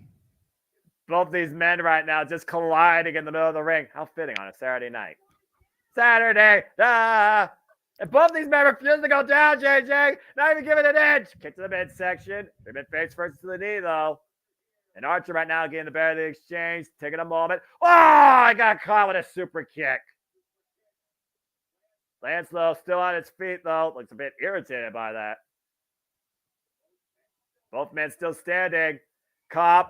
Whoa! Sending Archer down, driving his forearm down. Gets a 1 count. Standing moonsault! God! Cover and a kick out. Sheesh. 2 count only, Cobb. 2 count only up the standing moonsault. Big man should not be able to do that. No, not at all. But it just goes to show the agility of these young performers today. You know, you say young, and we talk about how long these guys have been in the business and their age. It's such an oxymoron. What's funny about this title, it was first meant for the young and hungry talent. Oh! Driving Cobb down, Bossman slang. It's a 2 count. I remember when the Neverweight title used to be about people 30 and under. Now it's about the grittiest head and oldest veterans with the strongest spirits. You very well might say the same right now for the NJPW World Television Championship. Of course, Lance Archer has been hungry for gold since losing the IWGP United States Heavyweight Championship. And the blackout might be on the way here. California knows a thing or two about those. Right? There's no way. There is no way. Cobb realizing the danger that he was in, fighting back, creating some race with Lance Archer, still pushing the top turnbuckle. Ay! That knee caught Cobb flush underneath the jawline. And Lance hooking up Cobb. And Archer, good God! Blackout! We got a new champion! We got a new champion! Wait a minute! Crucifix! Reversal! Oh, man. Man, I thought he had him with that crucifix pin. That quick cover, though, nearly caught Lance off guard. As Jeff Cobb survives the blackout. Usually that's a done deal for the Murder Hawk. We think about the people that Lance Archer has competed against, let alone who he's beaten with that move. In and out of New Japan Pro Wrestling. This guy was on a rampage during last year's G1 Climax, only to be halted by Kazuchika Okada. Charging in, Jeff Cobb catching Lance, though. Spin cycle. Landing Archer down. We are at the 10-minute mark as Cobb drapes the arm, hook the leg, and gets a 2 count. Less than 5 minutes left in this match. And, yeah, we're looking at two heavyweights here colliding. Exhaustion has to play a factor at some point.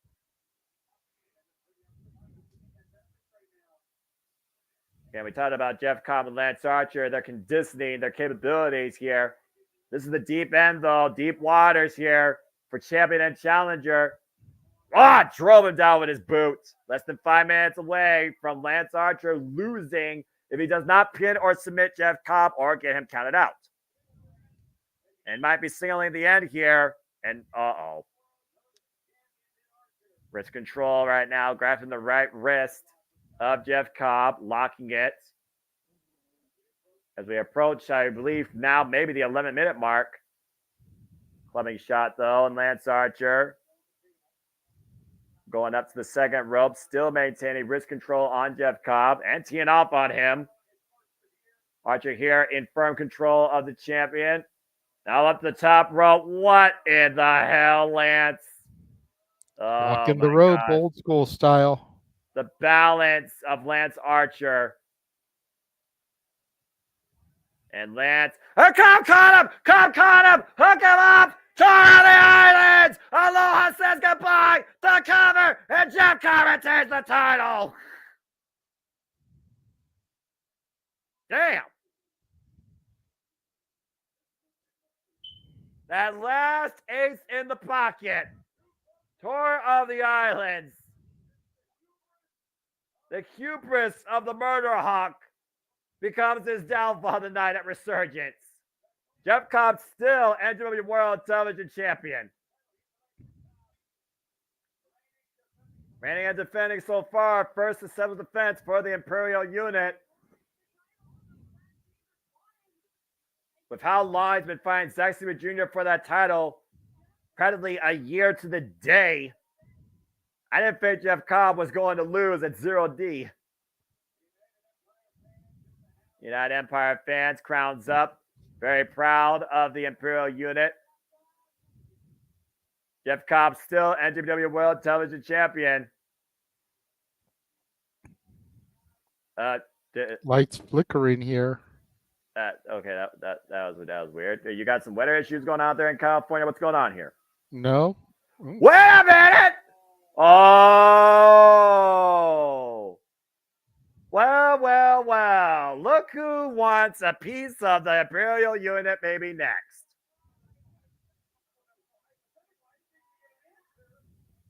Hey, JJ. Yeah. I think I know the answer to this match, but are you ready to see the Stone Pitbull take on the Imperial Unit for this? Sure, why not? And usually this is what happens in New Japan Pro Wrestling.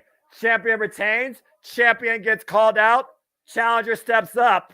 The Stone Pitbull wants a piece of the Imperial Unit. Tomoyoshi wants a chance to enter the the championship. Oh.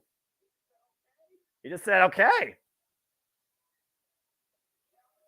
Challenge issued, challenge accepted. Common issue for the NJPW World Television Championship. Date and venue to be determined. Let's freaking go. Stone Pitbull Wrestling for life. I love that, man. Oh, come on, Cobb. Show some more respect. Of course, he's literally insulting Issue when his back's turned. Yeah, that's real brave of you. Well, for now, Jeff Cobb, one defense in. Jeff Cobb still NJPW World Television Champion. That was fun. I enjoyed that. Yeah. More tag game while Renegade handles house business. Hey, Jeff. Welcome to the feed. What you been thinking so far of New Japan Pro Wrestling? I've been trying not to toss my cookies, if I'm being honest. I feel like crap. It's nothing to do with the show. I'm sure the show is delightful, but just yeah, it's Hey, you're good, brother. It's obnoxiously warm in the house, and the AC over here has never been right. So it's just kind of like but we are getting ready for a match. It's definitely going to feel like we're going to need to take a stomach break afterwards. If you got freaking Takagi versus Imura here. Hold that thought, Jeff. There's a video going on here. Oh. Ooh, well, then we'll wait. But the return or a new? Wait a second. Oh shit! That's Anare. Oh god. We haven't seen Anare since he got presently concussed and battered and busted open during that War Dog Steel Cage match. Oh boy. The face of fury coming for anybody who's holding gold. And sure, this fight will go on forever and ever and ever. Yeah.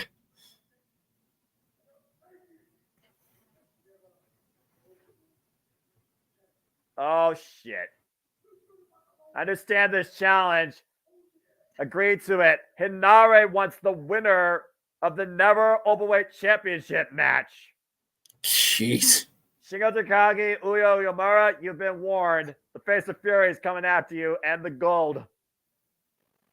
Speaking of which, as we get ready for a Neverweight Championship match, it was Shingo Takagi who defended it successfully against Gabe Kidd, and of course experienced the war of his life against that War Dog after being driven on his head, somehow able to pull it out with the last of the dragon and still hold on to the Never Openweight Championship. Although he does wonder if some people are annoyed of this old timer holding this title, but he's not looking to slow down yet. I dare somebody to call Shingo Takagi an old timer and somebody that's out of style. Arguably one of the best professional wrestlers on the planet every match that he brings. Yeah, I was going to say, I saw him compete at PWG Battle Los Angeles, and that was quite a few years ago. I'm talking, let's see, the year I saw him would have been Bola 07. So prior to Dylan's conception, I saw this guy wrestle. And he's still as dangerous and as able to go as ever. Yeah, but again, this New Japan Pro Wrestling roster, young, hungry talent. Uyo Uemura is a guy that fits that description. Of course, he got decked by Kato Kiyomiya at the All Together show and lost, but he did win the KOPW championship from Greto Khan. Oh, hell. A title that Shingo Takagi defined at one point. That's true. So he has to beat a lot of strong opponents if he wants to define himself in this era of New Japan Pro Wrestling. Uyo believes he could be as strong, if not stronger, than Shingo Takagi. So why not? Let's do it again. This is not the first time these two have gone one-on-one, but it will be the first time that they will do it over the Never Openweight Championship. Random question as they're walking to the ring or getting ready to go here for your tech side, sir. Yeah. You've been said kind of under the breath or not that anything with an Intel core ought to be throttled violently and destroyed, correct? Yes. Okay, just making sure. Trying to track down the best desktop computer for pulling this stuff off. So I feel most desktop computers nowadays should be able to hold up to a standard when it comes to just, demonstrating a streaming service. Because really, streaming comes down to how well your internet speed is and how well your bandwidth holds. And again, you never can go wrong with a hard LAN line versus a Wi-Fi line because hard LAN has no interference. As far as the computer goes, most computers, 16 gigs of RAM, standard solid-state drive, good level processor, Intel multiple generation. I feel that most computers nowadays should hold up to what StreamYard's capable of. It's just a matter of the internet is able to hold up to consistent latency prevention. That's the biggest thing is latency. Latency is such a mucker for the. I do have this thing hardwired in finally. I've got it. I've got the modem here, and I finally found my little hardwire extender. So I'm running off Ethernet for the first time in a minute today. So it's seemingly going well. But the biggest thing for me is this sucker right here because the camera just does not. I mean, I can't get the camera to get this thing to hold up back here. That's my biggest problem at this point. And usually is the lag. It's just such a bitch. Well, usually built-in cameras don't hold up strong enough for that. That's why you invest in an external like USB camera that has more potential. That's why I got the USB Logitech C10920 that I have. You're to link me to the camera at another time, but once I find the tower, because once we get to the fully into the house, I am going to have a tower for work purposes. Laptops are great in a pinch, but I'm not in a pinch anymore. Like I need to get my shit settled. Fair enough. Well, anyway. let's see how they sell things for the Neverweight Championship here. A title that is defined by the strongest fighting spirit. As Hanare awaits on the other side. I love the idea of this championship. I wish it would have been more prevalent and active in a time where more of the strong style guys, like Nakamura, them were in New Japan and hadn't already signed with WWE, because that would have been fun to see those guys go that era of New Japan compete for this title. Yeah, right. When you talk about the Neverweight Championship, title defined by the likes of Togi Makabe, Katsura Shibata, Minoru Suzuki, Hiroki Goto, and of course the most notorious champion in the history of this title, the Stone Pitbull Tomoshi Ii, that held this 6 times, a total of 514 days. Shigeru Takagi comes in as the 44th Never Openweight Championship, a title going all the way back to the very first champion, Masutsu Tanaka. And of course, Shigeru Takagi right now has held this title combined 398 days. The thing about this title, though, we've also seen many champions go 0D. Shigeru already has overcome at least that obstacle, overcoming Gabe Kidd. But against somebody as hungry as Uya Uemura, again, all it takes is 3 seconds. But we'll see how well Uya holds up against Shigeru Takagi here tonight. And again, we're going to see Gabe Kidd the next match against Eddie Kingston. That's going to be a war. There's a war mentioned earlier in the chat. That one's going to be. There may be paramedics needed out there in the high desert. Possibly.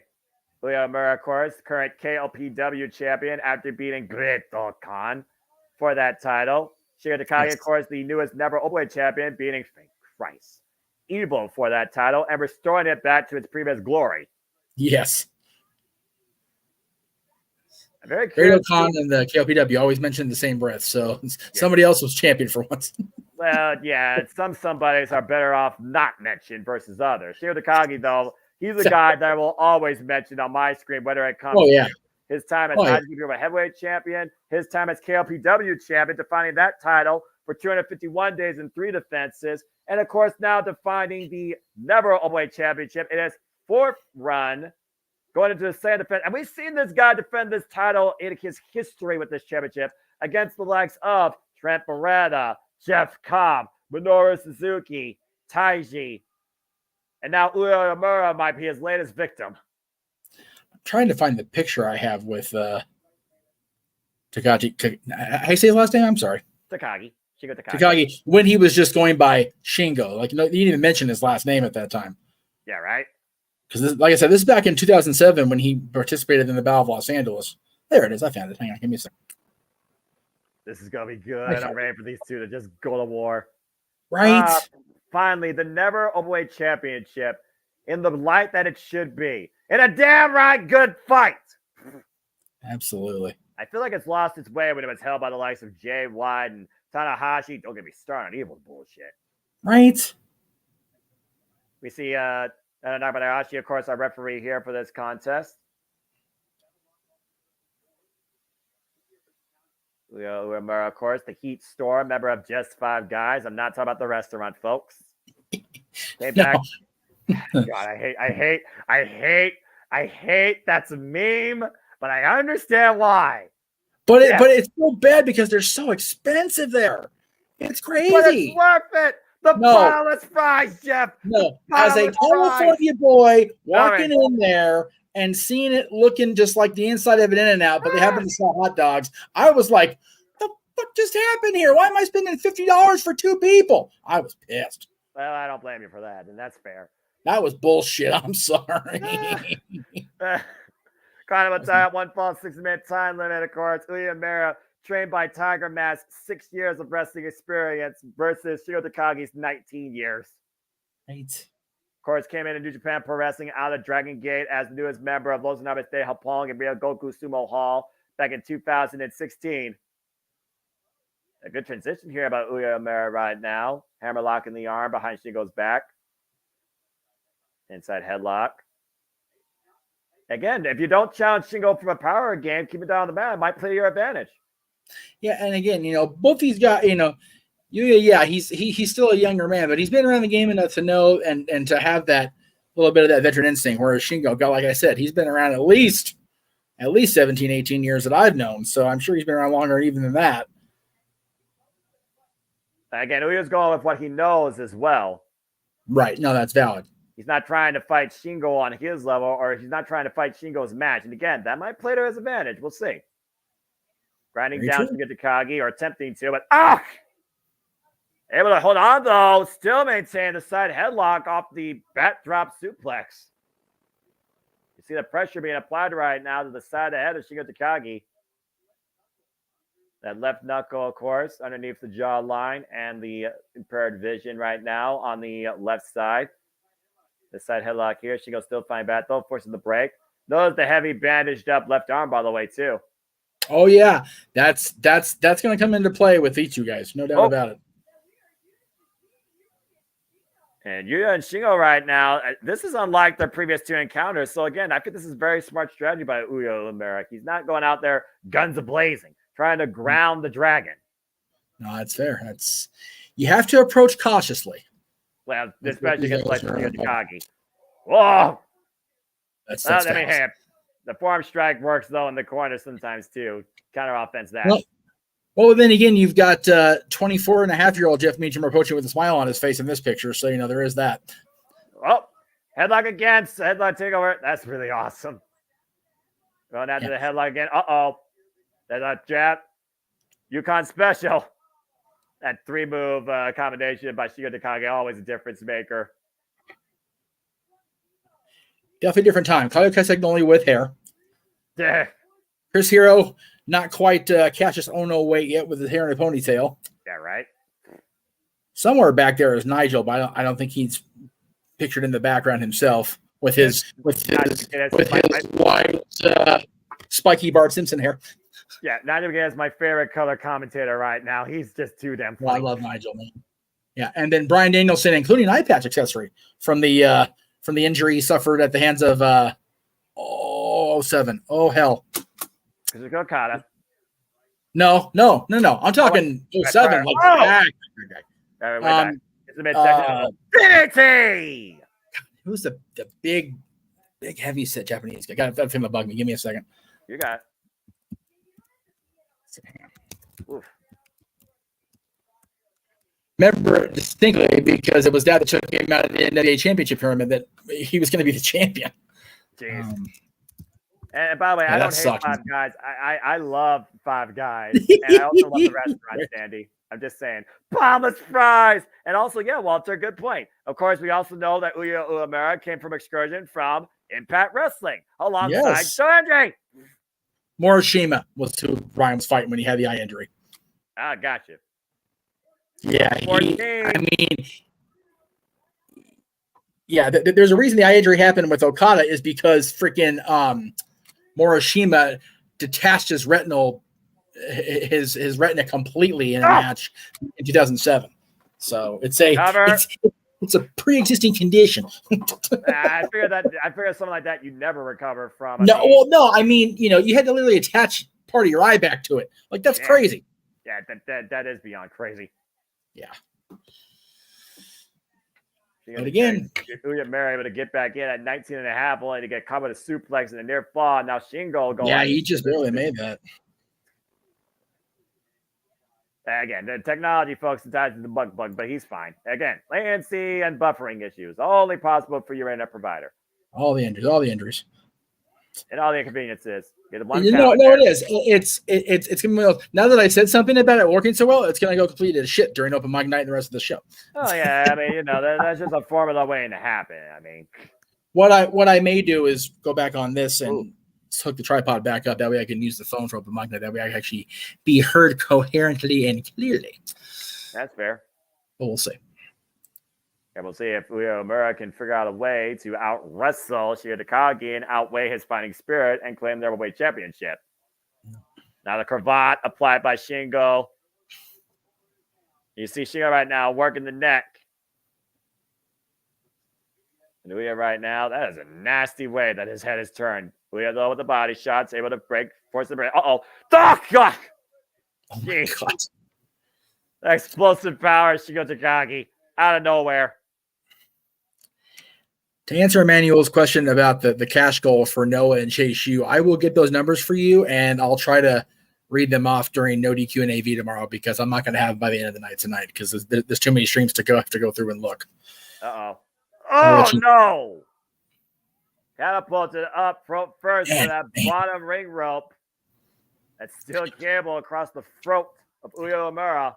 We saw Trent do something similar like Orange Cassidy the other night against the corner of the ring post itself. So that's not a fun move no matter where you get in the ring. No. Unforgiving. It doesn't suck as much as the dragon leg whip, though. Look, we saw what happened with Zack Sabre Jr. and friggin' Roshi Tanahashi. I'm just saying. Yeah, that Alex Windsor, for that matter. Alex Windsor, State Bakura pulled that move out. So yeah, no. Of course, that package Ujigaroshi finisher once again allowed State Bakura to retain her under a strong women's championship. Very game contest though by Alex Windsor. Well, those ribs you see though. Once again, Shingo though attacking the Rizzo Uemura, keeping in close proximity, and Uemura with the counter. Vertical drop suplex. It's been a pretty game show all around from what I've been hearing you guys say. So, yeah, unless you don't know how to handle Tetsuya Naito's mental warfare. Well, that's just your own problem at that point. Yeah, exactly. Especially if you're in the ring with the man. Yeah, if you haven't figured it out by now after watching Naito, as long as he's been around, that's a you thing. Yeah, that's when you don't know how to do tranquilo. Right. Uemura right now still favoring the neck fall again, though. Shingo gets the boot up. Beats him there. And whoa! Beautiful. Jesus. Arm drags. Bringing the Dragon Steamboat as in the drop kick here. Fundamentals on full display by Uemura. And again, still favoring that neck, though. Feeling that pain. That pain just rise up your spine. Yeah, it's going to be a thing when you watch content like this, matches like this. You're going to feel it up every part of you. I mean, again, the Neverweight Championship, some say shortens careers. That's very likely. The backdrop suplex, the cover, hook of the leg. It's a 2 count. Shingo dropped hard on the back of his head now. Man. It's one of those things, though, Jeff. You know, as well as I know, you know you're hurt during a match, but that adrenaline drives you forward. It's after the match, though, you feel even worse, and you never see how a competitor feels or how they deal with that. No, that's in sports and anything competitive, man. When you're in the moment, you feel the adrenaline. It takes you over. It gets you through. It's very much the body's defense mechanism, survival technique. But then once you're out of the view of the cameras or out of the view of people that are going to worry about you, your body goes, "Oh wait, I'm hurt. Ow!" and you shut down. Ow, shit. Yeah, still not shut down enough, though, after that high cross body. No, it's true. You see right now, Uemura again, trying to find his own form of wrestling, trying to claim his first never openweight championship. Again, Shingo Takagi, the 44th never openweight champion. That goes to show how many times this title has changed in its history. And it's still a pretty young title, no? Well, I mean, originally it was known as the U30 title. Back elbow strike, the jab, and fake out. DDT! Nice. He faked out Uemura and drove him down again on his head and neck. Every time people forget that duck down just means instead of getting clothesline, you get a DDT. Which one would you rather get? Can I have I've been seeing you do neithers? You're talking to Shingo Takagi here. You're going to get hit one or the other. So you might as well just accept your fate and be like, this seems like the lesser of the two evils. I was gonna say between a clothesline DDT, it's like there's not a happy landing there. Yeah, exactly. To your point, this title has only been around since 2012. Yeah. So I mean, 12 years is a long time nowadays, but God. Driven face down onto that neck, and Shingo driving his knee into the back of the head and neck of Uemura. And again, some of these people have held this title, or should I say, regained this title 5 or 6 damn times to make she the most notorious. Yes, she's definitely the most prolific, strong openweight, narrow openweight champion. Excuse me. John Games is the next one. Yeah, I'm about to say again: Hiroki Goto, Minoru Suzuki, Togi Makabe, Katsuyori Shibata. Oh God, another clothesline. Will Ospreay, Jeff Cobb, yeah. Ospreay's held this title, yeah. People holding this title. Tama Tonga, big elbow drop out of the corner, backwards elbow drop, and might be looking to finally put Uya down, hoist it up, power bomb, high stack 2, no transition, almost lost his footing there, and an STF. Wow. Chono style STF. And Chono taking it. If you're doing Chono style, you're taking it back because Chono learned it from the master. Yeah, exactly. And Chono, of course, passed that down away towards Shota Umino, of course, we'll see in our main event.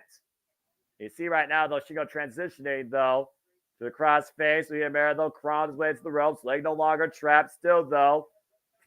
Affecting the breathing and the vision of Heatstorm here. Making great progress, though, the ropes. And Shingo sees it, though. Just a fingertip away. Can Uemura restrain? Take the pain right there. And got it. It's funny. I've been around long enough to remember when Thez wrestled Chono in one of Thez's last matches. Back in like 1991, I think it was. Yeah, that was prior to go back and look, but it was a while. But prior to my time, you think about Tatsumi Fujinami, one of the original founders of Japan Pro Wrestling. He's the reason why we got the Dragon Screw. And he should be heavily condemned for that. Damn him. All right, excuse me. Yeah, and then of course Fujiwara, of course, notorious for the Fujiwara. Oh yes. Big headbutt. Oh boy, I sense disaster. Yeah, this is not going to end well. Oh God! No, he bounced off that fucking superplex. And it's remember right now, Shingo hooks the near leg and a 2 count. You remember when he was coherent? I remember. He doesn't anymore, but I do. Shingo's though is coherent enough to might know that it's time. Is it time? Might be time. Check you out. And right now, Shingo within the spirit of the dragon. Wait for it. It's time. It's time.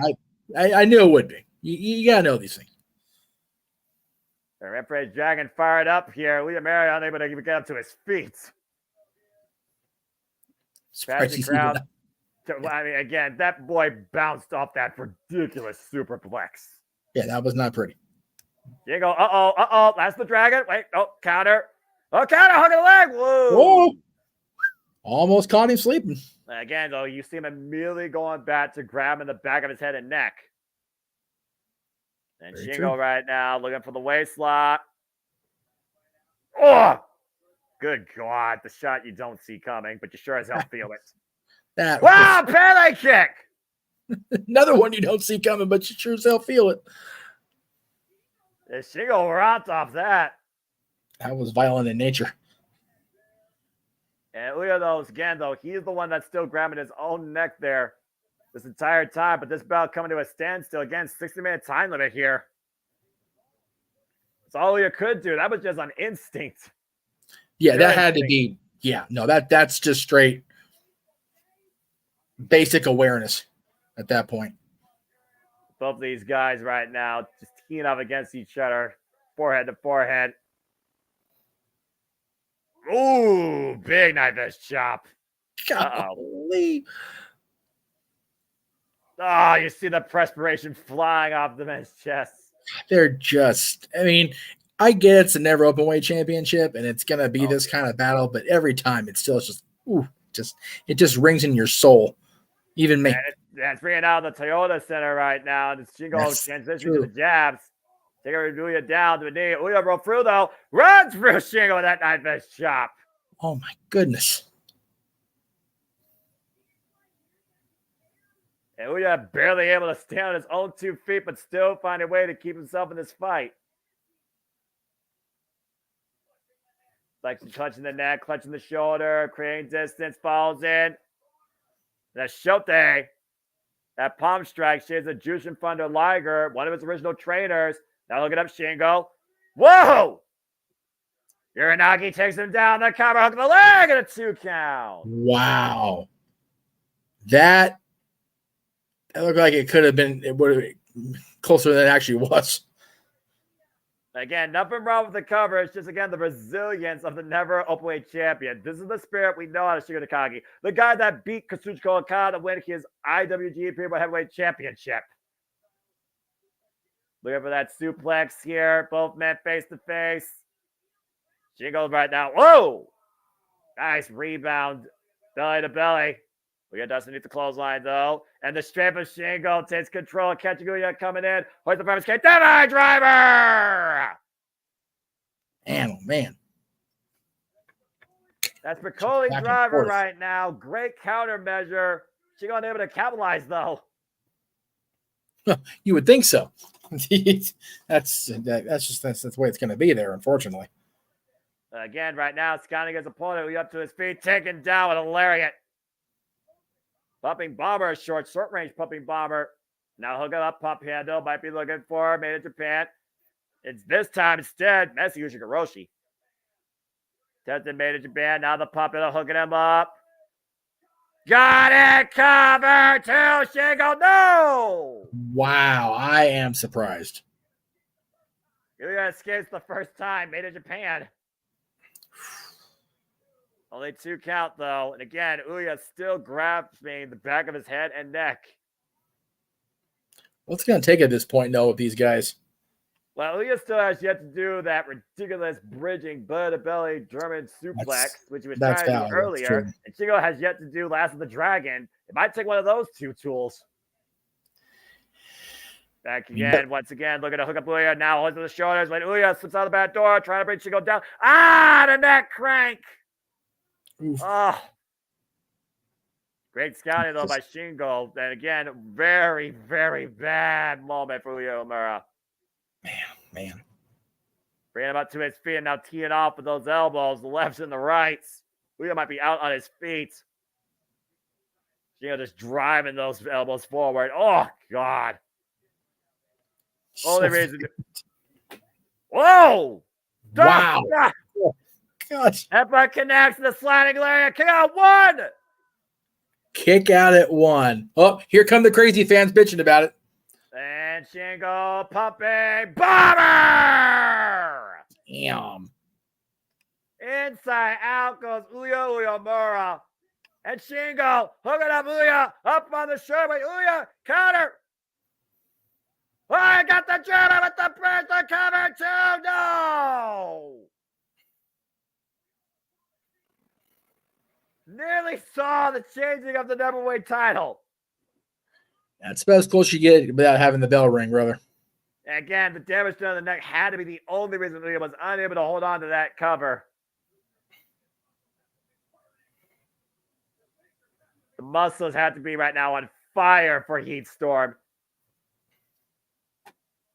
Here we again, though, look into the high-risk district. Up to the corner here.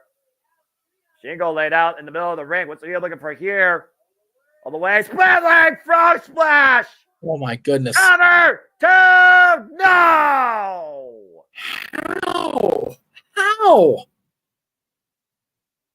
How in the world are these guys still kicking out at this point? And perfect position, perfect execution, perfect cover, all the body weight over the shoulders. Shingo still finds a way to kick out. That's crazy. Look here, though, refused to be denied. Now the full Nelson applied. Shingo breaking the grip. Back elbow strikes, though. Shingo still has that fight left. Ooh. There's Shingo, though, right now. Uh-oh. Shingo has that face. You're in trouble. Yeah.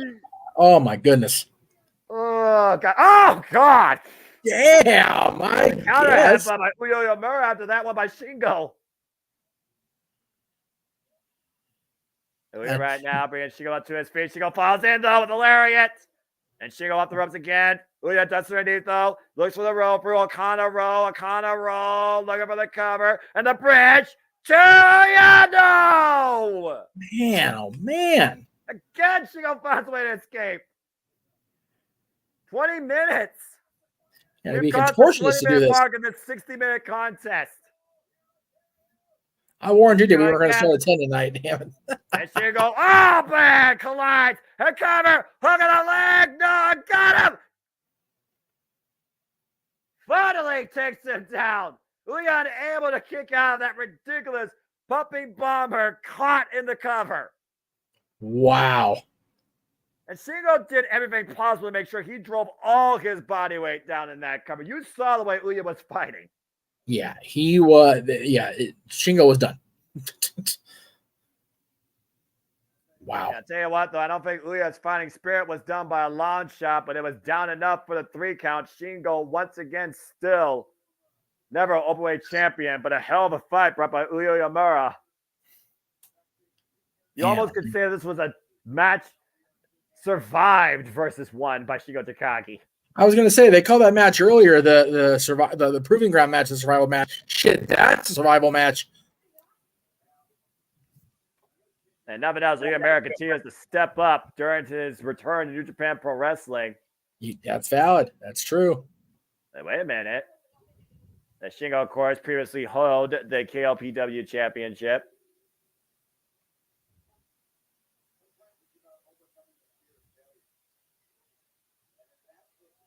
Yeah, right now, Shingo talking about this title or this title. Well, again, Shingo, though, given the young man his just due, definitely earns respect in that fight. Strong demonstration of fighting spirit. He may not be neverweight champion, but he's still KLPW champion. And that title, you truly can define your own legacy if you know how to survive. And that was definitely a match he survived. I don't think anybody really won that one.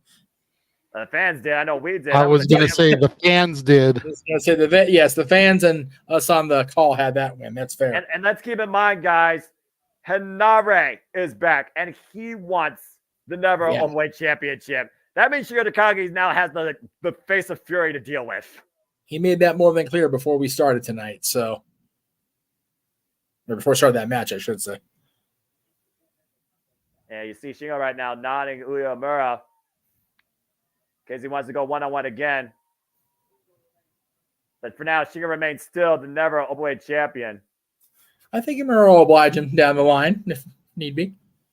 Well, is he going to face him or is he going to face Henare? Let's not count Henare out of this. No, I'm not counting anybody out anything. That's for damn sure. So congratulations to Shingo Takagi, still our never openweight champion. That was a hell of a fight. Crazy to think we saw this guy first come up teaming up with Joe Hendry and, great matches, yes, but for lack of a better term, the ha-ha. And now here he is. A very, very serious encounter he had just now. So good on him, man. And again, all it was just literally he was unable to get those shoulders off the mat for 3 seconds because Shingo kept driving his weight forward off that pumping bomber lariat.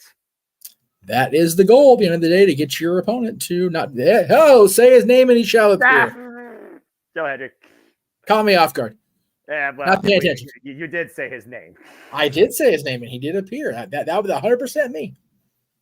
Well, You did the thing, brother. I did the thing. I did the thing. That's right. Well, we know we got a couple minutes now here as they prepare the ring for our next match, because there will be no ropes involved and there will be 0 Fs given to either man.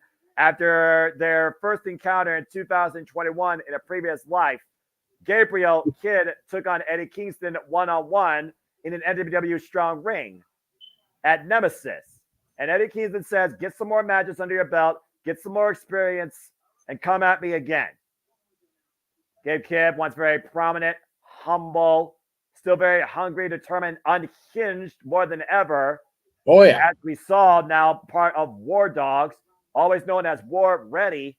We saw how bad this got at Battle in the Valley when both men went to a double countout over the Neverweight Championship. Of course, previously before that, they were supposed to face each other at Collision, but due to an injury, it got canceled. Last year at Dominion, we called that, of course, Jeff. It was Gabe Kidd that joined David Finley's Bullet Club War Dogs and made it was so infuriating out last year. I was so infuriated to see this kid do that. Oh, it was so bad. Right. And of course, David Finley has influenced his MO, bring gold and bring bodies. He was unable to bring either at Battle in the Valley as the war raged on, but he still put Eddie Kingston down his head in the end. And Eddie Kingston, of course, a guy that knows what crazy is, why everyone else thinks they could be more war ready than him. And we've seen how bad these press conferences, how volatile these conversations have gotten between these two. It's never friendly or pretty when these two guys get involved, and I have a feeling it's only going to get worse. I felt concerned for Emily May, if I'm being perfectly honest with you. No, for real. And I've known Emily May for a while. She is the wife of a longtime wrestler out here that turned into he's still working out here. He's also a great trainer. His real name is Brandon. I'm not going to disclose who he is. If you know who he is, then that's good on you. But like we said about Gino's real name, keep it to yourself.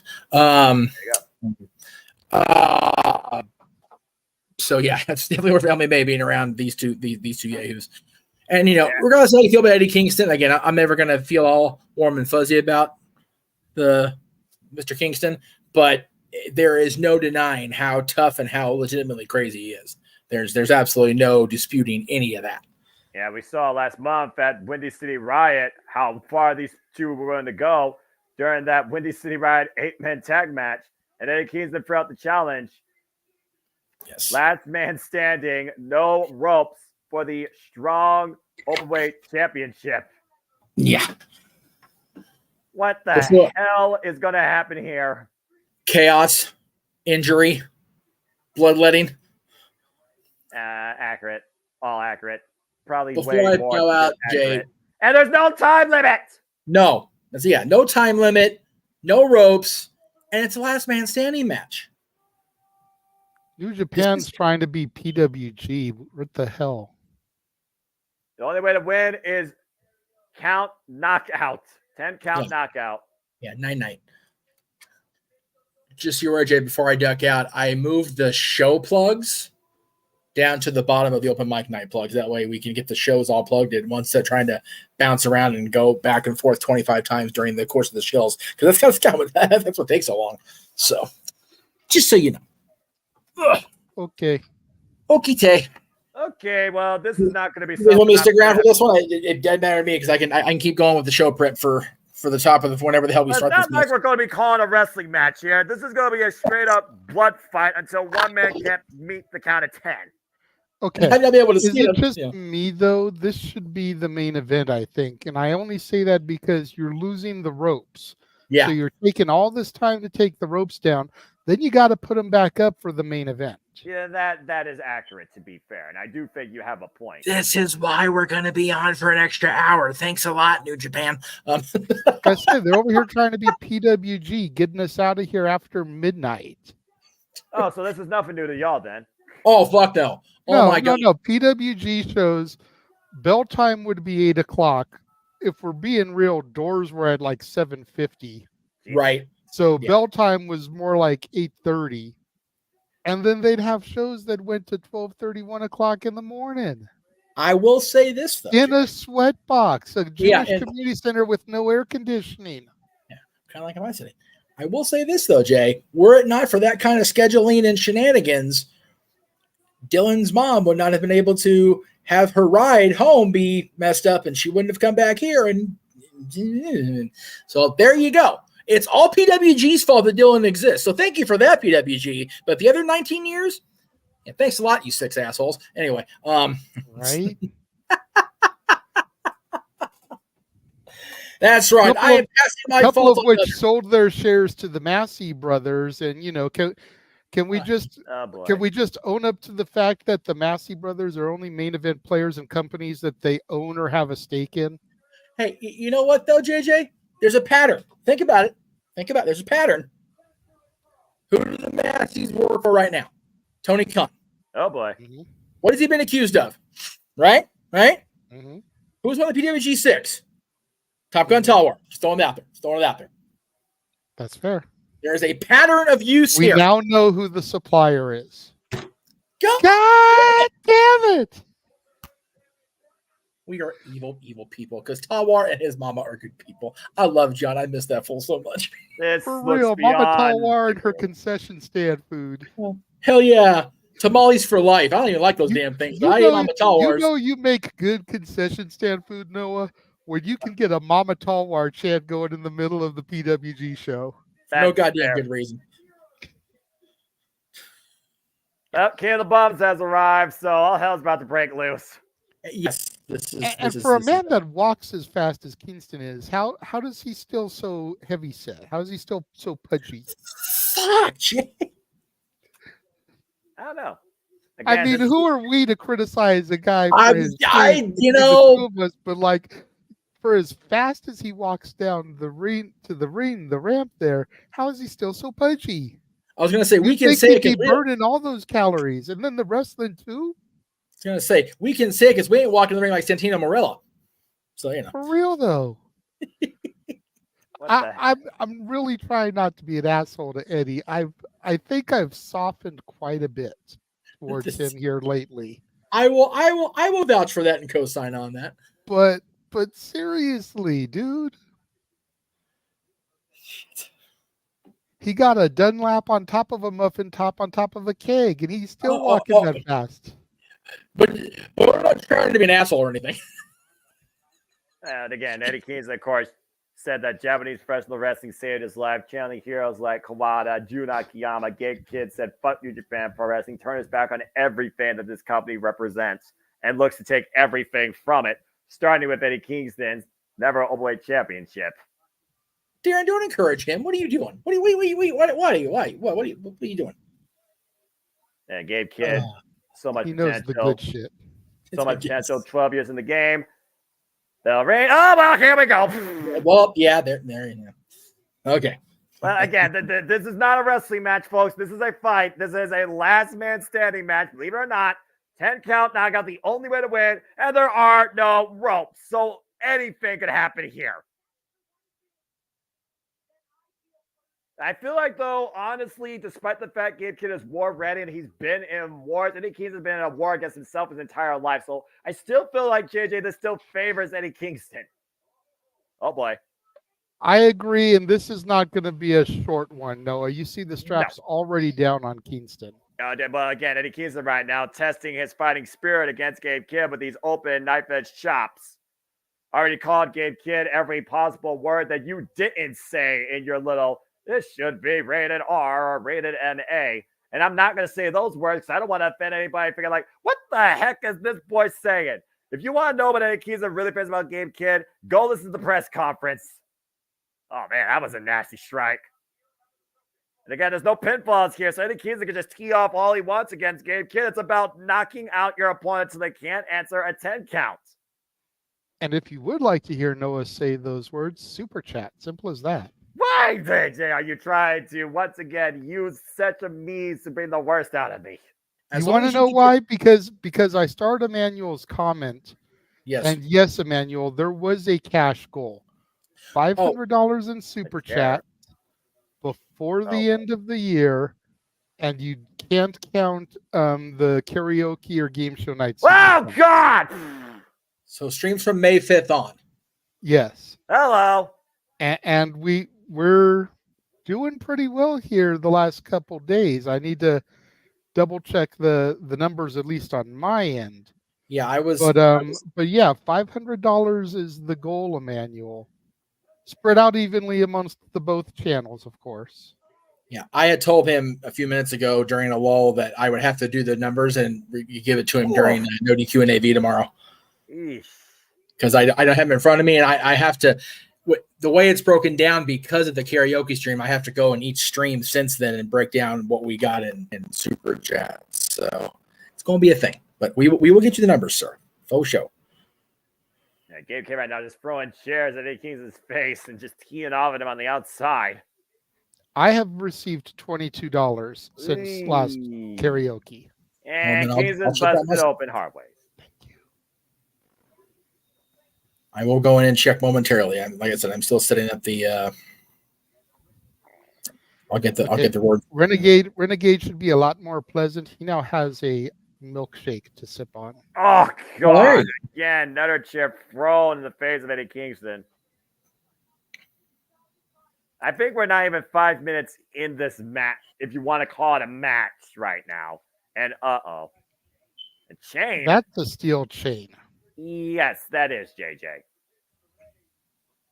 Steel chain, same as it was. Well, we saw how much a steel chain came into play in Chicago when they were stranded at Kings. Then after Gabe Kidd dropped homicide on his head with a pile driver. And wrapping it around his left arm, his entire arm. We have already got Eddie Kingston busted open. Sure, because why not? Clothesline! Your name isn't John Moxley. What are you doing bleeding already? He's trying to next in the main event. You trying to show him up? I was going to say he's the pregame for his buddy Moxley. And Eddie down right now up to 7, up to 8, and somehow Gabe Kidd unaware that Kingston will bat to his feet. Eddie's still in this fight. Oh man, just got dead with that palm strike.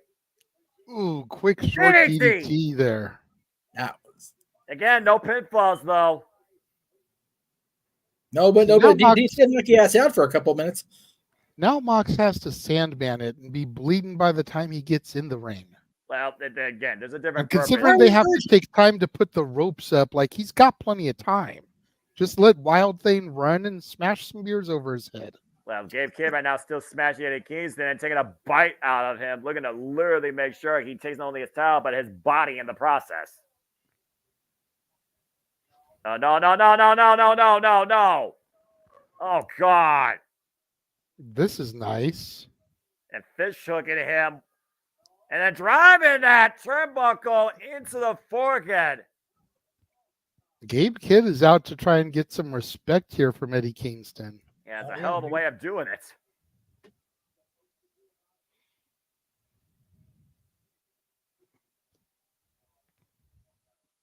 Yeah, about to say, was that in his eye? I hope that wasn't in his eye. The blood might be pouring into his eye, though, impairing his vision, though. And then Gabe Kidd looking for the having half suplex. And oh! Damn. He's been driving Gabe Kidd now face first into that exposed turnbuckle across the ring post. And Gabe Kidd down now as the referee starts his 10 count. Again, folks, this is the only match tonight where a 10 count will determine the winner.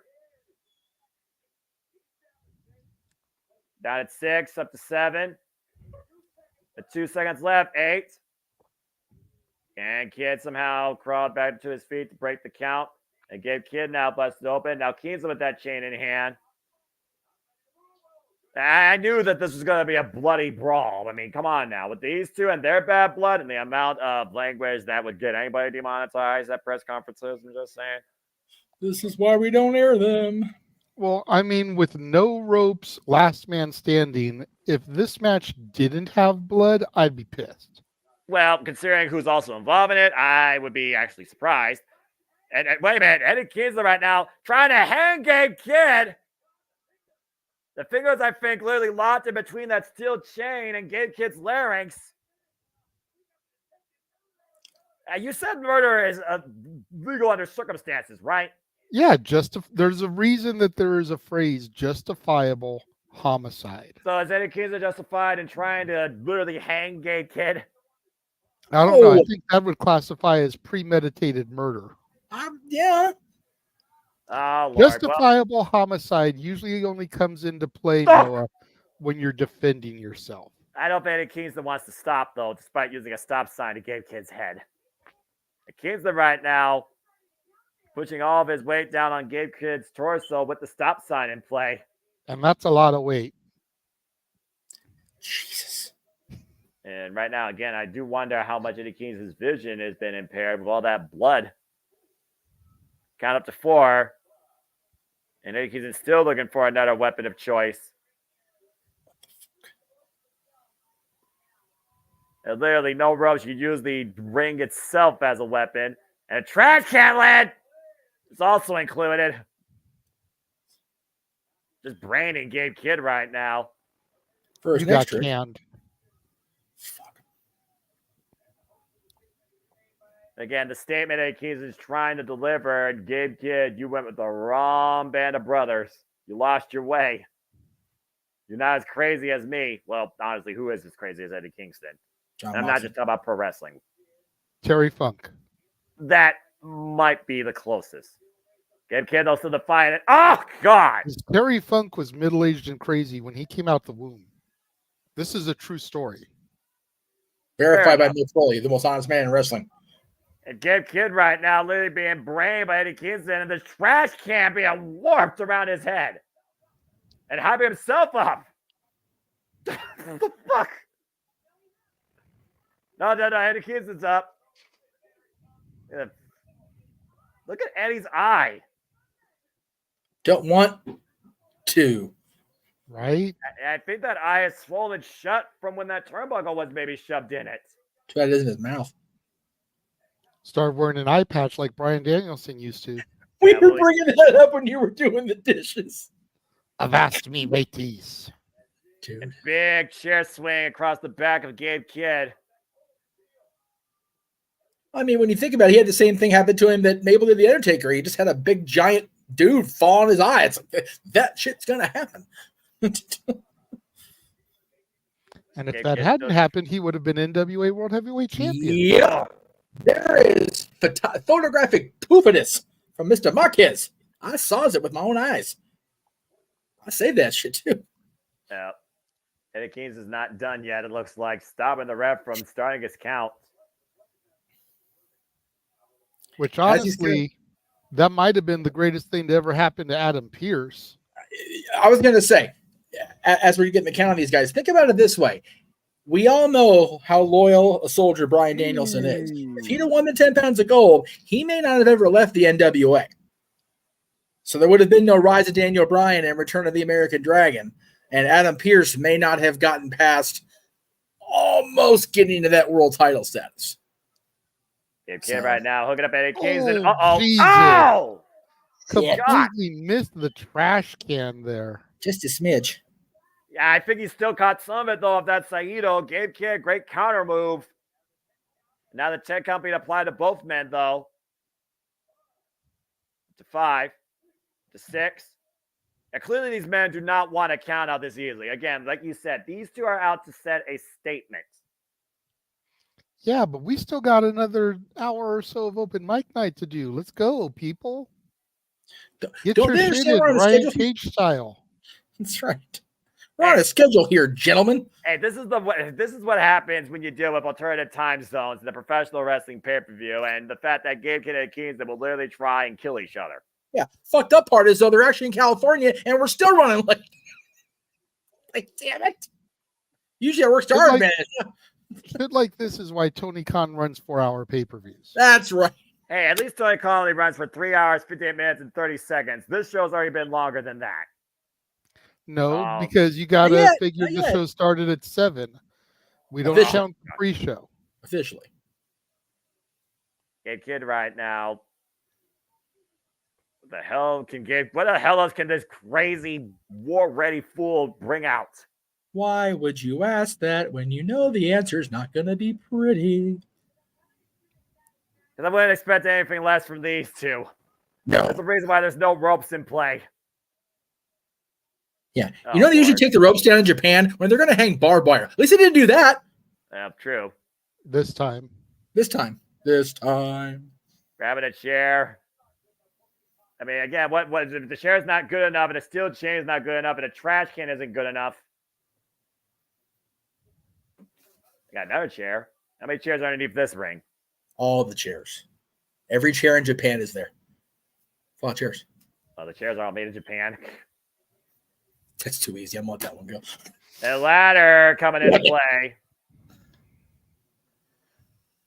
At this point, the only thing Game Kid hasn't found is the proverbial kitchen sink. I'm sure that's here too. Oh, God. That was in the side of the head. I mean, at this point, I do think Gabe Kid can actually win the title here via count out. Eddie Keynes is barely able to bring it up to his feet at this point. He's moving, though. At least he's conscious. He's partially blind, and he's got a screwed up back. And literally using the referee to try and get up. And the referee needs to be careful not to fall to the outside of the ring. That would mildly suck. Oh, dear God.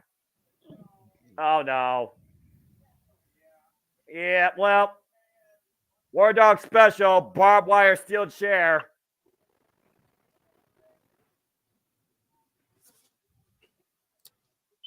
Uh-oh. Oh, no. Pile driver! God damn it. There's a reason that move was banned, y'all. On a barbed wire steel chair. That's why it was banned.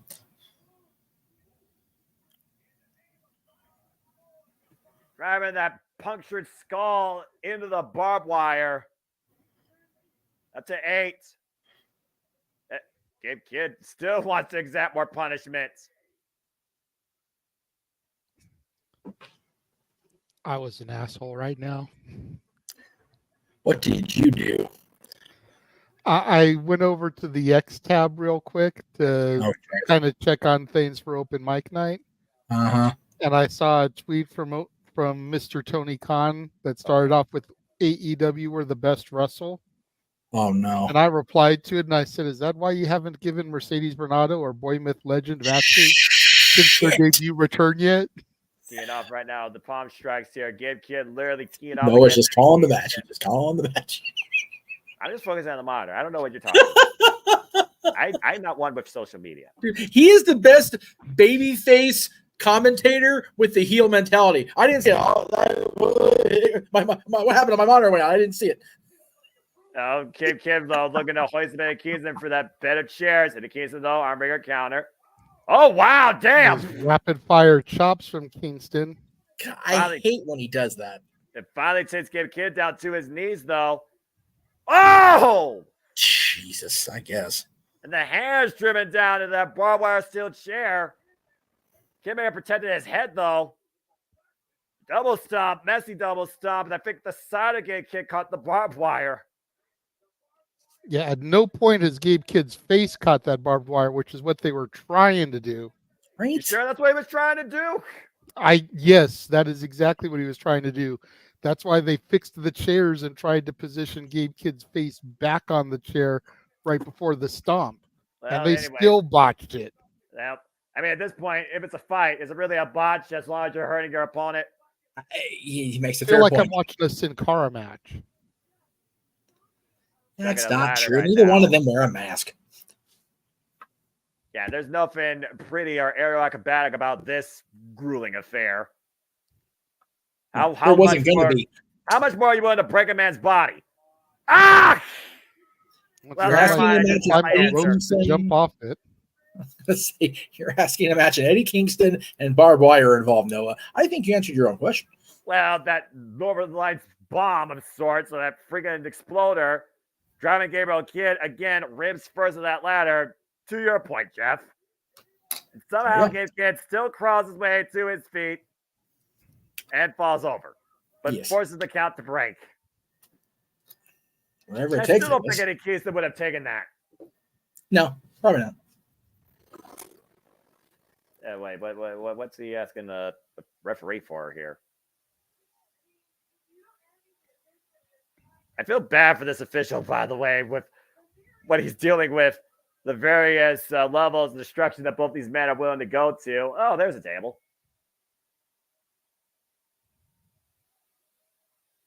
It's table, same as the other was. They're trying to brace it up against the barricade, the proverbial bridge over troubled water. I don't think you're going to be able to do it here at this venue, not with this setup. But who am I to tell Eddie Kingston no to anything? Yeah, again, we do still have a main event IWGP Heavyweight Championship match to come after this. I was going to say, Believe it or not, we got a world title match after this mess. And my sense is still confined in a regular rules match. Like, he's probably sitting back there going, God damn it, Eddie. I mean, it's been said on proverbial tape in the Fabulous Forum, you are a hard man to sometimes be a friend. Well, you're a kid tonight. And Gabe Kidd right now. Fire! Kid's big back fist. Gabe Kidd's got to be out. Just keep the man down. Let the man stay down, all right? Preserve yourself for another day. You had your statement. Oh, of course not. Oh! Again. Okay, maybe that's it finally. Gabe Kidd's not moving. Eddie Kingston isn't going towards him. Let's just call it a finish here. Let him be. Let him be. Up to 7. Up to 8. Up to Eddie 9. Kingston just stopped the count. That was it. Clear as day. That may cost him the title. I was going to say, I think Eddie Kingston just cost himself the match here. I don't think but then again, he's lost the other 2 titles, so why not lose this one too? At this point, it's not about a title, though, JJ. It's about respect. Okay, but is there a championship on the line? There is. Then it's always about the title. Show me. What in the hell is Eddie Kingston doing? Show me.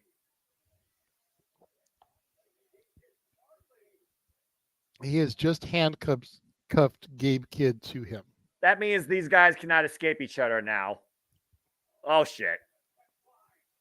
Well, sweat flying, fists flying, and both men are handcuffed to each other. Show me what you're made of. So says Eddie Kingston. It's really smoky in that arena, and it's May 11th. 420's already passed. Big headbutt. Uh-oh. Oh, no. Oh, no. Oh, no. Oh, no, yes. no, no, no. No, no, no, no, no, no. Not the bat drop. Not the power bomb. Not for that table. Somebody is going through that table, Noah. Yeah. Hopefully it's not the referee. Well, again, but both men handcuffed. I'm pretty sure not one man's going for the table, but 2 men are. And Gabe Kidd choking out Eddie Kingston with those handcuffs.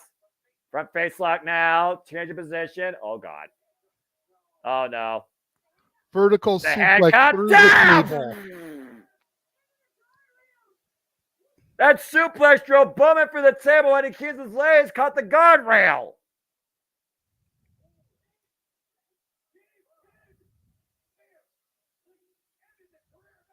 Gabe Kidd and Kingston may just edit each other here. We're at 8.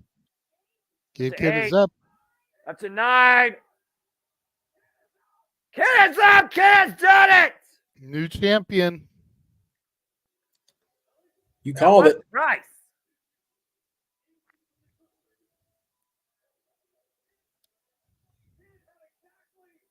Kid knew exactly where it was, where it mattered the most. And it's ended Eddie Kingston's run as the never openweight champion. Or excuse me, NJPW strong openweight champion. As the referee finally uncuffs Eddie Kingston. And seriously, check on Eddie Kingston's legs. Those legs went straight into that barricade on the way down.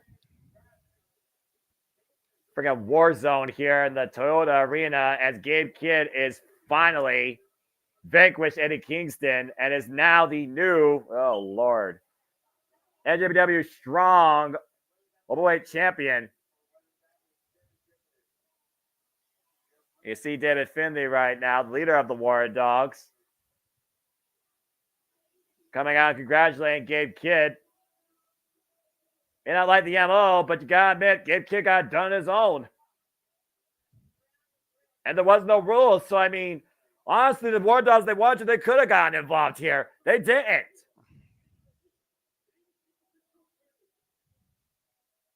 Congratulations to the new champ. Yeah, but again, Gabe Kidd's worst enemy, in my opinion, still is Gabe Kidd. The scary thing is now, Eddie Kingston is a man with nothing left to lose. Going into Anarchy in the Arena against the Elite. Right? Teaming up with Danielson and FTR. Like that match is only going to get uglier in the lead up. We've got 15 days. And trust me, I've got a lot to say about that match. I'm sure you do. We'll talk more on City Predicting, I'm sure. As of course, City Predicting will return for double features that week with Double or Nothing Kick with the Rain. But that being said, you are talking about a man that nearly tried to burn Chris Jericho alive 2 years ago in that very building. Burn it down. Yeah, Eddie right now, not even moving. Eddie Kingston might have blown out knees and probably a closed eye. And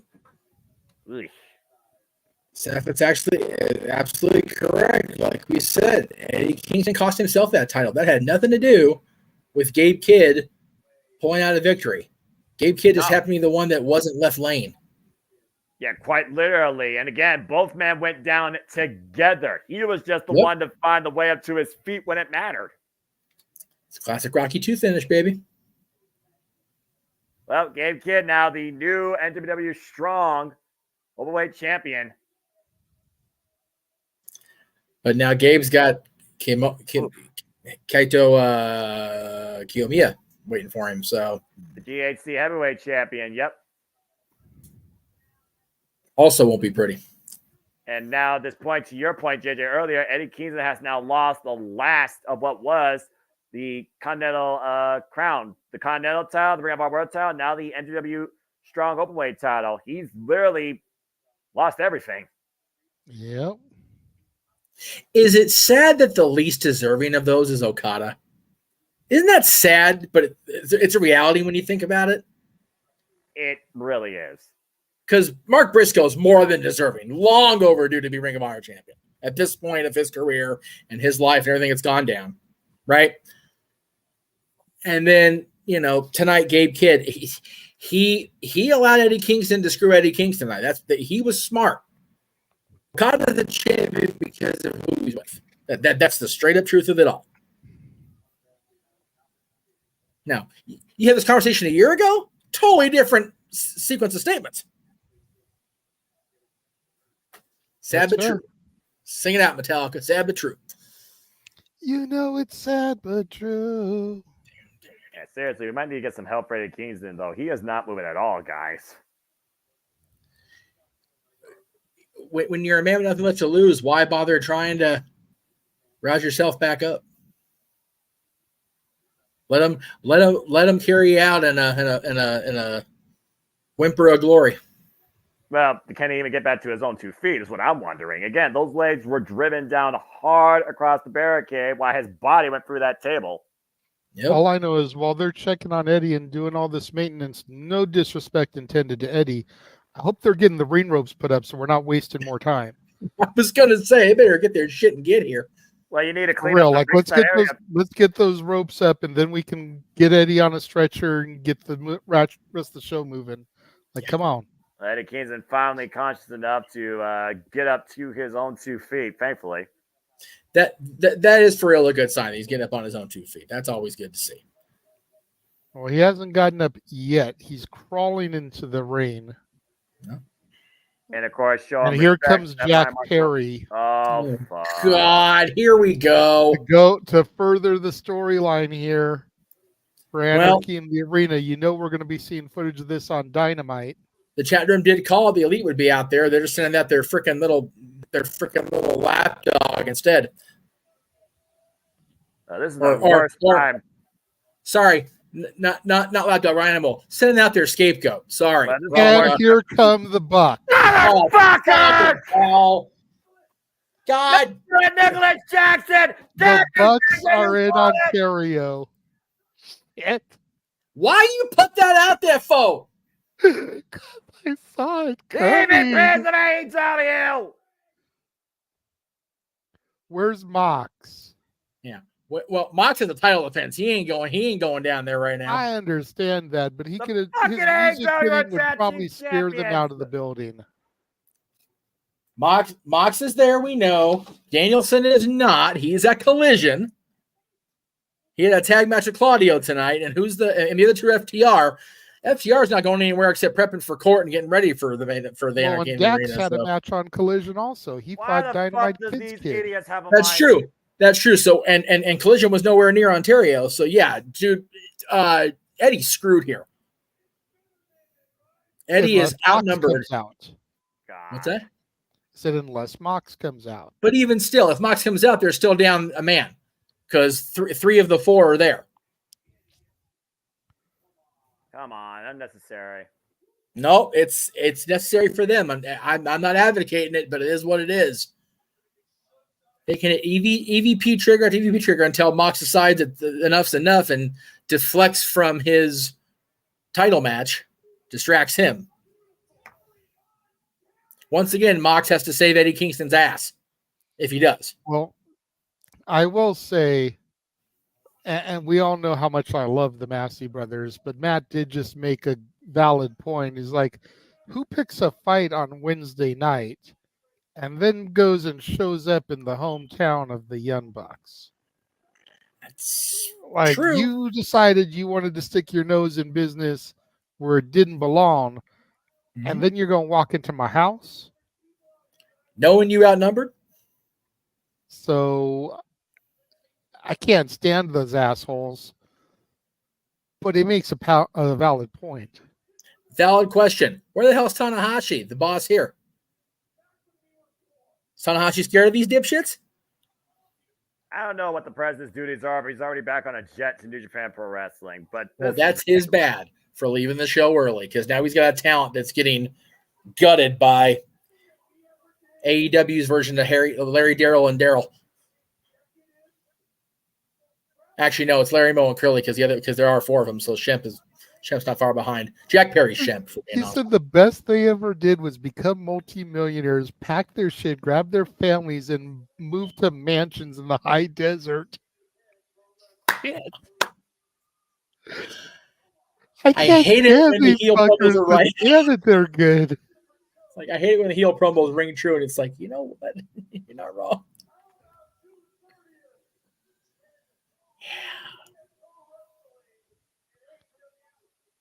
June 30th, Forbidden Door.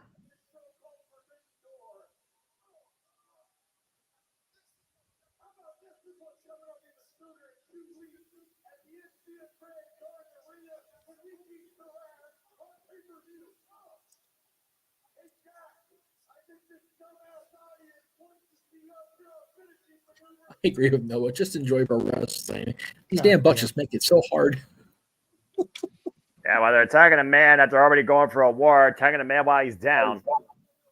That's been their MO from the minute they flipped that switch. The elite has been all about that. They're not so elite when it comes to their conduct. Trigger just takes out Eddie Kingston. God.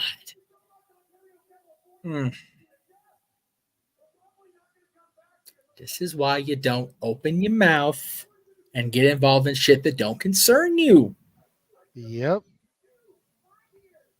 Or in this case, wallow your freaking fast walking ass down to the ring on Dynamite. Don't start shit. Don't start none. Won't be none, Eddie. Yep. And JJ, again, second time this week, but I have to invoke the Casa phrase. Eddie got involved in this. He's now laying in the ring all beat up. What happens? That's how people get fucked up. Well, hopefully these guys get fucked up beyond all belief at Double or Nothing and Anarchy in the Arena, where I hope he has gasoline in tow for not one motherfucker, but three. I've never been more glad to not be going to a show. Like, if I was going to Double or Nothing, I might have to have the JMN team drag me out of there before I start swinging on people. Okay, but Jeff, I almost bought a ticket to this show. Oh, trust I me. could have seen this shit live as we see Nick Jackson going at it with a fan, taunting like he's going to give him a super kick. Ah, God. Having taken a super kick at ringside by somebody even less decent than the Young Bucks, hey, it happens.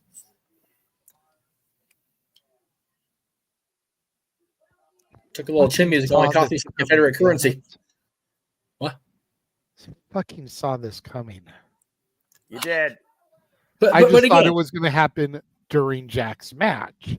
And now we still have to put the ring ropes up because you gotta get these assholes out of the building to make sure they don't fuck up the main event that's still to come for the actual IWGP Pro Heavyweight Championship. Why they finally get Eddie Kingston. You see them being helped out by there on the far left-hand side of your screen. And these assholes interrupted things and took even more time than needed. I'm going to agree with everything Sandy said here except the last sentence. Total waste of time here. No. You got Forbidden Door coming. You've got AEW has a pay-per-view between then now and then, as does New Japan. This builds story. I agree. They should have not done this, before having to put the ring back together. That is the wasteful part. Yes. But as far as it being a total waste of time, no, because in between curling his hair farther and twisting his brain cells tighter, Tony Khan's going to be poaching this footage. Are you kidding me? That shit builds. Well, you don't have to like it. But it is what it is. And as far as buying a ticket for this, if we'd have gone to this show, one of us would be going to jail. It just would be funny. And it'd probably be me, because I don't have to give a fuck while I'm on weekend duty. I ain't got nothing to worry about. I don't like these two. I don't like Jack Perry even more. Well, as we got a lull in the action, again, they're putting together the ring area, putting together the ring ropes. There's only one match left, so yes, we get ready for the IWGP Heavyweight Championship match. John Moxley giving Shota Umino his final exam. Of course, these two, they literally go all the way back to when John Moxley first arrived in New Japan Pro Wrestling back in, of course, June 2019. And then he took this young lion underneath his own learning tree, his own tutelage, taught him how much he loves professional wrestling, taught him the right way to do things, and also defined himself. Of course, we saw John Moxley able to overcome Brenda Rita at Dontaku to retain his IWGP Pro Heavyweight Championship. And now he looks to see how far Shota Umino has come to see if he is the guy to lead the way for the future in New Japan Pro Wrestling. Trying to pass on all the learning that he has given him after all the tests he's seen him go through. Let's not forget, Shota Umino put Will Ospreay took through his longest match last year, 40-plus minutes for the IWGP United States Heavyweight Championship. Still lost, though. He respects Japan Pro Wrestling. He respects the blood, sweat, and tears shed by all the men and women in that ring, especially John Moxley, but he knows he can't be his disciple forever. He believes that now he will surpass him and finally claim the IWGP Heavyweight Championship. John Moxley said himself he wouldn't be surprised, but I think it's safe to say he would be proud because John Moxley is not going to show no mercy tonight. There will be no forgiveness. There will be no turning back, and there will be no second guessing. He either wins or loses. And we will see once for all if Shota Umino is the new ace of New Japan Pro Wrestling.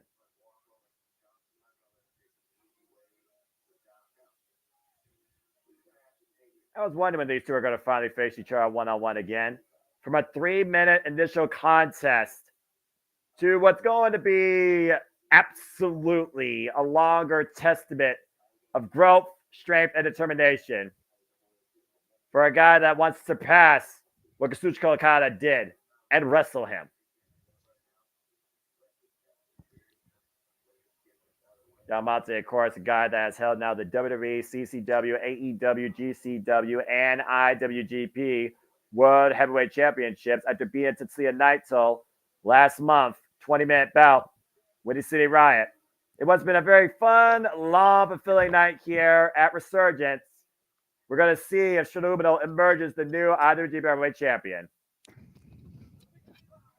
The biggest prize, New Japan Pro Wrestling, on the line tonight as we get ready for our main event. And again, folks, reminder at home, we will still be having our main event topic of Open Mic Night coming up just as soon as Moxley and Umino stop beating the shit out of each other. Because that's what's going to happen at the end of the day. Clearly. Well, I mean, they have to try and follow what we just saw. Yeah. I'm not the biggest Eddie Kingston fan, but that's going to be hard pressed to do. No, between it is. The blood, the brawl, and the Bucks. Well, that goes to the testament of what Shota Umino needs to demonstrate to Jon Moxley and surpass. Well, JJ mentioned Triple B, MJF's return confirmed. And then we're still going to have freaking Moxley's 25-minute entrance. Especially in New Japan. You can say the same thing about Roughneck Shota Umino Shooter as he makes his way for the Irons here in the Toyota Center. Well, JJ, even in a small arena, how is it getting into the ring? 104. Okay. The tickets I was looking at were like section 112. So if he had been walking down the stairs where I would have been sitting, I'd have been even more pissed. Right. No, that's valid. That would have been a valid bitch. I'm about to say. He kind of quasi walked past us at the Forum, but we weren't in our seats. We were out getting concessions. It's like, oh, there he goes. It's out of nowhere, right? Pretty much.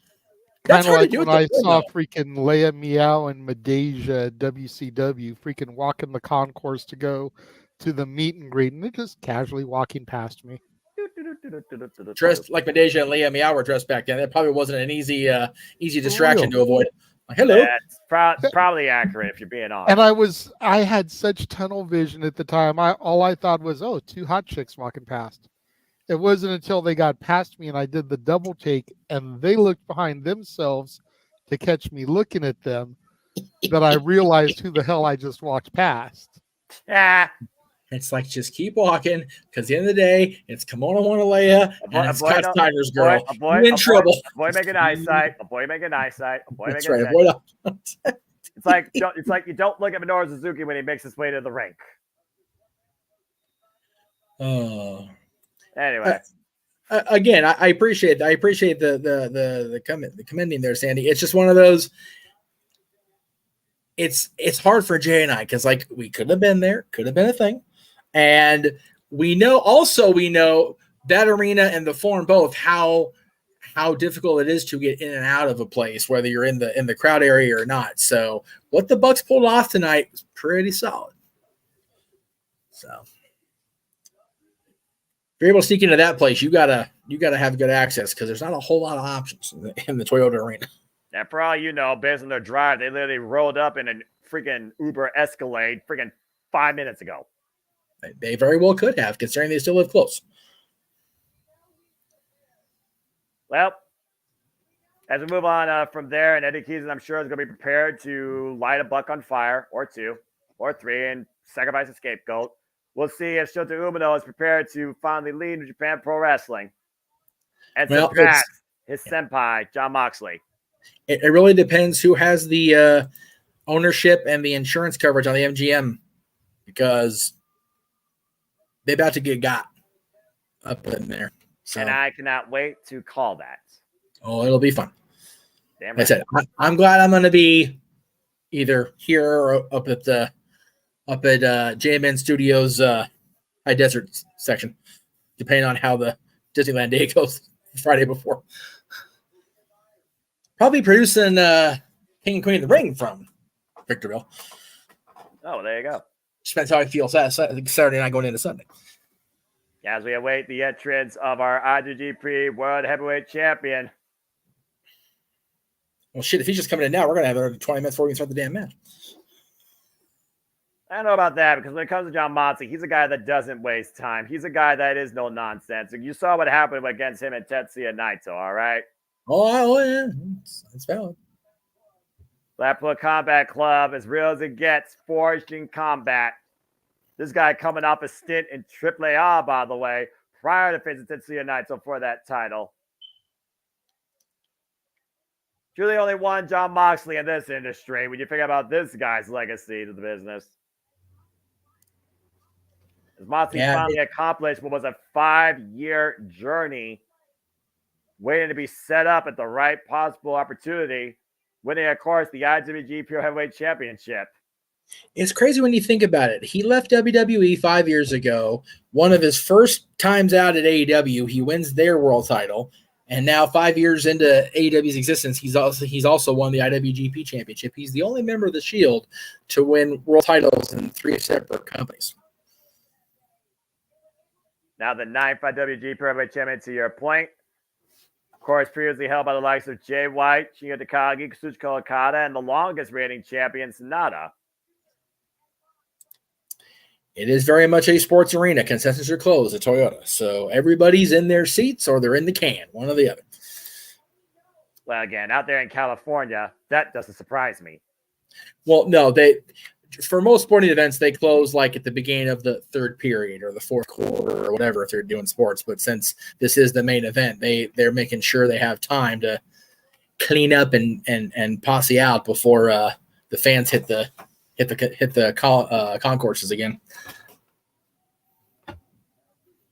As we see Jon Moxley, 19-year ring veteran. Whoa! And Shota with the quick assault in the early going. It's been a lot of that tonight. Well, I mean, again, this is what Jon Moxley would expect out of Shota, but he wouldn't expect anything less. He wants to see this. Again, this is his final exam. These two have been bound to each other. He literally gave this young boy his jacket since 2019. We're in the dead. Jon Moxley driven into the barricade, side first, aiming to get his jacket off. And look at Shota Umino, the gesturing at ringside. Right now, keeping loose, keeping composed, keeping focused on the task at hand. Shota Umino, again, the son of Red Shoes Umino, 7 years wrestling experience. You hear the official right now literally calling the match. I'm not sure the bell rung yet, by the way. Let me shot back of the head, back of the neck. Again, to be in the shadow of somebody you deem a hero, how long are you willing to stay in there before you're ready to step into your own light?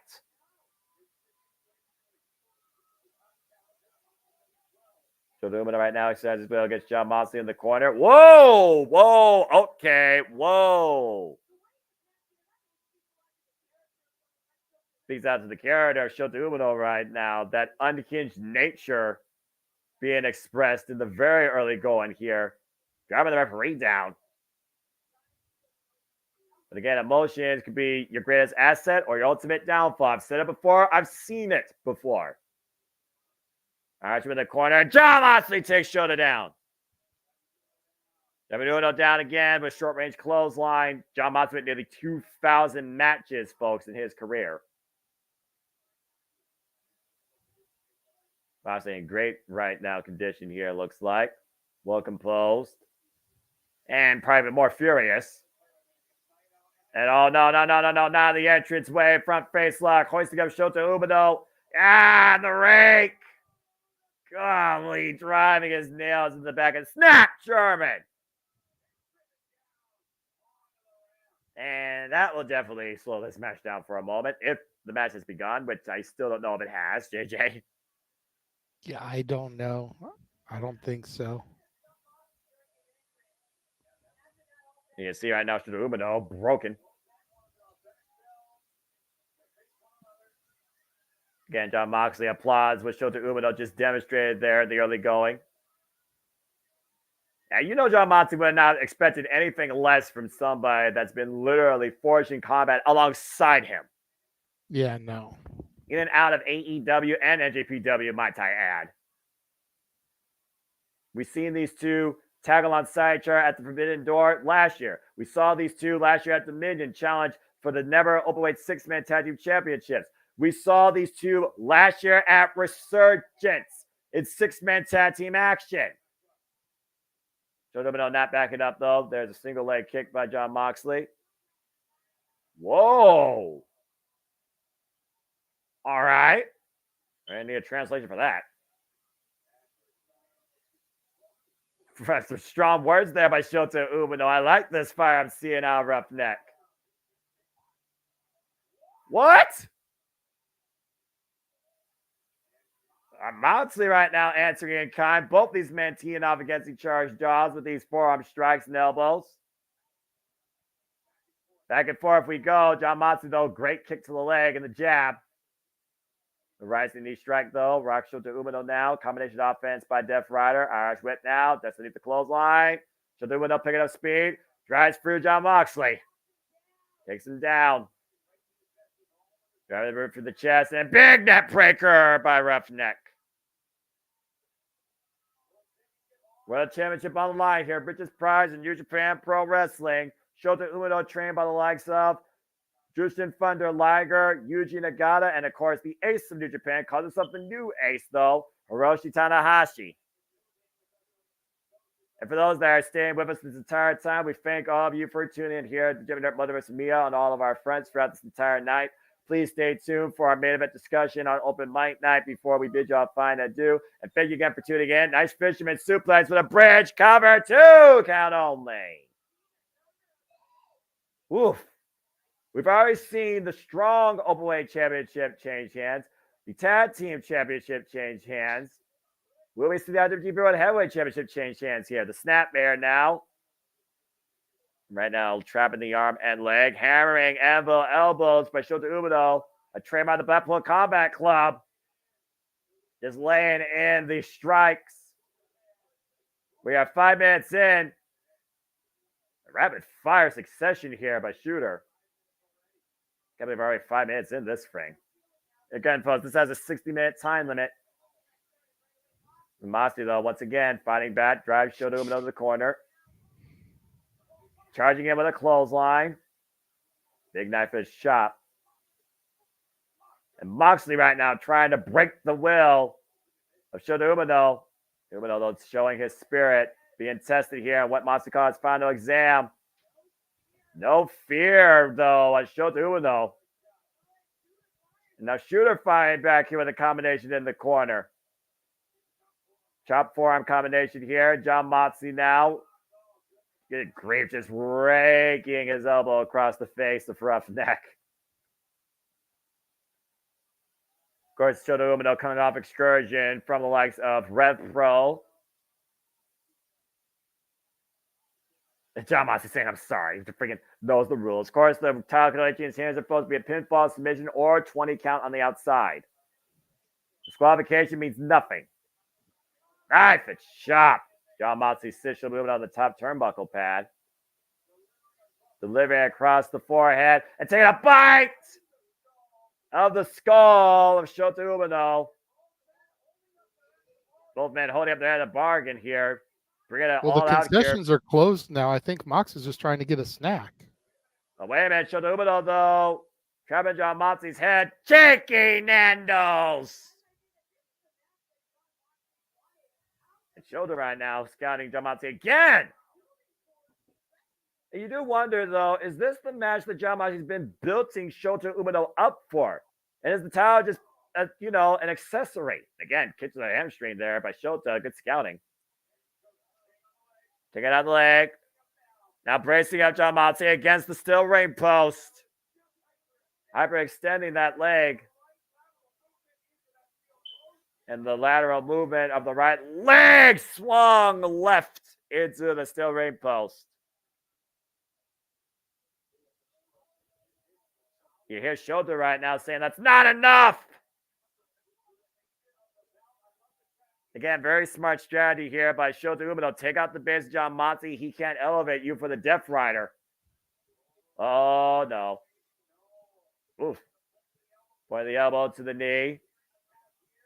And looking for his base Irish whip. Jon Moxley sent into the barricade. And a drop kick pinpoint to that knee.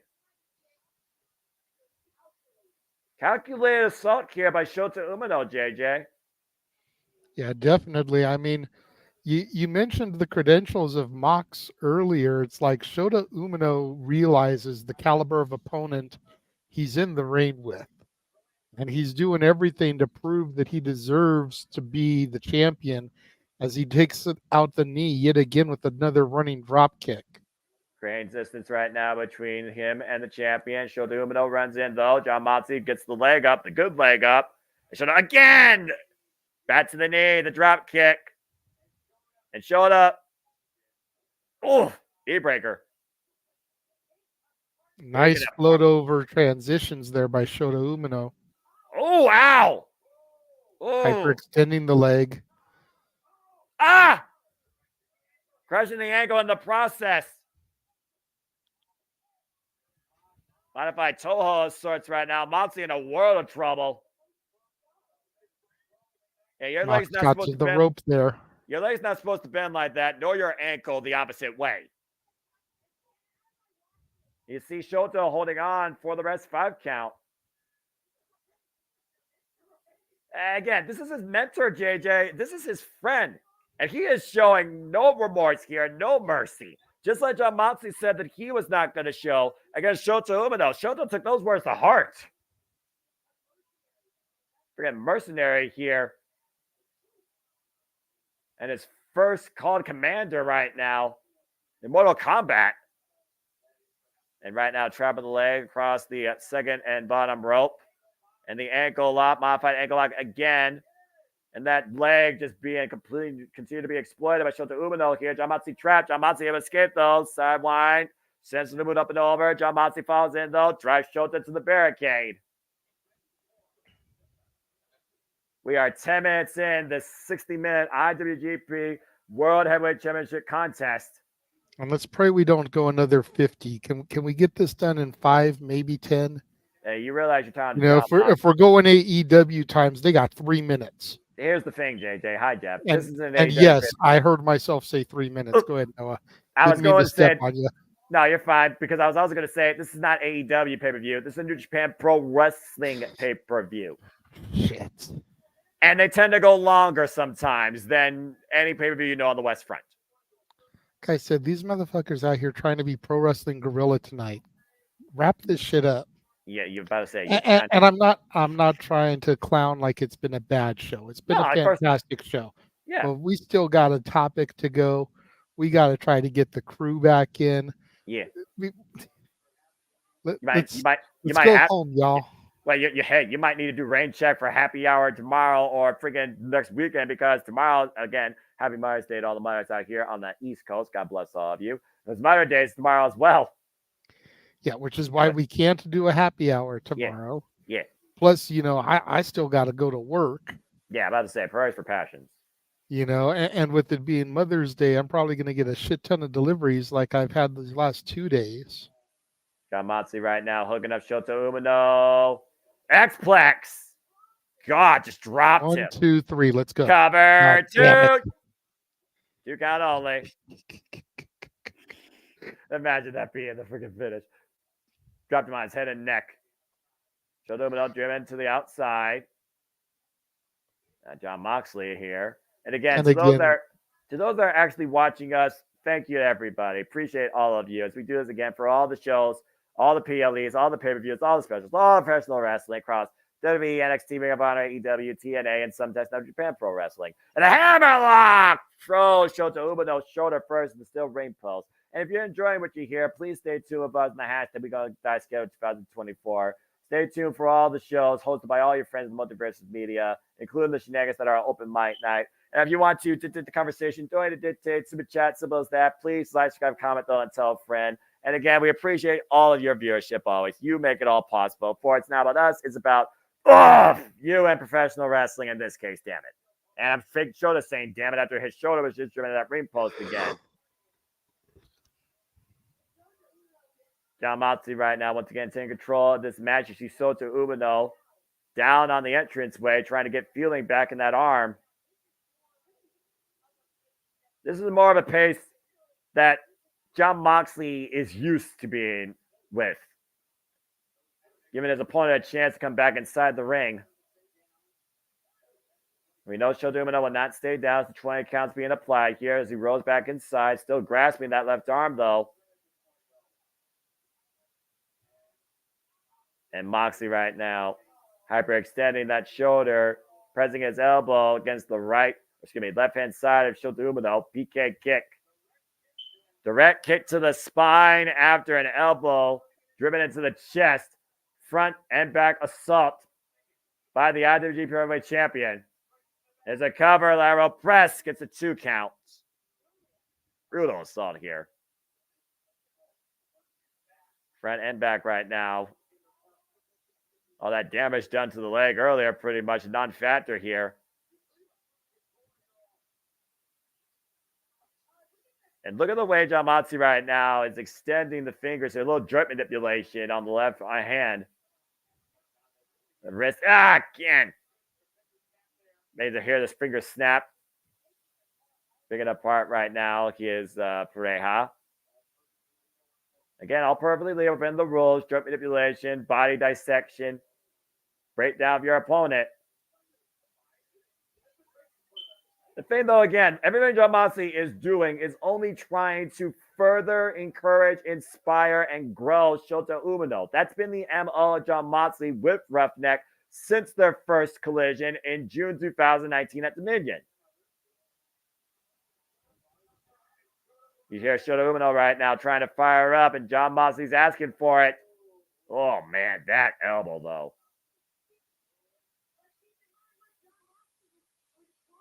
Oof. Jon Moxley and Shota Umino right now exchanging blows here. Trying to draw the energy of the crowd, the adrenaline in his soul. That unrelenting, unhinged nature of the Death Rider. Again, 15 minutes. Hammerlock right now, the double wrist lock by Jon Moxley. Trapping the left arm, now the roll through, taking him down the mat. Rolls over with the double wrist lock. And just rearranging that arm and shoulder possibly out of its socket. Oof. And transitioning the cross arm breaker. And this could be it right here. Shota doesn't find a way to escape this. Needs to find a way to reverse the leverage, roll Jon Moxley up, or find a way to the ropes to force the break. Lunging for it and does so. And able just now to force a bit of a reprieve from Jon Moxley.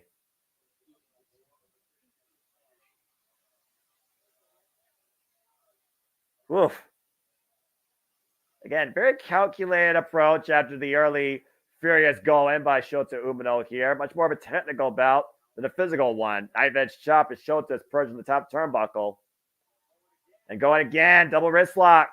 Kimura applied. Of course, you only hold that for a 5 count, though, by up there. And again, the way your arm and elbow, not supposed to bend that way. Mox has it on, front face slut transition now for a superplex! On the lion mark itself, to the middle of the ring, Jon Moxley, though, smelling blood on the wire, looking to hook up Shota Umino for, making him think about it. Pile driver stuffed him! Hook the leg too, no!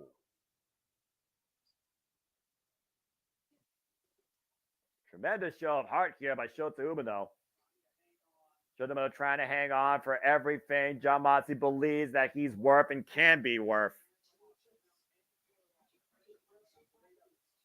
I just wonder, though, JJ, does Shota Umino have enough in him to overcome Jon Moxley after learning and fighting alongside this man for 5 years?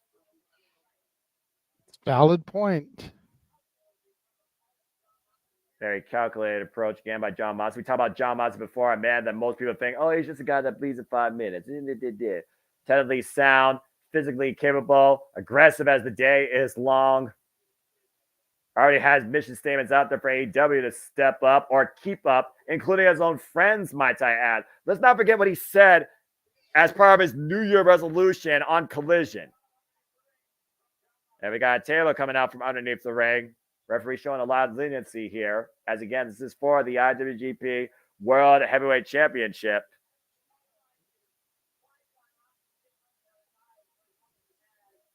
And Shota Umino still unable to get up to his feet right now, but is getting precious time to recover. And Jon Moxley's already got a plan in tow.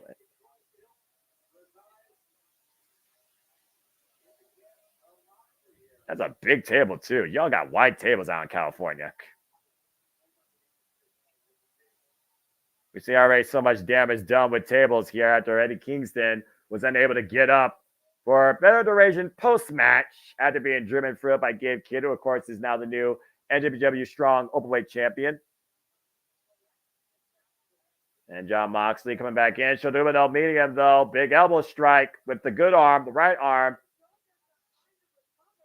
Gave Shota plenty of time to try and recover and rebuild some offense here. Oh, man. Both these men just teeing off. Oh, God. The headbutts now into the chop to the chest. Rocking roughneck. John Moxley drop kick by Shota. Blocking a possible lariat. Again, Shota Umino showing that fire that breathes within him, that fighting spirit that defines New Japan Pro Wrestling in its 52-plus year history now. Biggest opening right now for the challenger, hoisting up to his feet. John Moxley, though, back up as well. John Moxley coming in, though, drop toe hold, hum across the second rope. Now Shota Umino, slingshot. DDT'd off the apron. Moxley staggered after being slingshot across the second ropes, laid out now across the apron, precariously close to that table. And at this point, I don't think either man are still at that point where they're done with each other yet, JJ. But Shota has a huge opening here. Definitely can still take it here. He's got Moxley kind of staggering around. Just needs to take advantage. That table, you're fine, brother. That table already looks like it's been warped, though, underneath John Moxley's weight. Yeah. And right now, Shota Umino looking to take full advantage of John Moxley as long as that table can sustain his body weight. And John Moxley right now in a vulnerable position. Oh, what the hell? What the hell? Looks like he's ready to move. But steady footing though, Shota Umino on the top rope. Big elbow drop for John Moxley's heart through the table. Umino needs to get Mox into the ring right now and try to capitalize on this. Number one with the bullet straight out of the barrel as the shot hits. That elbow straight for the heart of John Moxley. John Moxley laying in a heap. Was that the last reserve out of Shota Umino? Referee starting his 20 count. Again, if neither competitor gets in the ring, John Moxley will retain. This way you got to dig down deeper than you never thought you could before. Umino, the first man, though, to get back up to his feet. All you got to do is get up, get John Moxley in the ring, and maybe go for a pinfall at this point. Up to 12. Up to 13. But John Moxley, though, is still on the outside. What the hell is John Moxley doing? Trying to get him in the ring. 17. Shota Umino perched up again. 18. 19. Moxley gets back inside. Shota's got it! There's a drop kick, side of the head! Big German suplex, foot over, hook the leg, the cover, 2, no! Pass your final exam, young man. Rising knee strike, key to ignition, connects! Is enough here? Do we have a new champion? Moxley gets the shoulder up. How? The crowd is really into it. Despite all the action they've seen tonight, they're still on their feet ready. Double underhook, counter, RKO. Guys crusher! Whip for the Death Rider, John Moxley counter. Hook of the leg, turbitin, and Shota gets the shoulder up. And now look at John Moxley. Might be going for that rear naked choke. The bulldog choke. Shota Umino able to reverse the pressure, able to roll through. Now Shota Umino going for the STF. Passed down to him by Masahiro Chono.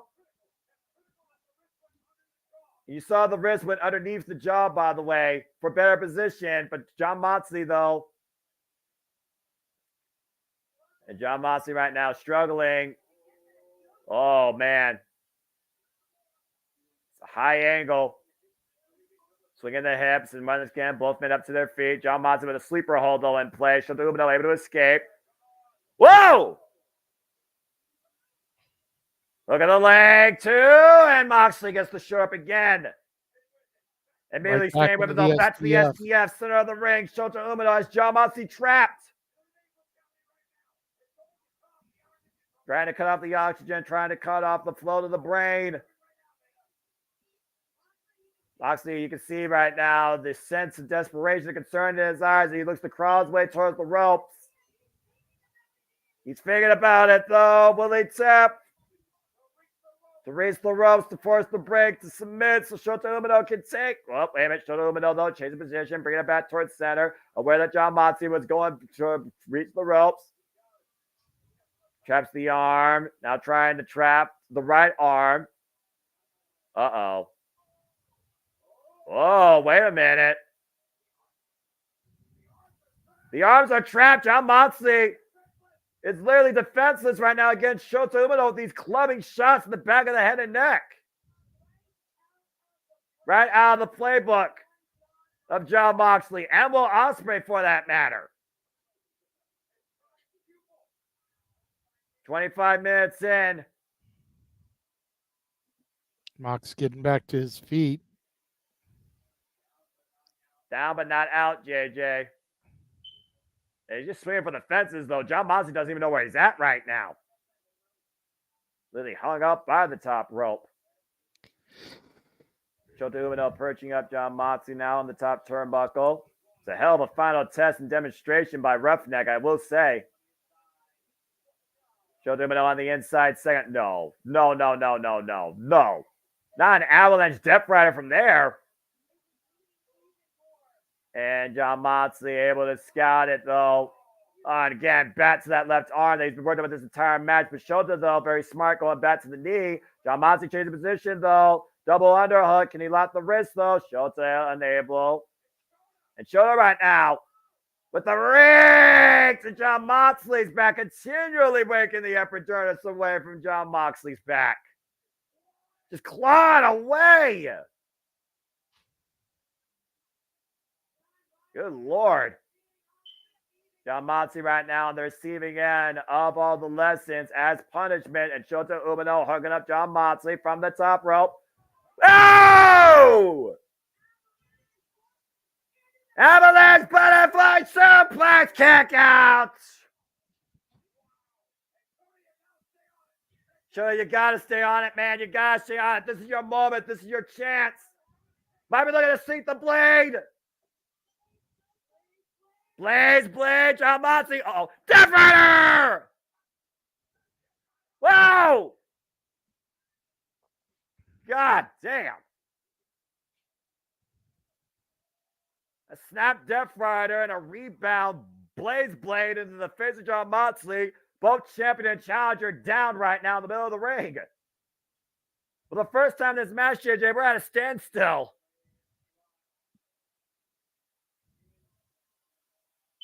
Both men locked here in combat.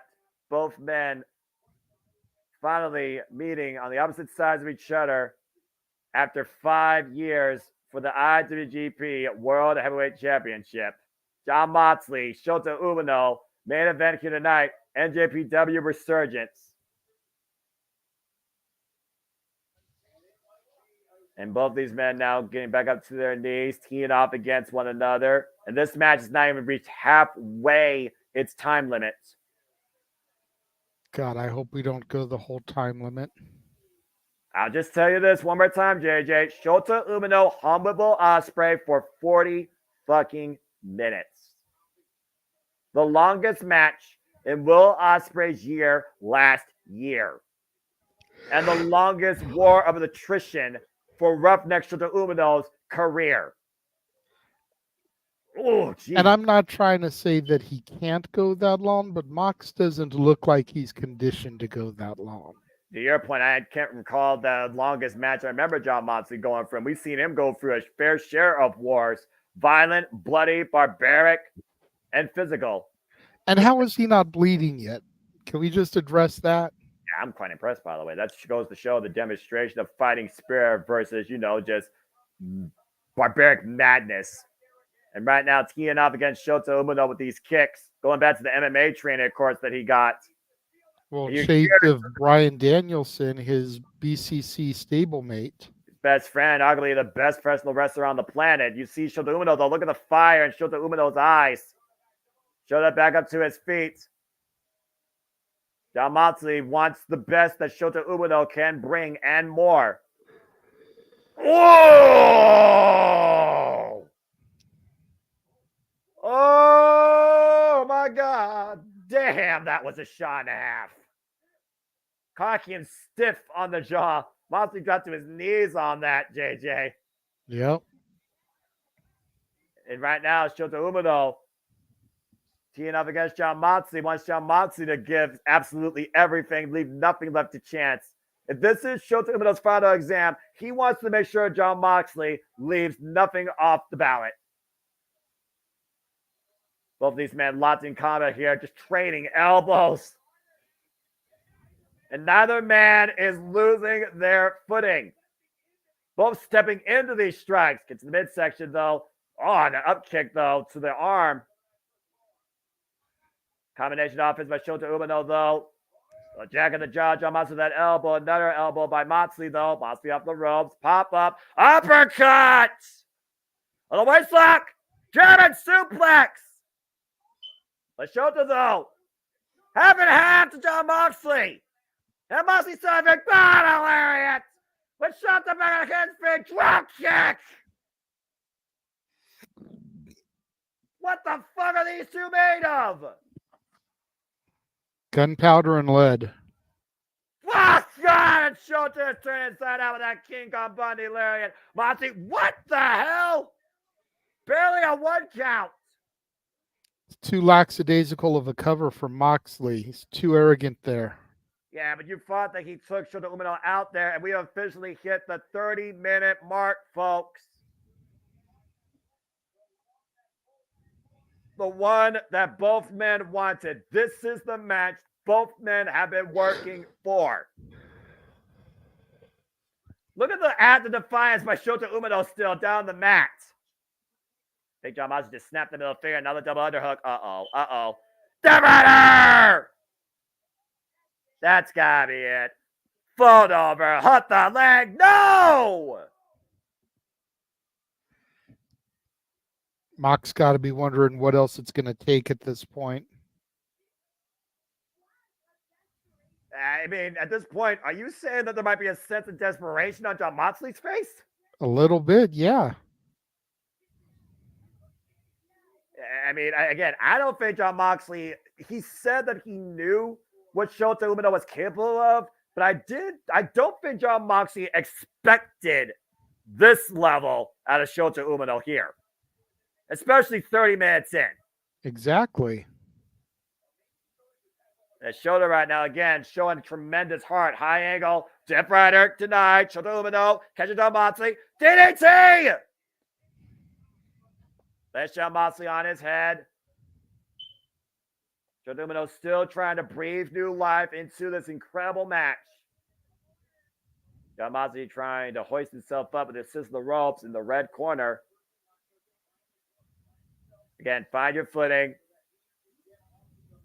So you can get off the mat. Shota Umino, though, scouting him. Drives his knee into the back. Out of the corner. Tornado DDT. Floats over. Maintains hold. Front face lock control. Shota. Plenty Mox. Number 2 now.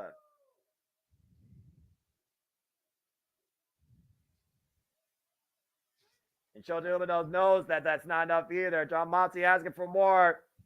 Jon Moxley asking for Shota Umino to give the last bullet needed. Mox asked for it. He got it. Plays blade. Double underhook. Death Rider. Shoot the half. Cover the cover. 1, 2. We got a new champion. No! Jon Moxley should have been out for the damn 3 count. The swing of the hips and the modification to the Death Rider, swinging him out and dropping him on his head. Joe Domino once again in the corner. Jon Moxley unaware, though. Look at his seat, the blade.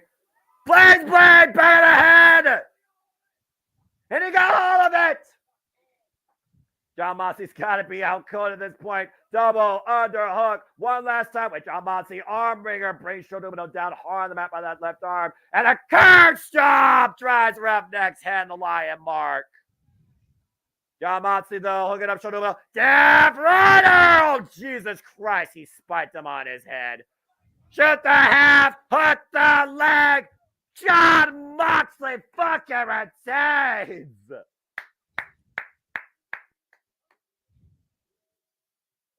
Damn.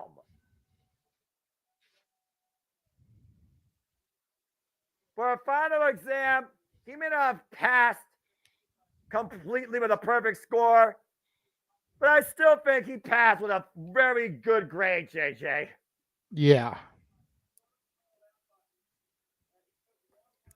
I'm not surprised Mox retained considering he just recently got the belt, but a hell of an outing by Shota Umino. And you saw Jon Moxley, the way that he let Shota Umino get that last shot in, that Blaze Blade, looking for the Death Rider following that, and Jon Moxley still found a way. Jon Moxley has put down his prize pupil, and this final exam has finally come to a conclusion with Jon Moxley hitting Shota Umino. If Jon Moxley's willing to do that to somebody he calls something close as a friend, if not a brother, what the fuck you think this man's going to do against somebody that could be an enemy, truly that stands across from him, with no sense of sympathy or remorse? Jon Moxley, of course, concludes tonight's festivities here at Resurgence, emerging still IWGP World Heavyweight Champion. If it's a very game, Roughneck Shota Umino. Of course, we saw a whole lot tonight. We saw Alex Windsor contend for the NJPW Strong Women's Championship. Steady Valkyra still the champion. ELP and Nicolao regained the NJPW Strong Openweight Tag Team Championships. West Coast Reigning Crew put Philly Tom Lawler in the back mirror and beat the team of Dirty Work. Zack Sabre Jr. beat Hiroshi Tanahashi. Yoda Tsuji and Tetsuya Naito beat Bullet Club's David Finley and Kenta. Jeff Cobb was able to outlast American Psycho Lance Archer, but now has Tomohiro Ishii waiting to challenge him for the WWE World Television Championship. Shigeru Takagi was able to out-wrestle and outspeed Uyo Uemura, where the face of Fury Hanare is waiting to make his return to challenge for the NJPW Never Openweight Championship. And, of course, we saw Gabe Kidd put down Eddie Kingston the hard way through a table to win the NJPW Strong Openweight Championship. And we just saw in the fight of his life, Shota Umino take his final exam against Jon Moxley. Jon Moxley still IWGP World Heavyweight Champion. And you see right now Jon Moxley with the nod of approval and respect. Jon Moxley is the guy in New Japan. Shota Umino is the future, though. There is no denying that.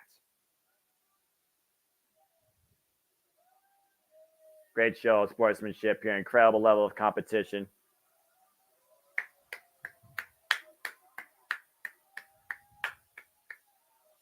The show of respect here, as customary in the highest art forms of Japanese professional wrestling. And look at that. That's big. That's big right there for that young man. Hey, wait a minute! Oh, fucking hell! The House of Torture!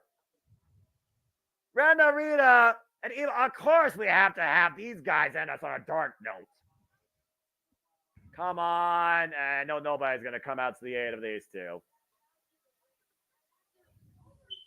After over 30 minutes of incredible professional wrestling action, these fucktards ruining this post-show of respect. Bunch of fucking cowards. Oh, great. He has the mic.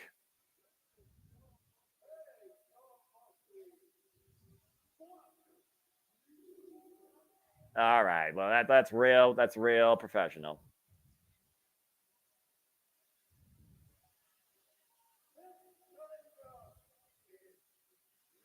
For the love of God, if Evil freaking becomes the IWGP champion, I will desubscribe from New Japan Pro Wrestling.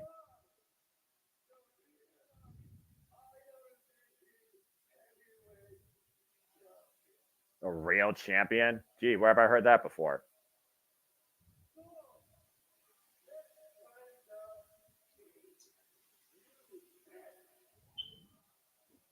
What the fuck was that? Oh, no. Don't you even. No. Oh, my gosh. That championship being degraded in that black spray paint.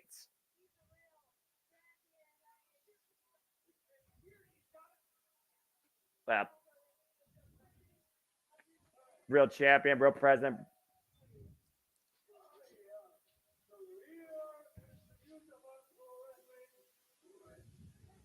Yeah, this is when the company's going to go out of business. Can we not endorse this guy anymore on our screen? Can we cut the feed? Mike drop. Gone dark, so you know. Yeah, Evil brings a darkness that decimates the IWGP World Heavyweight Championship and the champion itself. Two men that exhausted themselves with blood, sweat, and tears. No blood, actually, excuse me. Sweat and tears, fighting spirit, what NJPW was founded on, and then this freaking ingrate ruins it. Dark tone, a silver lining right now. Well, regardless, if you're a fan of New Japan Pro Wrestling, know this. Evil and House of Torture are coming for Jon Moxley in the IWGP Heavyweight Championship, and Lord help everybody in that. Evil asserting himself as the next challenger as we finally leave you with this new emerging detail from Resurgence. Jon Moxley still IWGP World Heavyweight Champion. Fuck you, Evil. For the Renegade Wrestling, JJ Williams, for the man's name Marquis, Jeff Motherfucking Beecham, I'm the Simon Noah Foster. Again, fuck Evil and fuck cunt EVPs. We'll see you next time here at the JMN Multiverse of Media live watching event schedule as we get ready for the conclusion of our Saturday night shenanigans before it's all about celebrating the mothers of the world. Yes, Happy wrestling, everybody.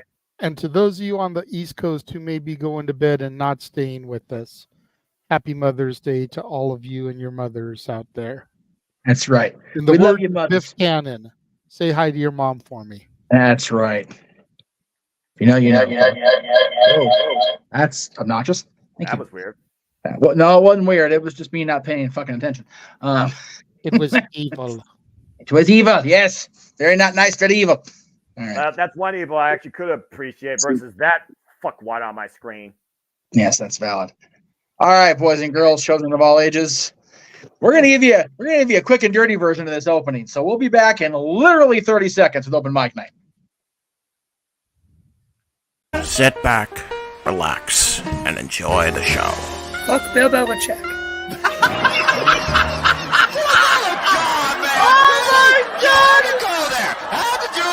Football thing. We had it on wrestling, and then you bring in that shit. That's just how the thing goes off the damn rails. Brilliant, bloody brilliant.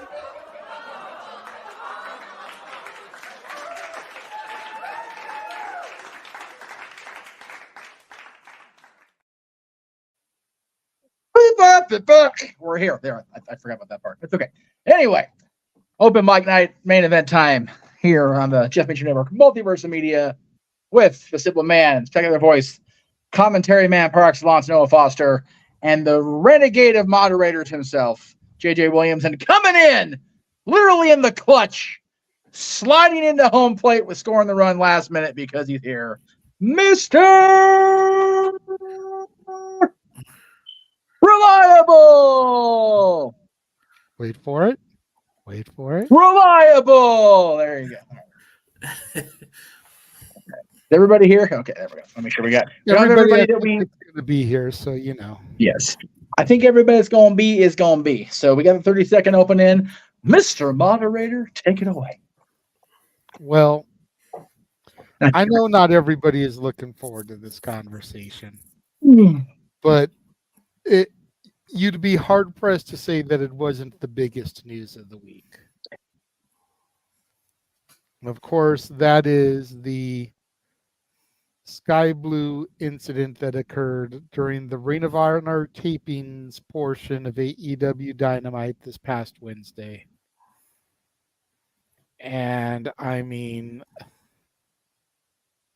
where do you even begin with this? I mean, I guess we start at the beginning, which let me find my paperwork here because I did save shit. In the beginning, darkness. And then there was light, but it was shed upon it. Go ahead. I'm sorry, go ahead. So there was a post made, I believe, on Reddit. And this is where it all started. And it says, watched an awful thing happen involving Sky Blue tonight at the Ring of Honor taping. And the poster goes on to say, a man in the front row continued to make vulgar comments about Sky, commenting on her body, calling her baby girl, the whole shebang, the whole match. Wouldn't stop when people around him told him to shut the fuck up. He just got louder. Aubrey Edwards finishes reffing the match and screams for him to be kicked out to security. Both AEW security and arena security were involved. More people were called when he put up a fight. He had a child with him. Sky left the ring quickly and was very upset. Really awful thing to observe in 2024. So that's the beginning of it all. Then some jabroni goes to Twix and decides that he wants to have an opinion. And to say that it's not the right type of opinion to have in this situation would be, I think, the understatement of the year. This guy, I'm not even going to justify by reading his name. But he goes on Twitter and says some fatherly advice for Sky Blue and all female wrestlers. Stop showing so much ass. Try to look more like a fighter than a stripper. The fishnets are fucking corny. You're making these nerds feel comfortable. The IG thirst traps, the OFs, and anything like that is enabling them to think you're a piece of meat. You fucking snowflakes think this is bad. Ask black wrestlers what they had to deal with back in the days. And I'm not making any excuses, just pointing out the obvious so you can go fuck yourselves. Feminism was about y'all having a fair shot at doing what men did with no discrimination, not about showing more ass.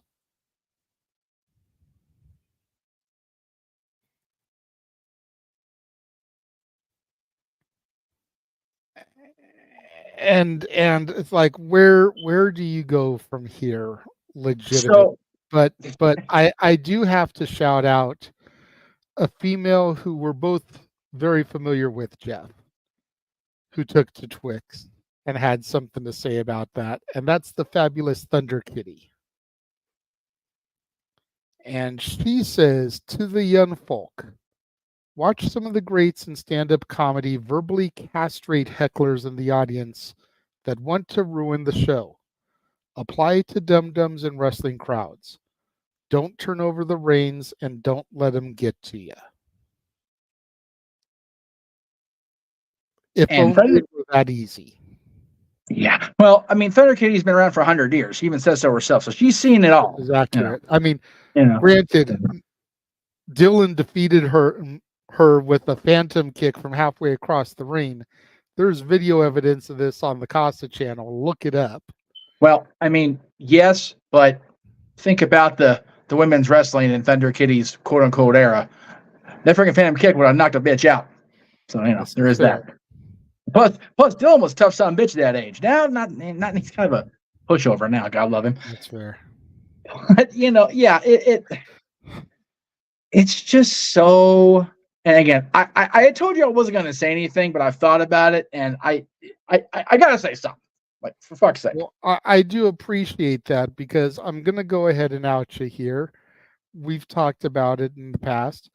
I told Jeff flat out that if he sat here and didn't say anything as this conversation was happening, it could be perceived as he agrees with the guy. Yeah. Doing what he did. And as The Undertaker said in his Hall of Fame speech, perception is reality. Right. You don't want to be perceived as being in agreement with what this guy does. Exactly. So I appreciate the fact that you've thought about it and you have something to say. Well, I was going to go with the perception and just simply state that it doesn't, it wasn't okay when it was done back. I feel very much like a Disney cast member right now. It wasn't okay then, it's not okay now. But here is where my biggest issue is with the freaking Twix reply. Some fatherly advice. Okay, first of all, you ain't my daddy. Second of all, despite your probable intent, you ain't these girls' daddy. Okay? Also, what's one of the first things I say in the long opening? Showed his ass and shit the bed. You show yo ass. It's not about the girls showing their ass in their outfits there, jockstrap.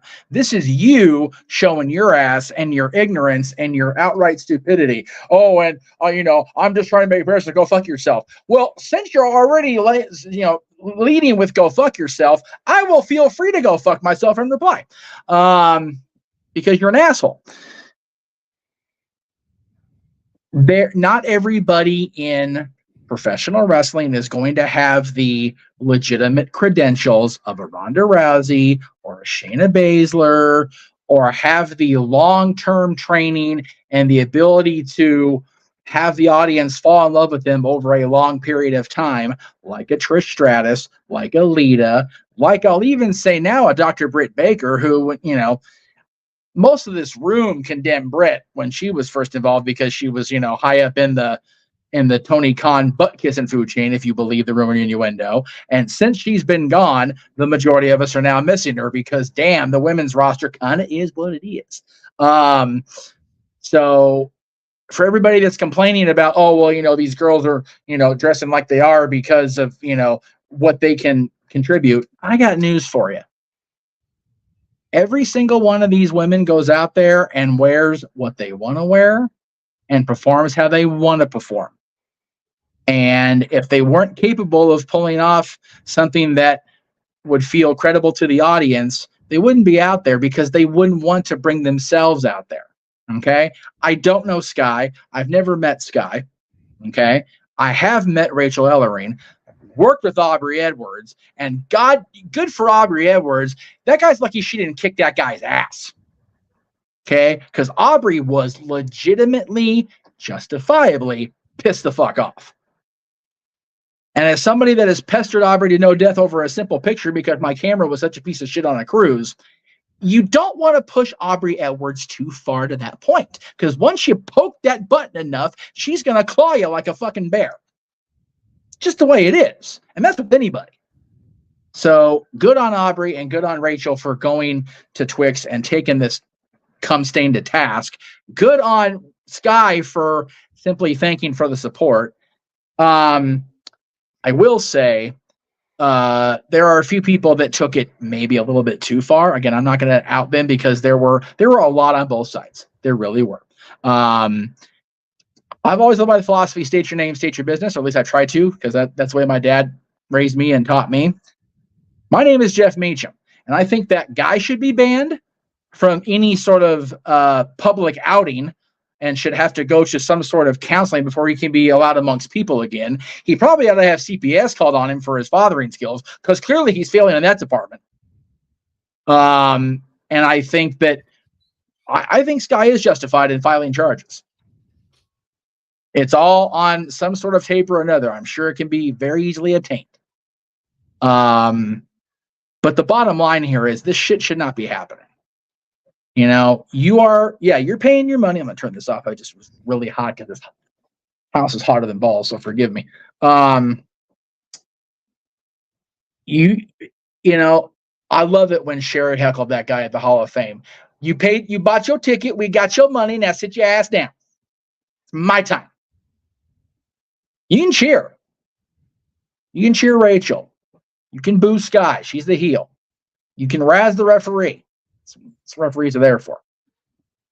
But the level this guy took it goes beyond what you paid your ticket for and what you are supposed to do at a live sports outing, entertainment show, something like that.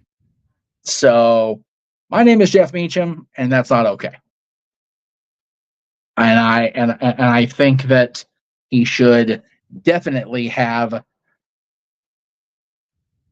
basic human privileges revoked because he tried to revoke them from Sky.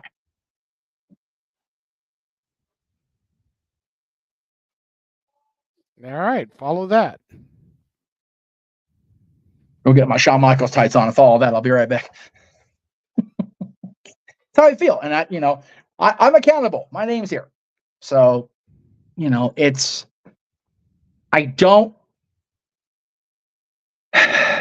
don't like, number one, that this kind of conversation seems to be keep happening, regardless of what company we're talking about. And I really don't like that every piece of business on open mic night this week, good, bad, or indifferent, revolved around the frickin' toxicity circle that is AEW. It's fucking infuriating because I really want this brand to do better. The talent there deserves it. We saw. I'm trying not to spoil, so let me rewind just a second. There was somebody on a piece of footage on, I think it was Rampage tonight, that I've been looking forward to seeing on AEW. And I have other friends that work for this company, and the fact that it's just with no visible indication that the nose is going to pull up here, it's frustrating to watch, and it pisses me off to no end. And before I go mute again, because I do need to go use the toity, I will say, whoever added the Twix feeds back to this stream, thank you for that, because I forgot to do that. You're welcome.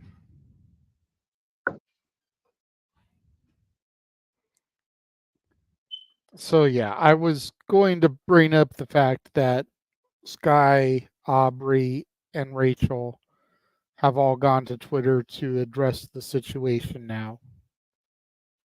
Jeff kind of said it before I could get to it. At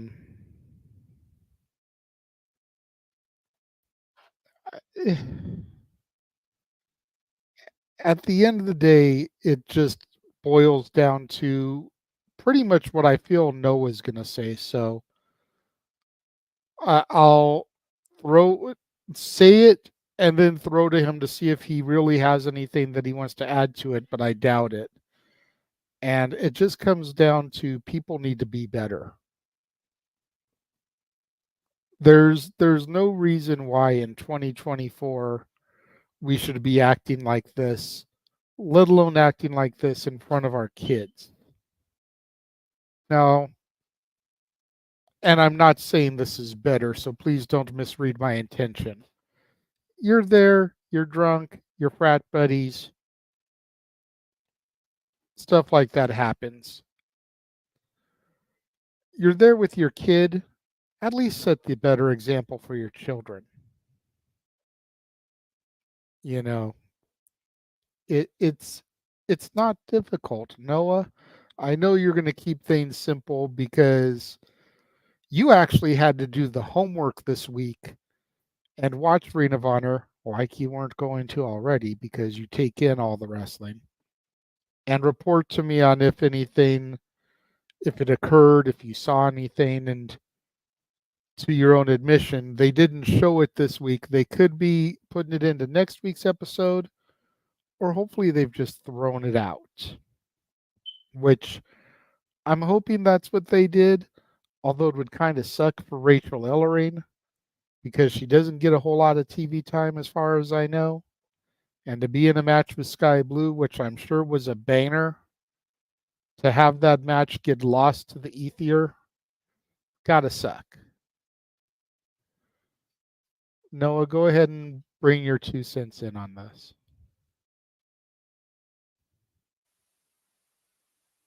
Be better.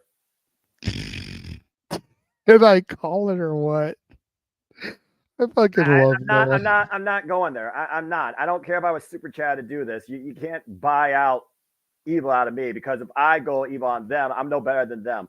It's the same old story as time itself. We're just applying it to the fact that there was one dumb twat and another twat to follow in a twat-filled community that we live in today on the succubus that is the dark nature of humanity and society, founded upon the internet and this social media-driven community that I refuse to be a part of. It's just nonstop total bullshit. It's evil coexisting with the good. And why you have to say all the time that sometimes that's there to balance things out. I feel that one overtakes the other, and it shouldn't. Be better. It's not hard to be kind. Try it. You'll feel better about yourself. Maybe you'll actually be able to look at yourself in the mirror and not regret what you are, even to your children sometime. You ever thought about that? You ever consider why you exist on this world in the first place, and if your existence actually matters? I do wonder sometimes, the good people that take away their lives, what causes them to do that? Is it from some twat, or is it from self-imposed mental warfare? Because the mental warfare you have to literally go out there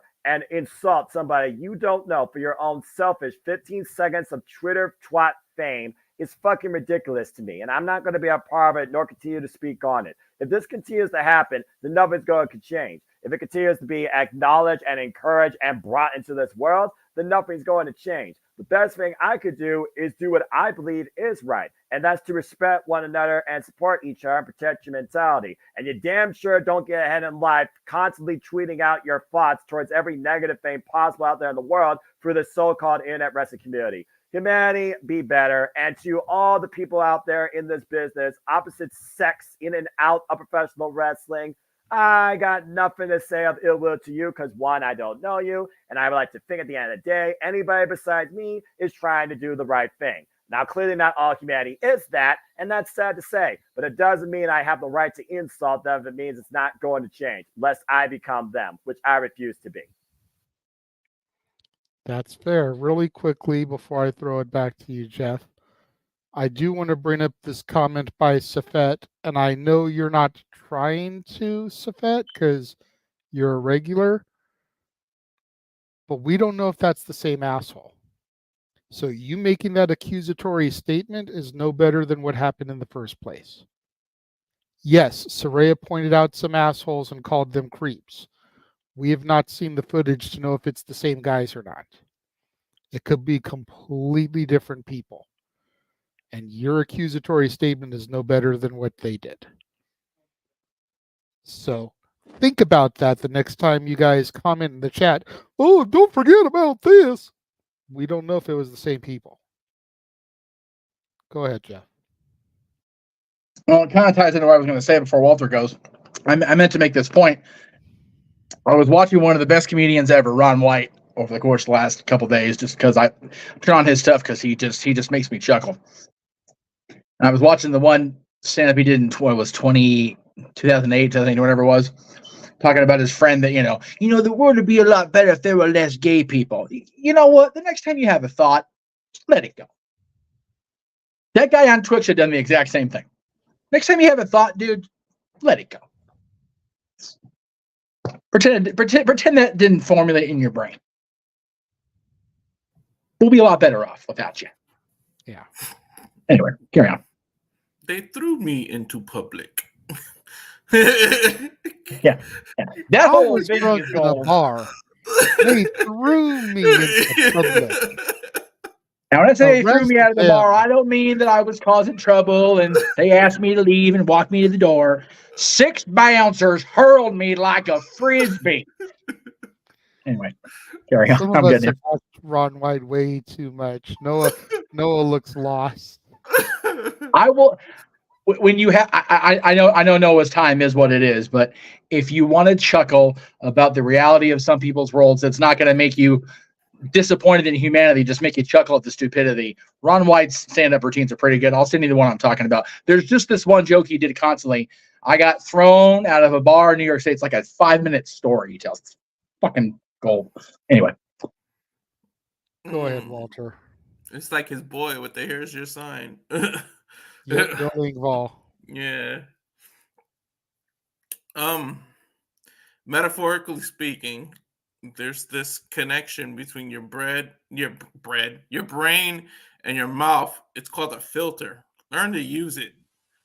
You can have certain thoughts, but not everything that goes into your brain needs to come out of your mouth.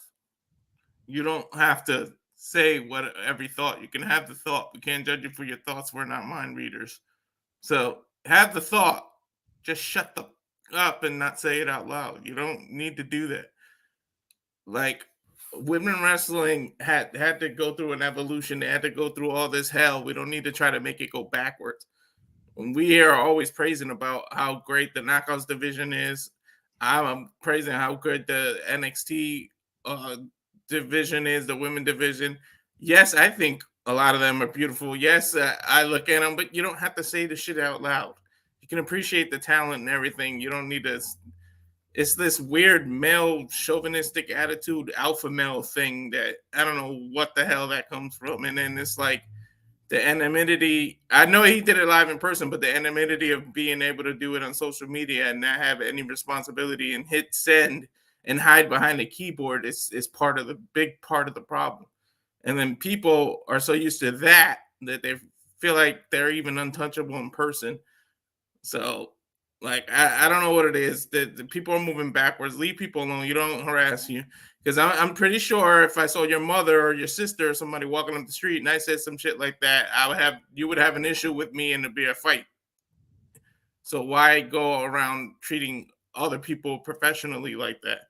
And why wait? I don't get the thing of why waste your money and go treat somebody like that. Well, I love how people got money to waste. It's like people in sports or LeBron, you go in front row, which these seats cost $10, $12, $15,000 in the NBA to go harass somebody. Like, what the hell is the point of that? Like, I'm glad you got money to waste like that, but whatever. But well, yeah, just to play devil's advocate on that part of it. And again, I'm not trying to make it right or anything. That's not my intention. But to play devil's advocate, it was the Ring of Honor taping, which was after Dynamite. So you already saw really what you paid for. You did it during the BS afterwards. It would be like doing it during a post-show dark match. You still got to see the show that you paid for. So in that aspect, you're not really throwing money away because when you came, you probably didn't know you were going to be there for a Ring of Honor taping also. Just like I said, devil's advocate there. Yeah, I get that, but still, it's just stupid to me. Again, it doesn't make it right. I get what you're saying. But devil's advocate. It makes it worse that you do it in front of your kid. Like, way to set the example there. And then when the kid somebody treats the kid's mother the way that you treat Sky Blue, like, do you now have the right to get pissed off? Because, hey, you did it, and he grew up like the kid has no right to get pissed off or if someone talks to his mom like that. So set the example. Do better, like Noah said. So, and just use that metaphorically use that filter because, God damn it, think before you react.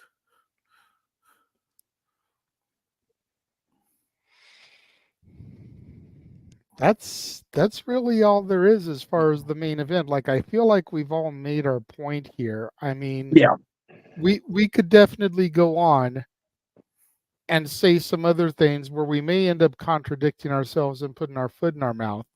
Right. And we don't want to be those people. No.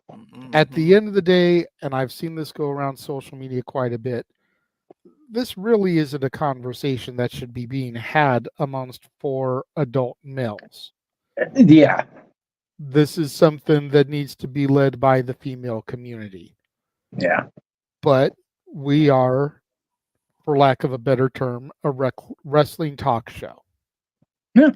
And this is arguably the biggest news story of the week.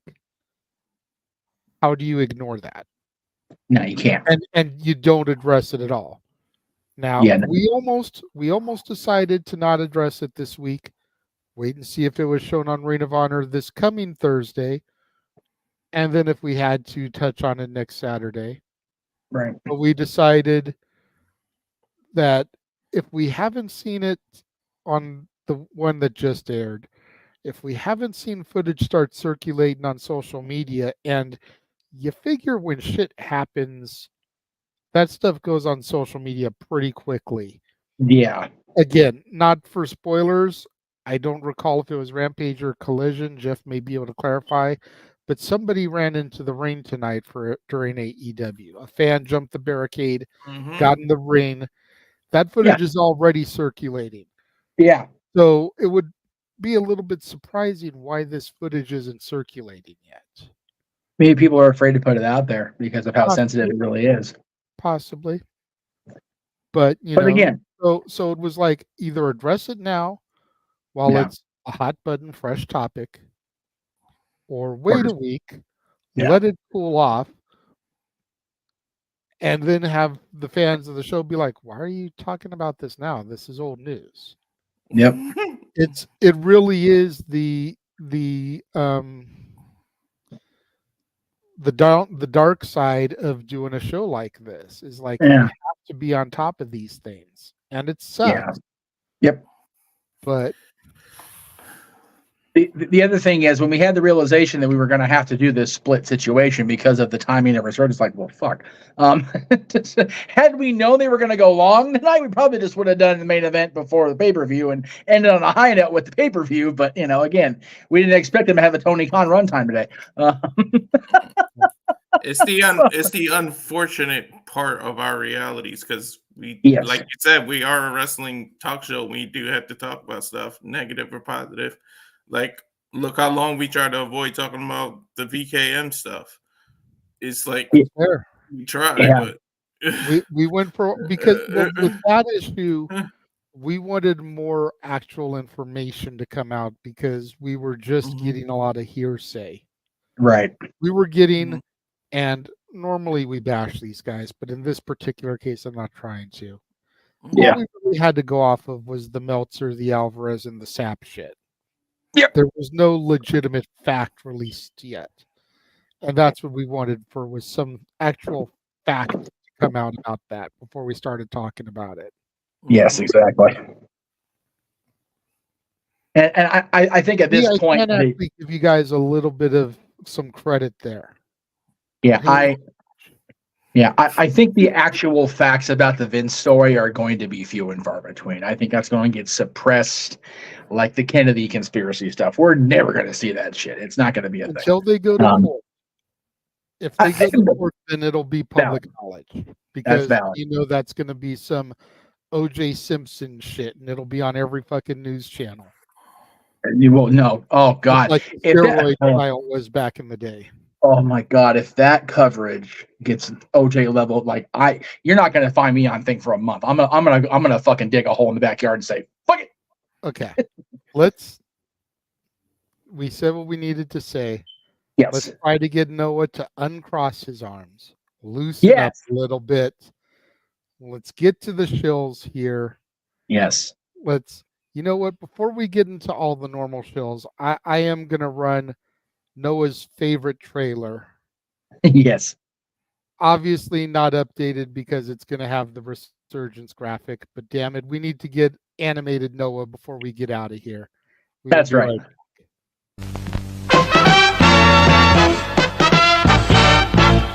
And now, preview time. So let's take a look at what's coming your way.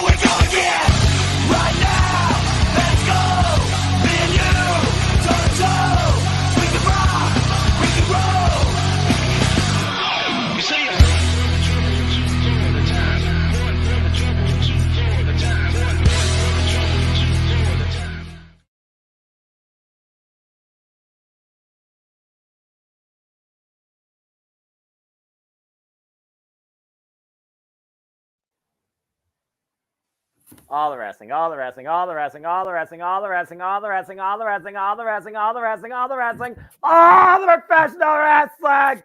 Damn it. And we booked a year out now. There's our Noah. That shit's crazy. We're booked a year out now. And still know there's going to be more to come, so just buckle up for the fall. Oh, dude, just that week of WrestleMania. We were all convinced that this year was going to be the week's gonna die. If WrestleMania is going to be close by and the majority of us are either going or going to be on air covering it, there's going to be a freaking like Waco style, like multiple freaking bodies at the end of that shit. Like after Mania, they're going to find us all in random spots in the desert. Never before.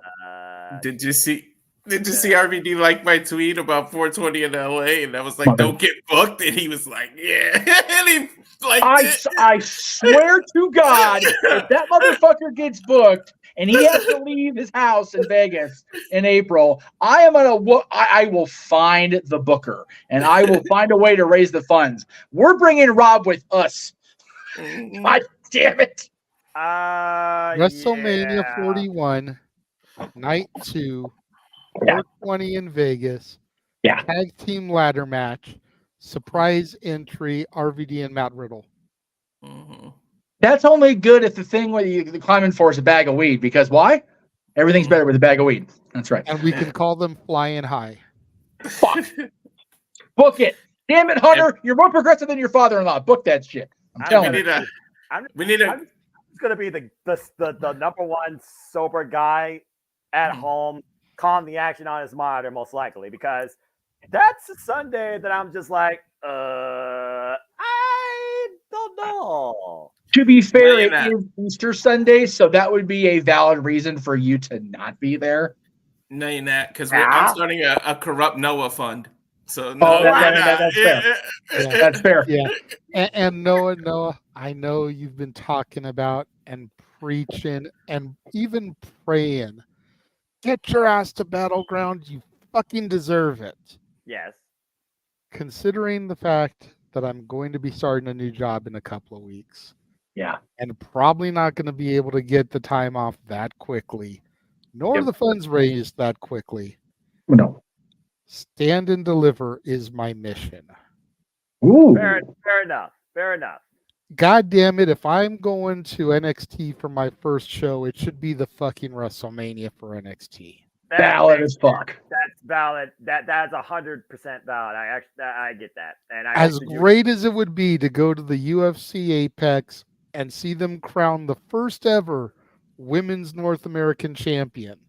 Yeah. I feel like stand and deliver is the bigger goal. And it's not financially realistic to get those funds raised in less than a month. That's just not going to happen. Not for Vegas. Nope. No. Getting to Vegas and even having a ticket for Vegas is not the issue at that point. It's strictly the timing. Yeah. Right. Really. Trying to get, you got to figure it's June 9th. Yeah. I go into my orientation on the 18th. Yeah, there's no friggin' way. I'll maybe get a paycheck between then. Yeah. And Noah's priority over passion phrase is just a ringing. It's like I mean what I say. I practice what I hope to incorporate. No, I know you do. And others. Yeah. But I'm telling you, brother, if there's any way to make it happen, as much as I love this man, as much as I've grown to love this man as a brother, as much as I love the people in this house, yes, there's only one man I could imagine going to stand and deliver with, and that's you. You got to make that happen somehow, brother.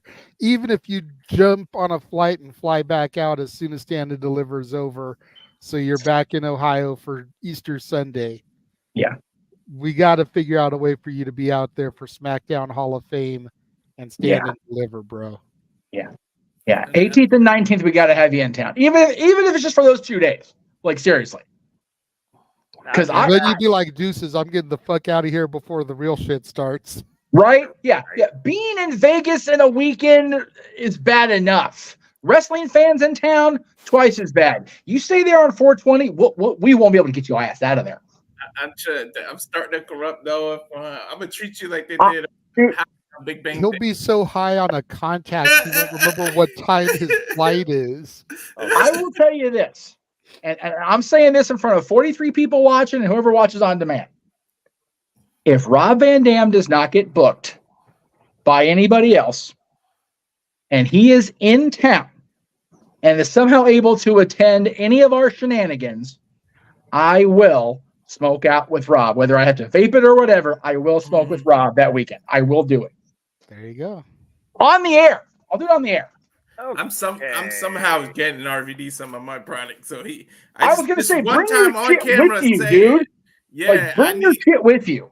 I need him to would just love say it my because name. I can't use his shit because his shit got run out because his fucking business partners were a bunch of shady pricks. But if I can have your shit and smoke it with Rob or use it with Rob, dude, that's like that's not one of those. If lightning hits the building, I'm good. So, but yeah, you figure WrestleMania will be on those 2 days. We'll have Stan deliver that Saturday morning. We'll probably have the Slammies again because that was such a beautiful clusterfuck to watch unfold. They got to do it again. As long as they don't fuck around and do some shit like having Dominic Mysterio on the stage while he's in a video package accepting the award with the rest of Judgment Day, I think we'll be good. Because please, give us R-Truth and his little square of carpet in the audience again. God damn it, that was gold. If they do it on 420, are they even going to notice, Jay? That's fair. I'm just saying. They come from the same show and nobody would tell the difference because everything's going to be so fucked up. So you've got those four. You've got Hall of Fame and SmackDown. Very likely Supercard of Honor is going to be in town. So all the Ring of Honor people will be there.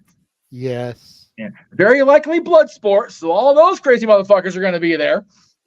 If TNA is smart, they'll be there for a live Impact. TNA better do something on Wednesday and like air it on Thursday. TNA live at the Palms for Impact. That's been their home anyway in Vegas. No, I agree with that. And I really feel like since they're going to do WrestleMania in the stadium, I really feel NXT should push to get the T-Mobile. Like, I know they got to negotiate with the Knights, and that's always an adventure, but don't force those NXT kids to be in the MGM Grand. The MGM Grand's great, but let those kids have T-Mobile Arena. Fucking hell. Yeah. Or Thomas and Mack, if that's still a thing. I mean, then they're wrestling in the same place where the pipe bomb was dropped. Well, no, and Thomas and Mack has a great wrestling history, WWE primarily, but great stuff there. Period. But and MGM of course has Halloween Havocs, but I really feel like both of those places aren't exactly attendee accommodating like they used to be. T-Mobile Arena. Have you actually been to the T-Mobile Arena yet? Of course, I saw Paul McCartney there. Well, I didn't know. Fuck me. Sorry. If I did, I didn't remember. How about that? I try to block out all the concerts you've been to without me, asshole. Do it in Caesar's Garden at Caesar's Palace, where WrestleMania 9 was. I've never been, but one of my dreams is to go see the UFC at T-Mobile. Yes. Stagger Lee was at WrestleMania 9. So first of all, we love you, Lee. Sorry about that one. But because goddamn, that was a bad mania. But yeah. 11 was still worse. I watched them both back recently. It's a tough discussion now. It really is. 9's pretty fucking bad. I know. We've called it. We've called both of them. Yes, we have. God. Yeah. We still need to go back and get caught up. We still have to redo 13 and then proceed from there. But we got all the way through 12. We did the Iron Man match, but yeah, the freaking odd manias prior to 15 are like the odd Star Trek movies. It's a hit and miss, man. 3 has a great Intercontinental match and the moment in history. 5 is fucking 7's bad. 9's really bad. 11's epically bad. 13 has one match. And one moment with that as far as 13, but okay. So 13 has the bread. Say 1, 3, 5, and 13 are solid. 11 doesn't 11. You're right. State well. 11 does not represent my state well. No. Well, yeah. Remember, it was in Connecticut because they were running so lean because of everything that was going on. Anyway, we went a little bit WrestleMania crazy there, off the rails there. But Clearly, because you guys are trying to get me out to LV during Easter weekend. Hey, so We Pip's are- got a point. They should book The Godfather for 420 in Vegas, dude. Oh gosh. You said Roll our a truth fatty for this Yeah. Pip daddy. Light Uh-huh. that shit up and say, Pimpin' ain't easy. I'll even And they go can this have far. Ice-T come back and do the pimpin' ain't Yeah. easy, man. And you said our truth with the little carpet. Like on 420, he'll probably be seeing little Jimmy again. Emmanuel with the $2 super chat says, Noah, find a church in Las Vegas and celebrate Easter there. Dude, you know what? The difference, Emmanuel, I'm sorry for cutting you off, Jeff. The difference, Emmanuel, is that Noah actually works for his church and does things with the youth ministry. Yeah. It's not exactly the same. No. You can't just roll up into a church in Vegas and be like, hey, kids, you like violence? Want to stick me stick 9-inch nails through each one of my eyelids? If you do that, I'll go with you, Walk up in Noah. there and be like, No. hi, I'm going to teach you now. It's like, No. It may So- burn down, but I'll go with you, Did Noah. you just quote So- Slim Shady? He Yes, I knew. did. He knew what it was. Oh my god. Not a boy. He learning yet. The things I'm exposed No, to. no. Here's what we do as far as the churches in town goes. We find either a couple in the circle or a couple in the fandom, the viewership, that's thinking real hard about getting married. And we roll it to Little White Chapel, Triple H Stephanie style. We get that shit on film. damn right. Just saying. With the girl passed out in the shotgun seat for added effect. Yeah. Fuck, that's terrible, but it's saying- brilliant. In Vegas, Noah might. Pretending to be. In Vegas, Noah might end up at the wrong church, and one of us will be hitched and not even know it, like Brittany. Hey, I still got my minister's license. I will pull that shit off. I don't care. All right, let's Anyway. reel it in. All right, yeah. We got through the open mic night topics. Yes. We had a hell of a resurgence call. Yes, we We've did. got Fun Noah stuff. back in animated, thanks to the Yes. watch along trailer. Yes. And then we went off the rails again because WrestleMania. Jeff, go ahead and start running through the shows, bro, so we can get out of here. All right. You want to do everything or just what's coming up?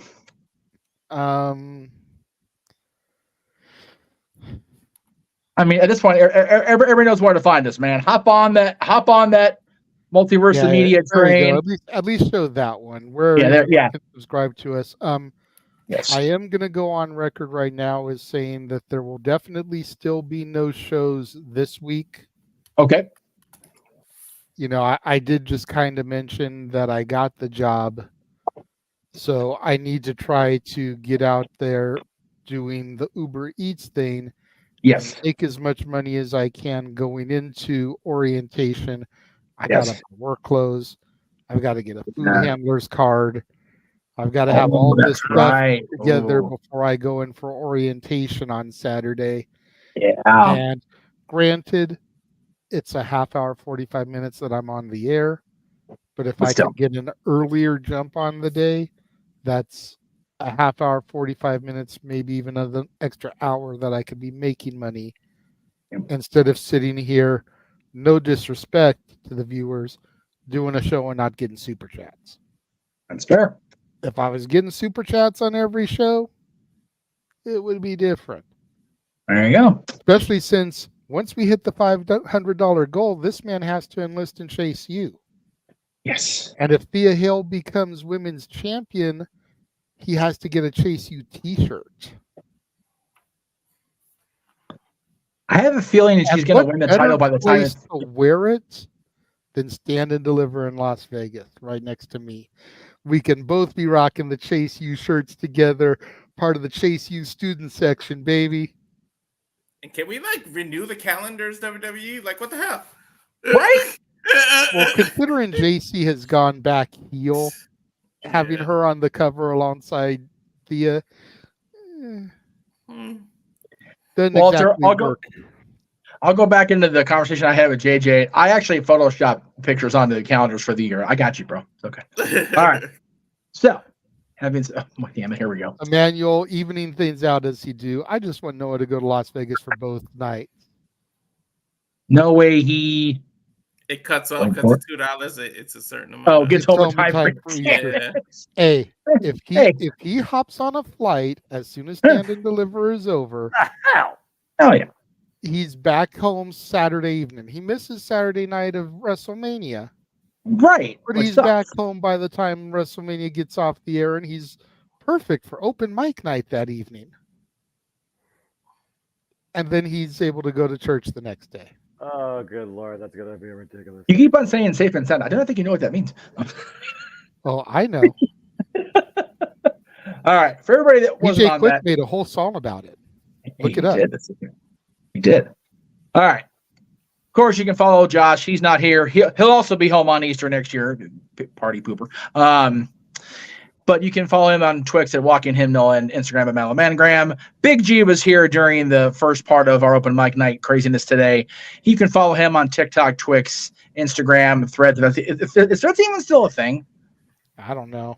I don't use it no more. But I know people post on it. I still get notifications. Oh, so posted a thread you might be interested in, and I never go and look at it. Like, no, I'm not. You're a liar. I don't want to see shit. Walter.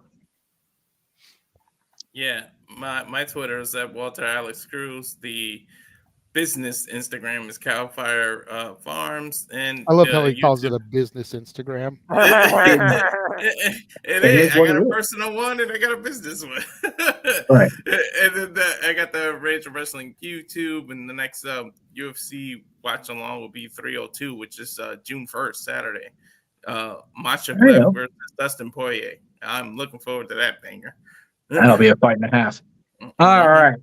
So, of course, we got a lot of stuff that we have in the archives, a lot of stuff that is already in the can, and we're working on these releases, folks. We will get them to you at some point.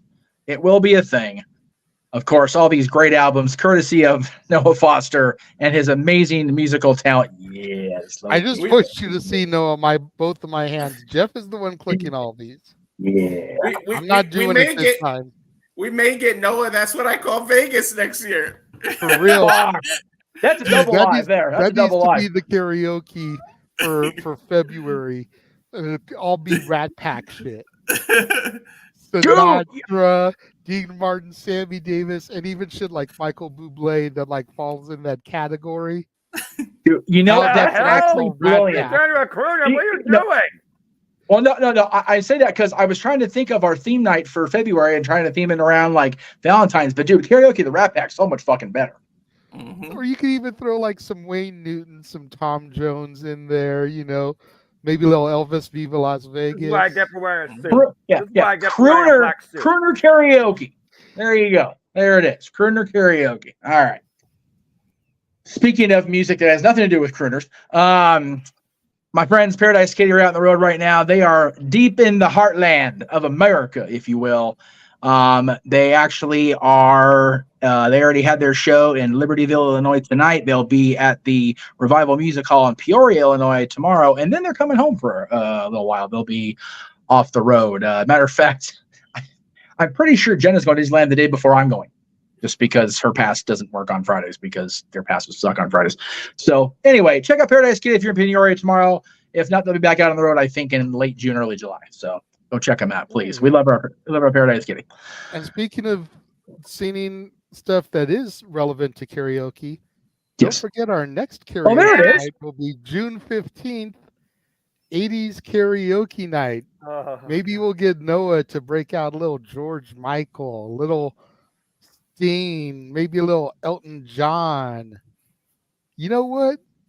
I'd kind of like to see him break out maybe a little Aha, Do Take On Me. Oh, God, no. No, you know what, though? And all of us would just be here at the pedal going, as he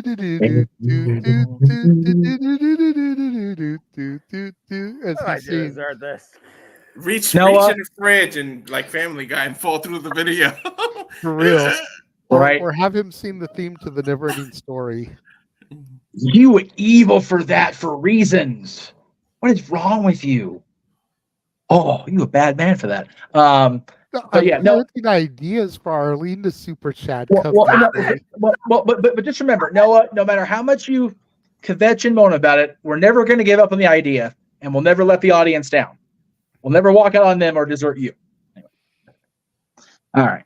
In the archives from last week, these three yahoos around me here, I wasn't part of this. I was trying to get some rest between Backlash and Star Wars content because God knows I need to get some fucking sleep.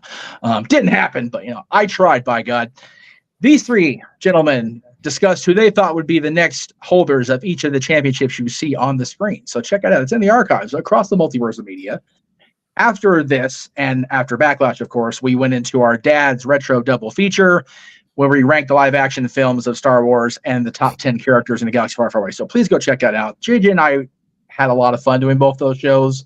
It was back when my technology was better. You actually have backgrounds more than just this ridiculous green shit. So please go check it out. It was fun. We enjoyed doing it. Then, of course, we had our ridiculously fun Star Wars trivia in the style of Jeopardy last Saturday night, beginning at 8 o'clock Pacific. So please go check it out if you haven't seen it yet. It was fun. We had three really solid contestants, quite possibly the biggest what the fuck finish in game show history. Like what actually happened has to be seen to be believed if you haven't seen it. My God.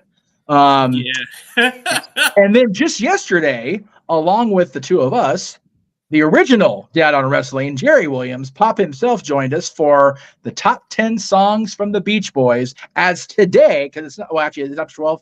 Okay, so yesterday was the 60th anniversary of I Get Around going number one. I can't believe that the Beach Boys, let alone our parents, let alone us, are that old. But yeah, 60 years of Beach Boys number ones as of the 11th. So we had a great 2-hour show with Jerry. It was a lot of fun. So please go check that out.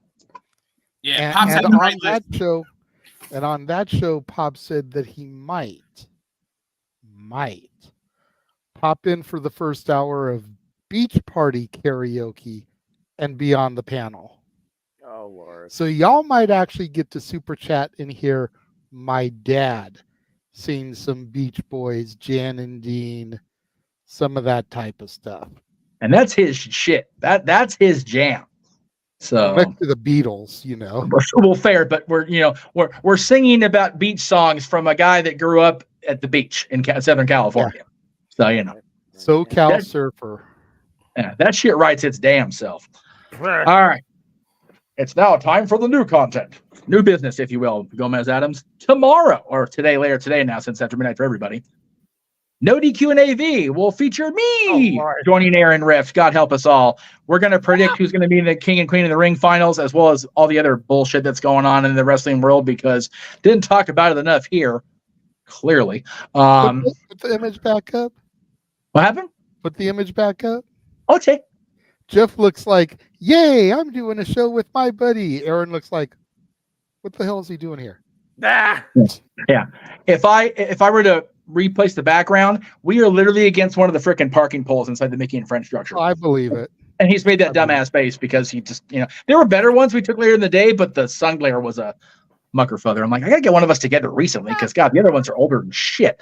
So anyway, you did mention you're not doing your show this week for valid reasons. So we will move on to Meech's Musings, which is back on its normal Monday time slot, 7 o'clock Eastern, 4 Pacific. However, next Monday, on the 20th, we'll be talking about milestones, moments, mysteries, and magic on Meech's Musings. And some of you know what that means, and some of you aren't JJ, so that's okay. So we'll talk more about it on the 20th.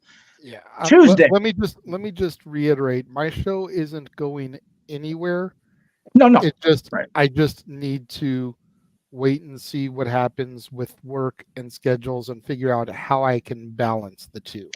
Absolutely. The balance to the force. Yes. Dabble on the dark side where they have better cookies. Dabble on the light side. Dude, they got some bomb ass cookies at Galaxy's Edge. So just saying, folks.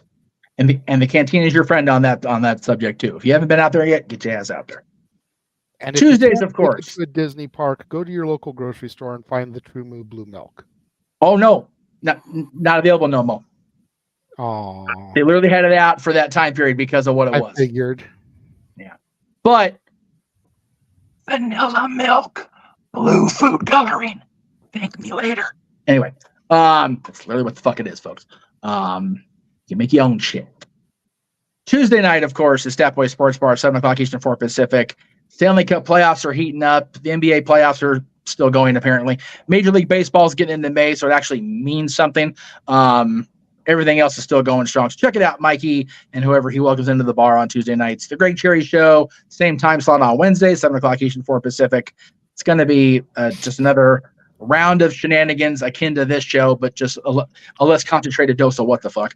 Hopefully. Then we get into next week. So again, I mentioned Meech's Musings on Monday, of course. Sadboy Sports Bar Tuesday, Greg Cherry Show Wednesday.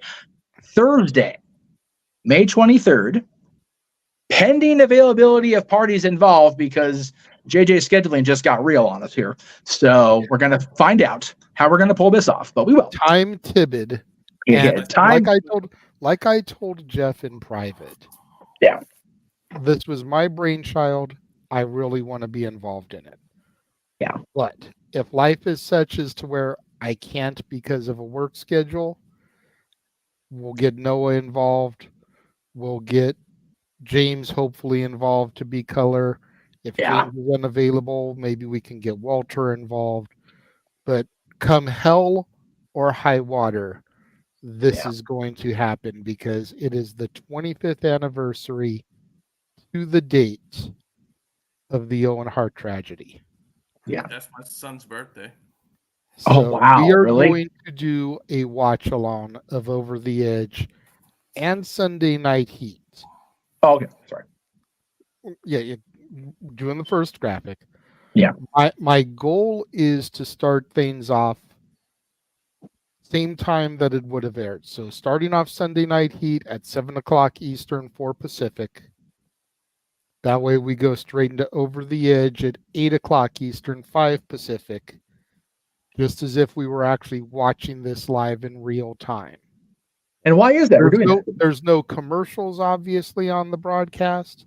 So it's not going to be exact, but we can pause as soon as Heat is over, talk about it for 15 minutes, and then start up the other video as soon as it's done. Right. But yeah, I want this to be as authentic of an experience as humanly possible, because it was in fact a tragedy. There's no other way to describe it. Right. And it's 25 years, like I said, to the date. Yeah. Also keep in mind, JJ's not going to be running the Peacock versions of Heat and the pay-per-view. I found these. I found Heat on YouTube. Everything else that's going to be presented, I found on Daily Motion. Right. In pieces. Yeah, sure. You know, part 1 of, part 2 of, part 3 of. Edited it all into one file. Yep. And saved it. Yep. So. Yeah. So a lot of you have not seen this version.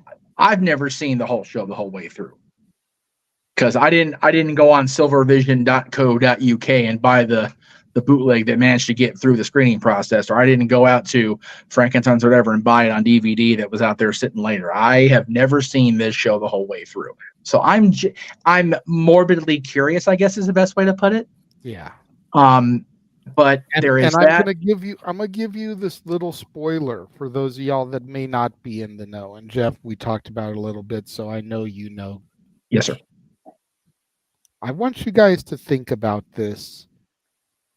Let it rattle around your head a little bit, and then we can go more in depth when we actually do the show. This is the night that Ministry of Darkness Undertaker defeated Austin for the title. Mm-hmm. So the devil became champion the night that Owen Hart passed. Think about that for just a moment. Let that percolate in your brain. Not only did they not stop the show like so many people claim they should have done, personally, I understand why they didn't. Yeah. And I will give my thoughts on that when we do the show, because that'll be part of it. Yep. I have a justifiable business logic reason as to why they didn't. And I know sometimes it sucks to have that mentality, but that's really what you have to look at it as, is business. Yep. But they also gave the devil the title. Right?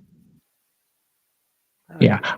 I didn't think about this until I realized the dates and the timing and everything.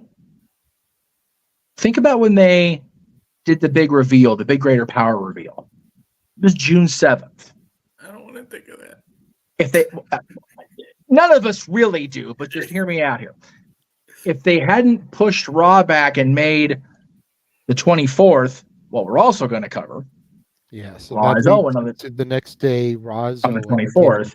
Had that not been the case and it had just been a regular episode, that means the whole scene with Austin getting to see that it was Vince would have been on the 24th instead of the 31st. So in the span of 24 hours, we lose Owen, the Devil wins the title, and the Puppet Master is revealed as the greater power. That's a fucked up couple of days. Yeah.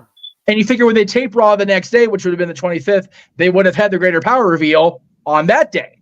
So 3 days, it just would have been a very different sort of interesting. Yeah. But anyway, yeah. Raw is on. So the next day, Friday, 25 years to the day, we're going to do Raw is Owen. Watch that back. The testimonials and the thoughts from the talent. Really the first tribute show they ever did. Yeah, so in this vein, yeah, definitely. Because they didn't really do one for Brian Pillman. No. No, not exactly. You know, and really that's the biggest passing that I know of as far as like active on the roster at time of passing. Yeah. Prior to Owen. Yes. So there wasn't like Raw is Pillman. Yeah. But Raw is Owen set the bar for what would come with Raw is Eddie. Yeah. You know, SmackDown is Eddie, because by then they had filled out to 2 shows a week. Yeah. Raw is Benoit, which ended up being what it was, just showing highlights of matches with some stuff interspliced in. It wasn't even a true tribute show. No. In the vein of Owen and Eddie. Yeah. And that one's not on Peacock at all. So yeah. But it's like a best of or something. At the end of the day, it's a very touchy situation, much like our main event tonight was. Yeah. Nope, that's true. But I felt, with it being the 25th anniversary, that this was something that we needed to do. And we will. And Noah agreed with me as our lead commentator par excellence. We're going to do it. Yeah. You know, I want to talk to James about the logistics, but for some of our regulars here, I would love to give you guys the opportunity to super chat for access to the Discord, so that you can be watching this along with us, as we call it. Yeah. Hopefully I'll have some kind of information come next weekend. Yeah. When we do open mic night. But I need to talk to James about, you know, the logistics of it and like how many people we can have up in there without it bogging down. Yeah. What me and Noah are trying to do. All right. That way we can, you know, if it has to be limited to, let's say, 10 bodies, then we can maybe squeeze like 5 of y'all in there, because you figure there's 4 of us on screen right now plus James. Yeah. And even if he's not there per se, it's his Discord, his feed is running through it, so he's in there even if he's not watching. Right. We'll figure it out.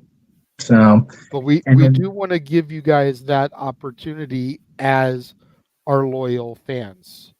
You know, people like Safet, people like Emmanuel, people like King Mike, people like Daniel. Yeah. We want to give you guys that opportunity should you choose to want it. Sure. Yeah, it is not compulsory attendance, I promise. No. Now, the next 2 days, y'all better show up and show out, because we got a hell of a couple of calls coming up that weekend with King and Queen of the Ring Yes. the morning of the 25th, along with open mic night that night, and then Double or Nothing Sunday night from the MGM. So, yeah, seriously, WD, let AEW have the MGM. You guys do T-Mobile. Like, that's fine. I'm hoping with my newfound schedules and everything, I'm hoping I'll be available for King Queen of the Ring. Right. I may have to work during open mic night because it's the restaurant industry. When are they busiest? Dinner Friday, time. Saturday, Sunday night. Yes. Yeah. Especially where you going. Yeah, that's a night thing. So, my attendance on open mic nights may become less and less, which means either Jeff will be stepping back into the chair or Noah could even start taking over as host. We see when he does our anniversary show every year, he's got a great voice to lead the charge. So, yes, probably be one of these two running the show on a weekly basis if I'm not available. So. And then we're finishing out the month of May, as decided last night and into this morning, with the dads returning to their every other week schedule, starting the Friday, May 31st, and then we'll be on the second Friday of June. But Friday the 31st, the top 10 matches for the Intercontinental Championship in WWE history. Now, Jeff Renegade, why did you guys pick that topic? Well, funny you ask, because considering the Friday before that is Raw is Owen, there clearly weren't any title changes or anything because of the shenanigans afoot. Right. Halloween week on Raw. Yes. Jeff Jarrett, Noah's favorite, defeated the Godfather to become Intercontinental Champion. Damn it. And why did you do that? That was supposed to be Owens. Yes. Owen was supposed to defeat the Godfather as the Blue Blazer at Over the Edge. If y'all didn't know that already. Yes. So Jeff Jarrett got the title in honor of his fallen tag team partner and best friend. And I still say they should have ran with Jarrett as a babyface for the time being. Yep. After that, if they were ever going to do it, that was the time. Right. Turn him heel at SummerSlam. Still do the D'Lo thing to screw D'Lo, and Jarrett can go back to his heel ways then. Yep. But those couple of months as that sympathetic baby face, and that would just make it even more dastardly when Mark Henry helps him be like, I had y'all all along. Yep. Yeah. Nothing else needs to change. No Mercy, he loses the belt to China and leaves the company. Yeah. Nothing else really changes with that. Yeah. He could have been baby face, y'all. Could have happened. It could have happened. Yeah, but yeah, we're going to. In reality. But because of that title change, and because this year is, what'd you say, 45 years? Yeah, it's the 20th anniversary of that title win, but it's 45 for the title. Yeah. So that's why we're doing that theme on that day. So yes, we are staying busy throughout the rest of this month, and June we're not going to let up, folks. So stay tuned with us here across Open Mic Night and the Multiverse of Media, because as a great world champion who apparently can't get a decent pizza without causing a bunch of bullshit once said, we've only just begun. Woo! And step into my world.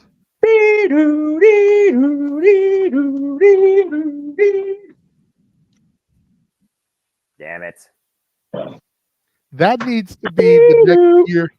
That needs to be next year's wrestling karaoke. Someone needs to super chat for Noah to sing My World. We did that to him already, didn't we? Did we? I don't remember. I thought we did. I don't remember. If not, hell, have him sing Cowboy by Kid Rock or With My Baby Tonight, like whatever. There you go. Oh, God. Every year wrestling karaoke, Noah has to do at least one Jeff Jarrett song until we run out of one lyrics. Oh. With My Baby Tonight, one of us did it. I know we did that one. I think I tried to, and I just botched it so bad because I didn't have it properly in my ear, because I usually do that song pretty good. So. But yeah, we figure we've got his With My Baby Tonight. We've got his WCW Chosen One. We've got My World. Hell, we've got Simply Irresistible when he was in his own territory with his dad. Yep. That's a damn good song anyway. Simply irresistible. Irresistible. Yeah, that's a damn good song. So It is. Maybe we'll get Noah doing that on 80s night. Stop it! God, I'm gonna Yeah. shut my mouth before something really stupid. I was gonna comes say, out. don't. Yeah, I fear Arlene and Emmanuel and what they have in store. I fear. Yes, this is a valid statement by Emmanuel, because we're that evil. But I pitched to him over the last couple of days that wrestling karaoke WrestleMania week this coming year should be everybody that's been involved in a WrestleMania and their theme song, plus the theme songs of Mania for that year. That way, there's a plethora of choices on that wheel. So we'll see how that goes as we get closer to April 12th. And yes, we only went off the rails and went to 12:40 because we started doing the shills pretty much right at like 12:15 or so. So because the main event ran along. So thank you to chatter for sticking with us. All 53 of you. We love you, kids.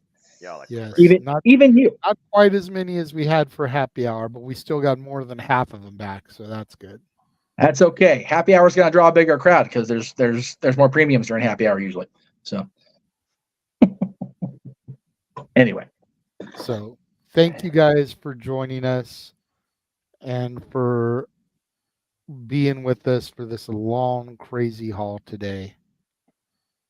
To Walter for being here for both parts, for Noah, as always, for being our MVP, the voice of the JMN. Putting up with our bullshit. Big G for joining us for the earlier portion. Yes. All of y'all that tuned in, both shows, all three shows technically, but as far as open mic night, both shows.